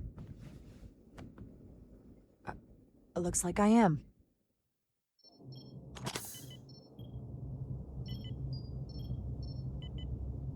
Aside from almost running out of duridium, you're in good health. Nice to get some positive news for a change. You I don't worry about. The captain, however... Go on. You see it, don't you? He's desperate. Withholding intel from Starfleet just to save his reputation. That's not normal behavior for a captain. I was relieved you called him out on it. You've spent enough time with him now. Seen enough of how he runs the ship. If there's something wrong, as the ship's doctor, I need to know. Don't sugarcoat it. You know I wouldn't. To be honest, I'm worried about him. It seems like the stress of this mission is getting to him. He has so much riding on its success, and I am concerned he'll do something rash to ensure it. Good to know we see eye to eye on this. And I want to be clear, I care about Solano, I really do. I've been his doctor for years. There are more important things at stake than offending an old friend. If it gets any worse, you know where to find me. Jara. Monitor your duridium levels. I'll be right back. How's your wound? Like it was never there. I feel lucky you were there with me. Without you, I'd be, well... Thank you for saving my life. Even with the wonders of your technology, it wouldn't have mattered if you'd left me for dead. You're welcome. Just doing my job. I'll never forget it.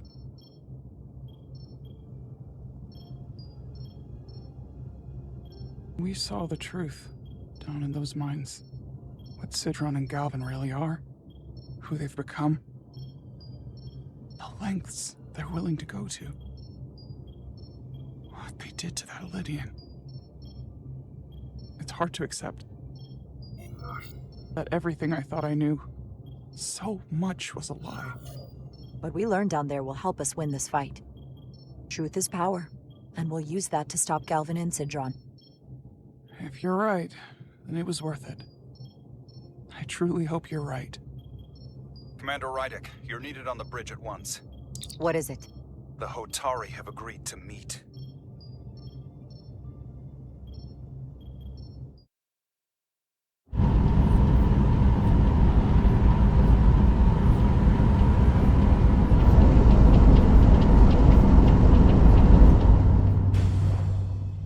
They haven't found us yet.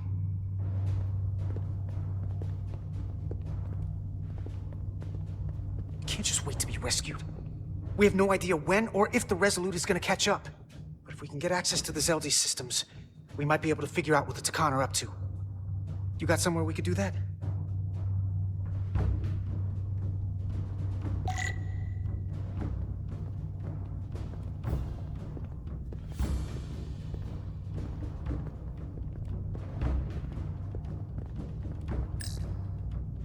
Based on how this is reinforced, it probably contains dilithium. A stray phaser blast could cause a piezoelectric rupture and blow a hole in the ship. Better be careful. Come on, Carter. We need to stick with the tall guy.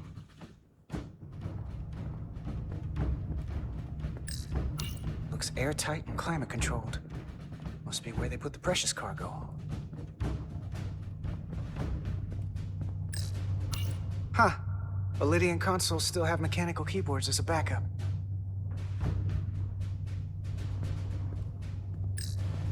For how uptight the Lydians are, their cargo bay is kind of a mess.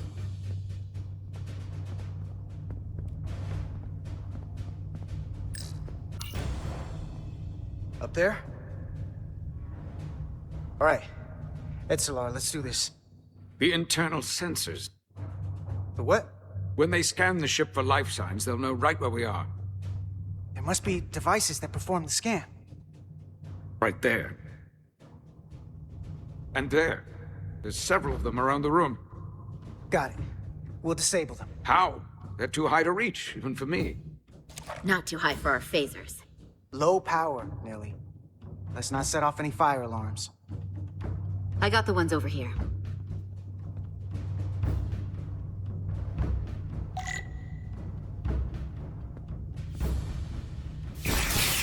got one.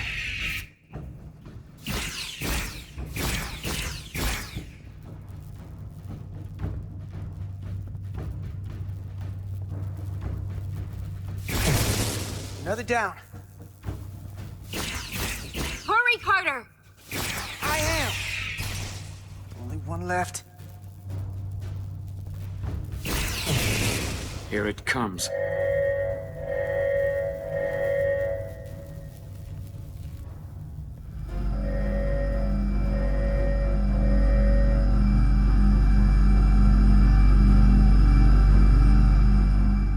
It worked. They won't be able to detect us. That buys us some time. Now that the Zeldi has its power again, I might be able to access some of the ship's systems from here. I'll take care not to give away our position. The Takan might not even know we're still on board this ship. Miranda only saw us transport away. She probably thinks we're back on the Resolute. Miranda. Don't give up on her yet, Carter. For all we know, she was trapped, watching it happen. Fighting it the whole time. The person who shot at us wasn't Miranda. Don't think for a second that she turned on us. Because I don't. Neither do I. I know it seems like we could never trust her again. But maybe there's a way to turn her back and Miranda could help us stop the Takan. Here, on the ship. Just because the Trill joining is permanent doesn't mean the Takan bioforming has to be. I've heard enough of your prattling on about your friend. You have to think like a soldier. She's our enemy now. She'll be dealt with like the rest of the Takan. My friend Miranda is not responsible for what she's doing. The Takan have taken control of her mind. We certainly can't kill her for it. Speak for yourself. If anyone threatens the Empire, they are the enemy. It's just one life, and it's already been lost. You don't get to talk about Miranda. You don't get to ignore the truth. We don't like this any more than you do. The Takan are a threat to all of us. They turned our crewmates too. Do you really think they're gonna stop there? All I know is that more of my people have been lost to the transformation than yours. Not to mention my admiral and the others who didn't survive your rescue attempt. Our losses are mounting. Yours are just beginning. We're stuck on this ship, same as you.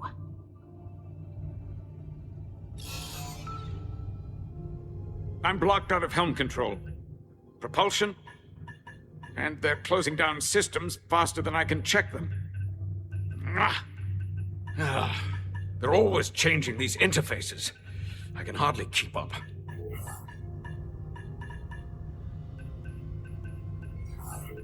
Let us help. Fine.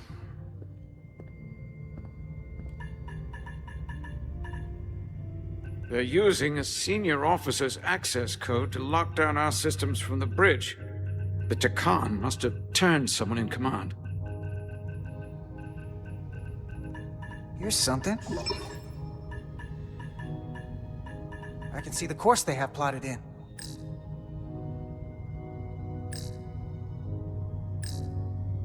Long way from Hotari space. I hope the Resolute is all right back there.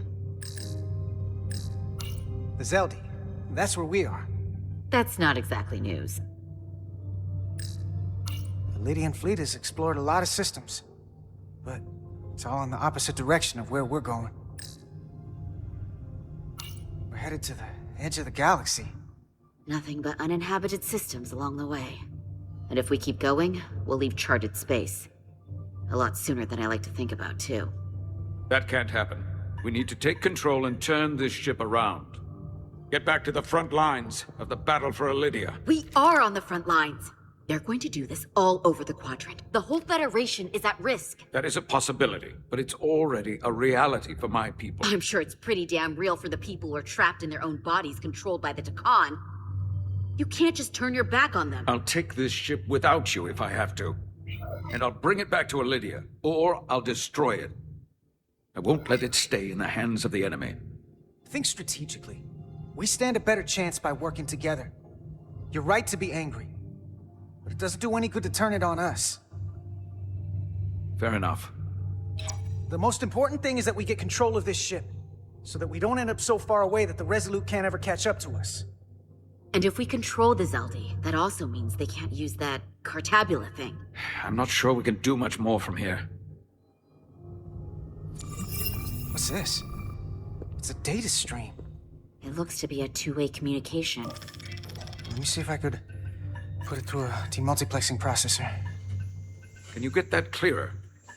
I'm trying.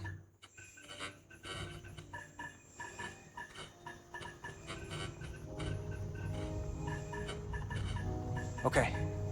That should do it. Hello? Can you read me? Itasca, is that you? Major! It's my lieutenant. Where are you?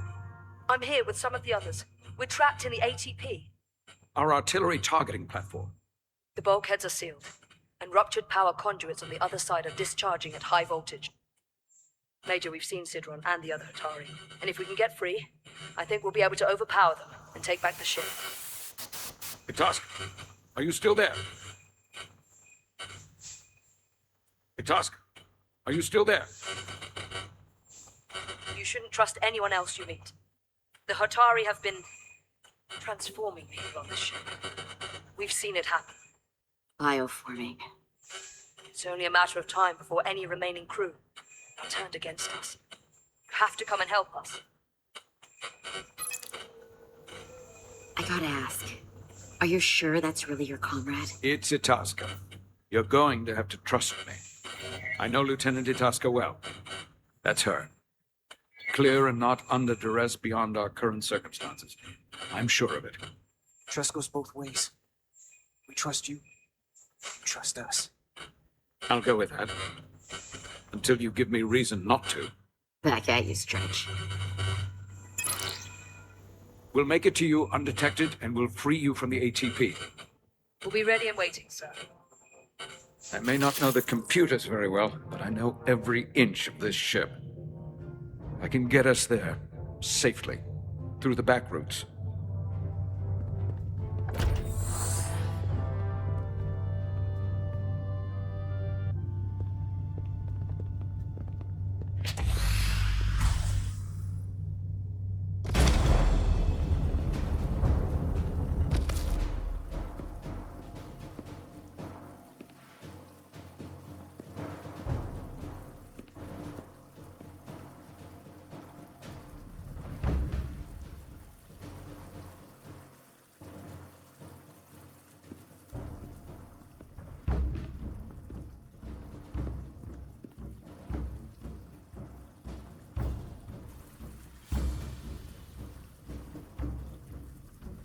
You may approach. Your Majesty, an apology is in order. The Federation... Spare us your apologies, your excuses, your pathetic explanations. You said you were here under the pretense of peace, yet you trespassed into our minds. I should have known you couldn't be trusted when you sided with the Illidians. Your intentions have been clear from the start. A warp-disrupting beam originating from Tau was holding our ship hostage. This is a farce. You never had any intention of negotiating a peaceful resolution to this conflict. Your Majesty, if I may. Her actions nearly caused a war. I was addressing the Queen. Galvin speaks for the Votari now. Fortunately, we were able to resolve this ourselves despite your interference. The Illidians have agreed the mines will remain under Hotari control. We now recognize the Hotari as the sole authority in this region. Your presence here is no longer necessary. So you can consider the matter resolved. They never wanted the Federation involved. This was all just a ploy from the start. We never needed the Federation involved. But we're so thankful that you've come. That being said, the sooner you leave, the better. The hell we will. What about my crew trapped aboard that ship? Or what you did to my security team? The data you stole? I want to make one thing clear. No one is to leave Hotari space without Federation approval. No one. You think you have that power, when in fact you have none. You came here under the presumption you would be the ultimate authority. That you would show up and render judgment in this petty dispute over precious resources between lesser people. But instead, your arrogance and self-interest was your undoing. Blinding you to the real power at work here. Something far beyond your feeble imagination. We came at your request. To help solve the problem, not create You one. came because I wanted to see the mighty Federation for myself. The greatest power in the galaxy. Needless to say, I was disappointed. They never wanted our help. They were setting us up from the start. Commander Rydek saw what you did in those mines. How you bioformed innocent people against their will and turned them into Takan.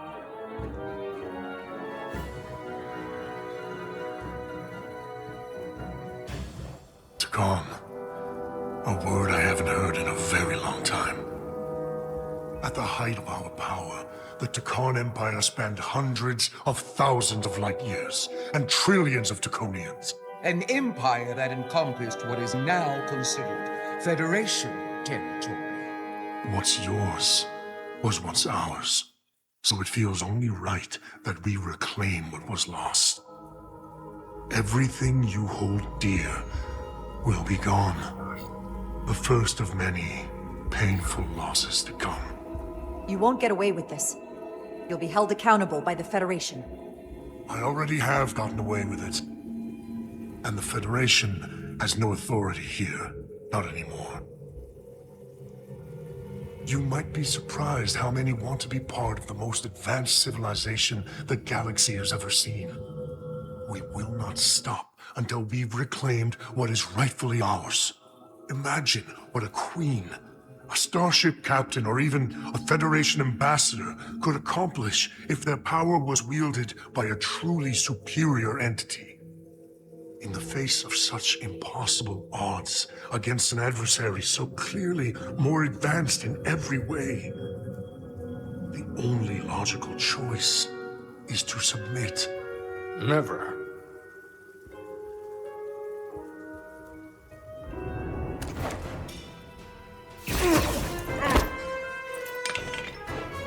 Seize them. Get us out of here, now! Rydek to Resolute. Beam us out.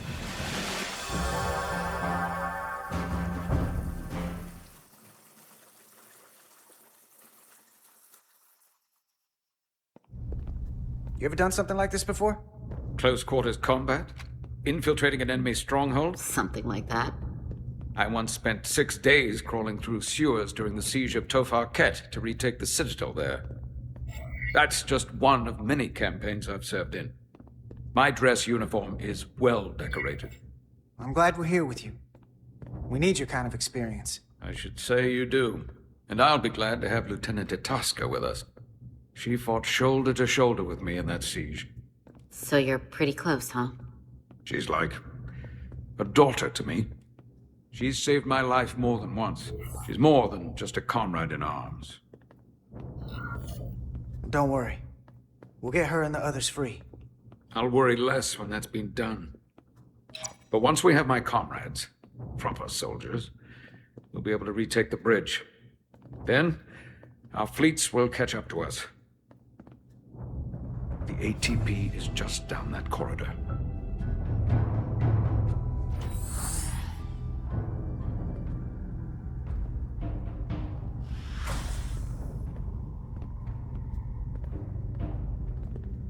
Is this the artillery platform?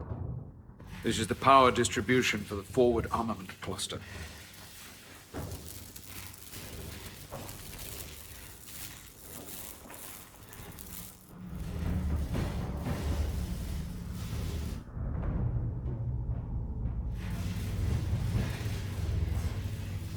There was combat here. Disruptor burns on the walls. Signs of a grenade detonation. If there was a fight, the Takan might still be nearby. Maybe my people killed them. Or they could be waiting for us. And that's a problem for when we meet them. The distribution conduits have been knocked loose. The currents in those lines would be lethal. Is there any way to power those down?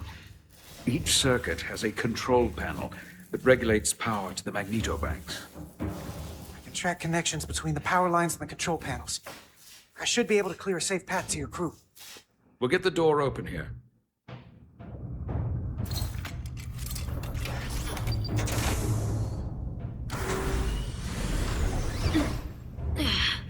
It's heavy.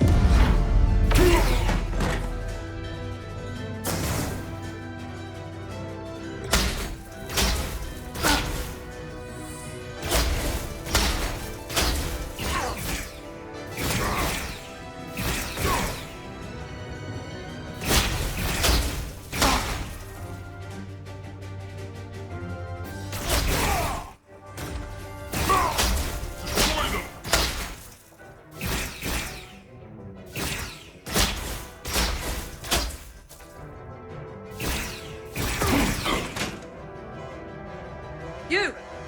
Federation, you made it. Barely. There's a lot of collateral damage out here. They'd backed us into a corner. We did that to drive them out. Put some space between us and the enemy. They're here. Get down! I think they've given up on capture.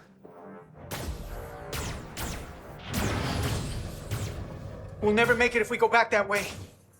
You! Give me a hand with this!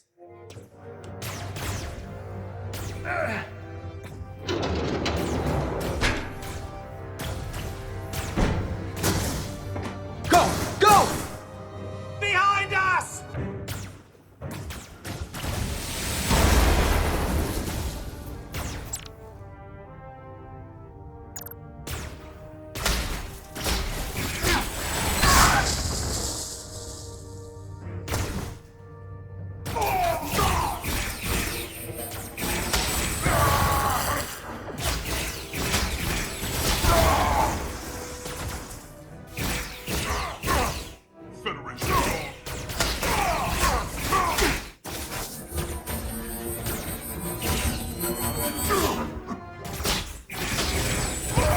Federation, you take the lead. We'll keep them busy.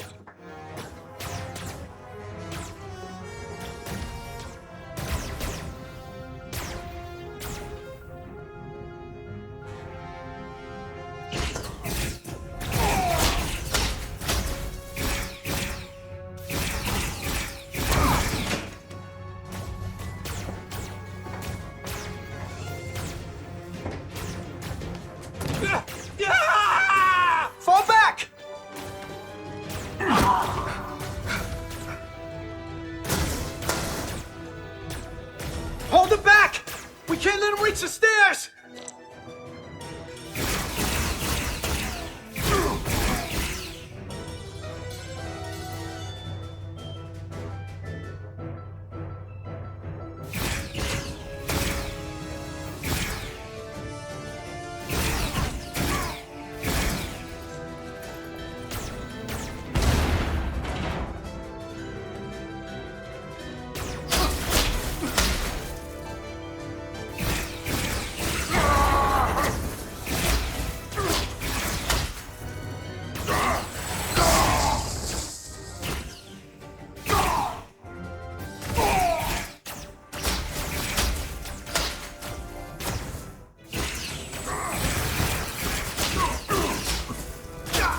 Come on, hurry!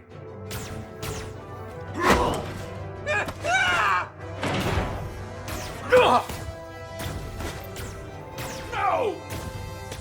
No! You can't just run in there. We must live to fight.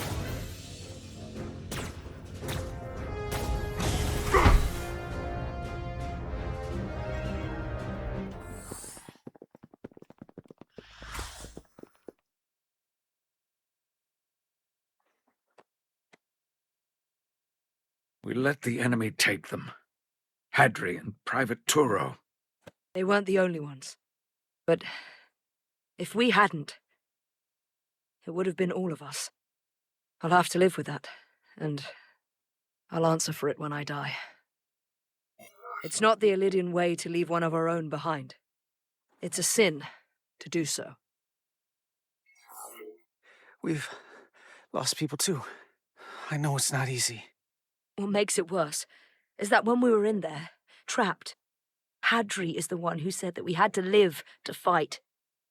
And we all agreed. We said if one of us was taken, the others wouldn't stop. We'd keep going, make our way to the bridge. They died so we could fight on. The Takan don't want them dead. They want to steal their bodies. And steal their minds. The Takan knows everything the host knows. That means they know our plan. They know we're heading to the bridge.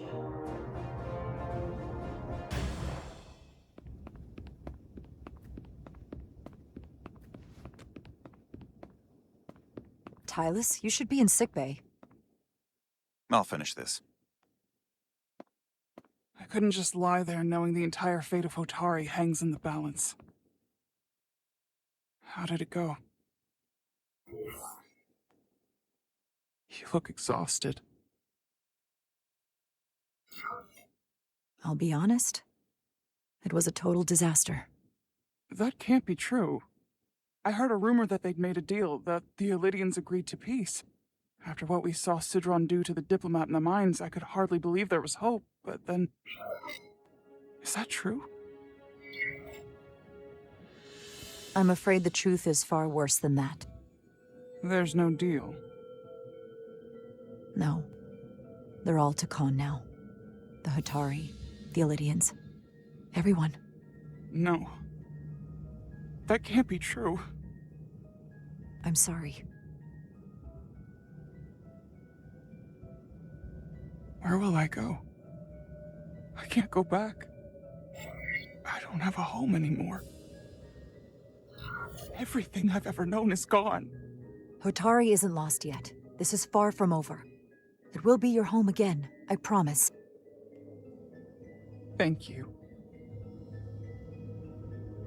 The Federation stands with the Hotari. You don't have to doubt it for a second. Yellow alert. Commander Rydick, we need you on the bridge immediately.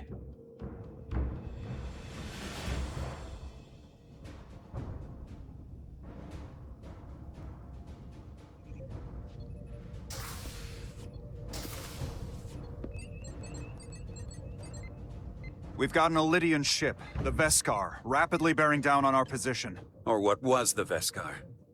Now I'm not so sure. Bring it up on the view screen. 600 kilometers in closing. Still coming straight for us.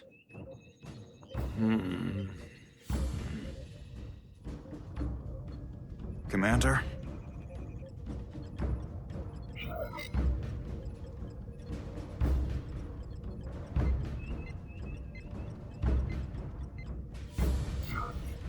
Should we put our shields up? Just as a precautionary measure. I'd like to avoid escalating this any more than we have to. Whatever the hell this is. 400 kilometers in closing. Shields up. Ready phasers. Shields up. Phasers ready. Incoming. Lock phasers and open fire. Heavy damage. But deflectors still at full power? That bypassed our shields entirely. That's impossible. God damn it, return fire. Everything we've got. Rydek, modulate the shield frequencies. See if you can get us any cover. Commander, I've got this. Just keep firing.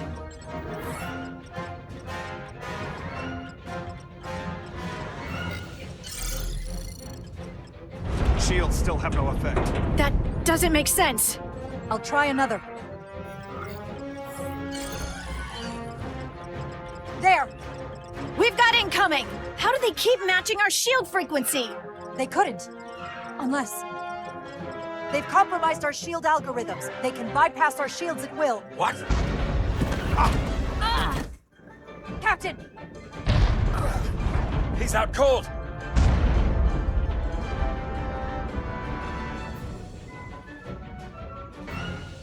Why'd they stop? Damage report. Running on emergency power. Major hull damage on decks 4 through 7. Warp core is stable and intact. We're completely vulnerable. Commander, we're being held by the Veskar. It's Galvin.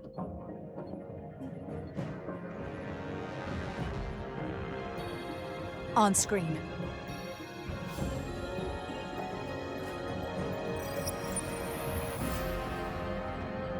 Commander Rydek, where's your captain? Not dead, I hope. At least, not yet. You're dealing with me. Is that a problem? One inferior life form is as good as another. I have to give you credit, Commander. You survived longer than I thought you would. But make no mistake, your shields are useless, your weapons ineffective, and there's nothing you can do. I could destroy you at any moment. But I'd rather hear your pleas for mercy first. Your existence is entirely in my hands, and I'm not in a forgiving mood. It's entirely possible you could destroy us. But the truth is, we're worth more to you alive than dead. Better if we report back to Starfleet about the power of Taconian technology, and the futility of fighting it. There might be value in that. I've been thinking about what you said, Commander. You claimed I would be held accountable. And here I am, holding me accountable. The Veskar's weapons are powering up.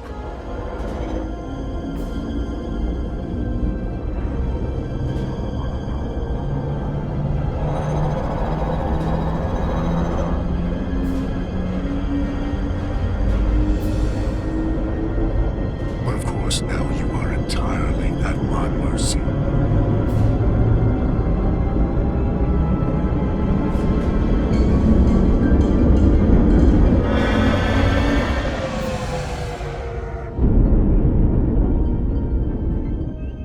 So I've decided to let you live.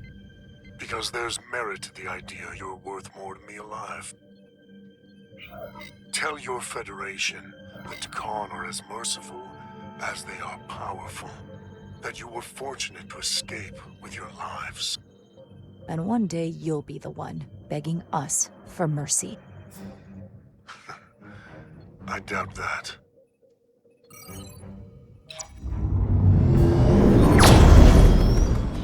I've lost their signal. Can you track their warp signature? Nothing. It's untraceable, just like before. Notify Ambassador Spock. I want everyone in the briefing room to discuss our options. What's the status of the repairs? Hull breach should be patched up in a matter of hours. Impulse power is at 67%. Should be fully restored soon. Still no luck tracking Galvin's warp signature. They've all but disappeared. Keep trying. Finding that son of a bitch is the best shot we've got. Commander Rydek, You had the con after the ship was attacked. What is your assessment, given our current situation and the losses we have suffered? I'd rather not fight this alone. We need to call for reinforcements. In that case, we might have an option. Portal 6-3, Guardian of the Takan Empire. If anyone could find Galvin, it would be him. That's assuming he's willing to help us. True, but there's only one way to find out. Wouldn't we need to secure authorization from the Federation Council to contact him? The nearest Federation outpost is Andoria. I can travel there by shuttle and inform them personally of the threat from the Takan. Meanwhile, the Resolute can travel to the Delphi Ardu system in search of Portal 6-3. I still have my doubts. I do not. Captain William T. Riker has first-hand experience with the area and with Portal 6-3. His guidance will prove invaluable and should alleviate your concerns. Delphi Ardu 4 is a restricted zone for good reason. For all we know, we could be walking into a trap. Not to mention the high likelihood Portal 6-3's allegiance will be with the Takan. It's just too much of a risk. A waste of time. Time we can't afford to lose. According to Commander Riker's records of meeting Portal 6-3, he was willing to listen to reason. We may be able to convince him that Galvin is wrong. Or he'll just be happy to learn his civilization is making a comeback. In which case, we only compound the problem. I am inclined to agree with Commander Rydek. Her logic is sound. This portal may have knowledge that proves to be invaluable, including information on the nature of the Cartabula. We must act on the facts at hand. Then we'll give it our best. I'll arrange a meeting with Captain Riker. And I will speak with the Council.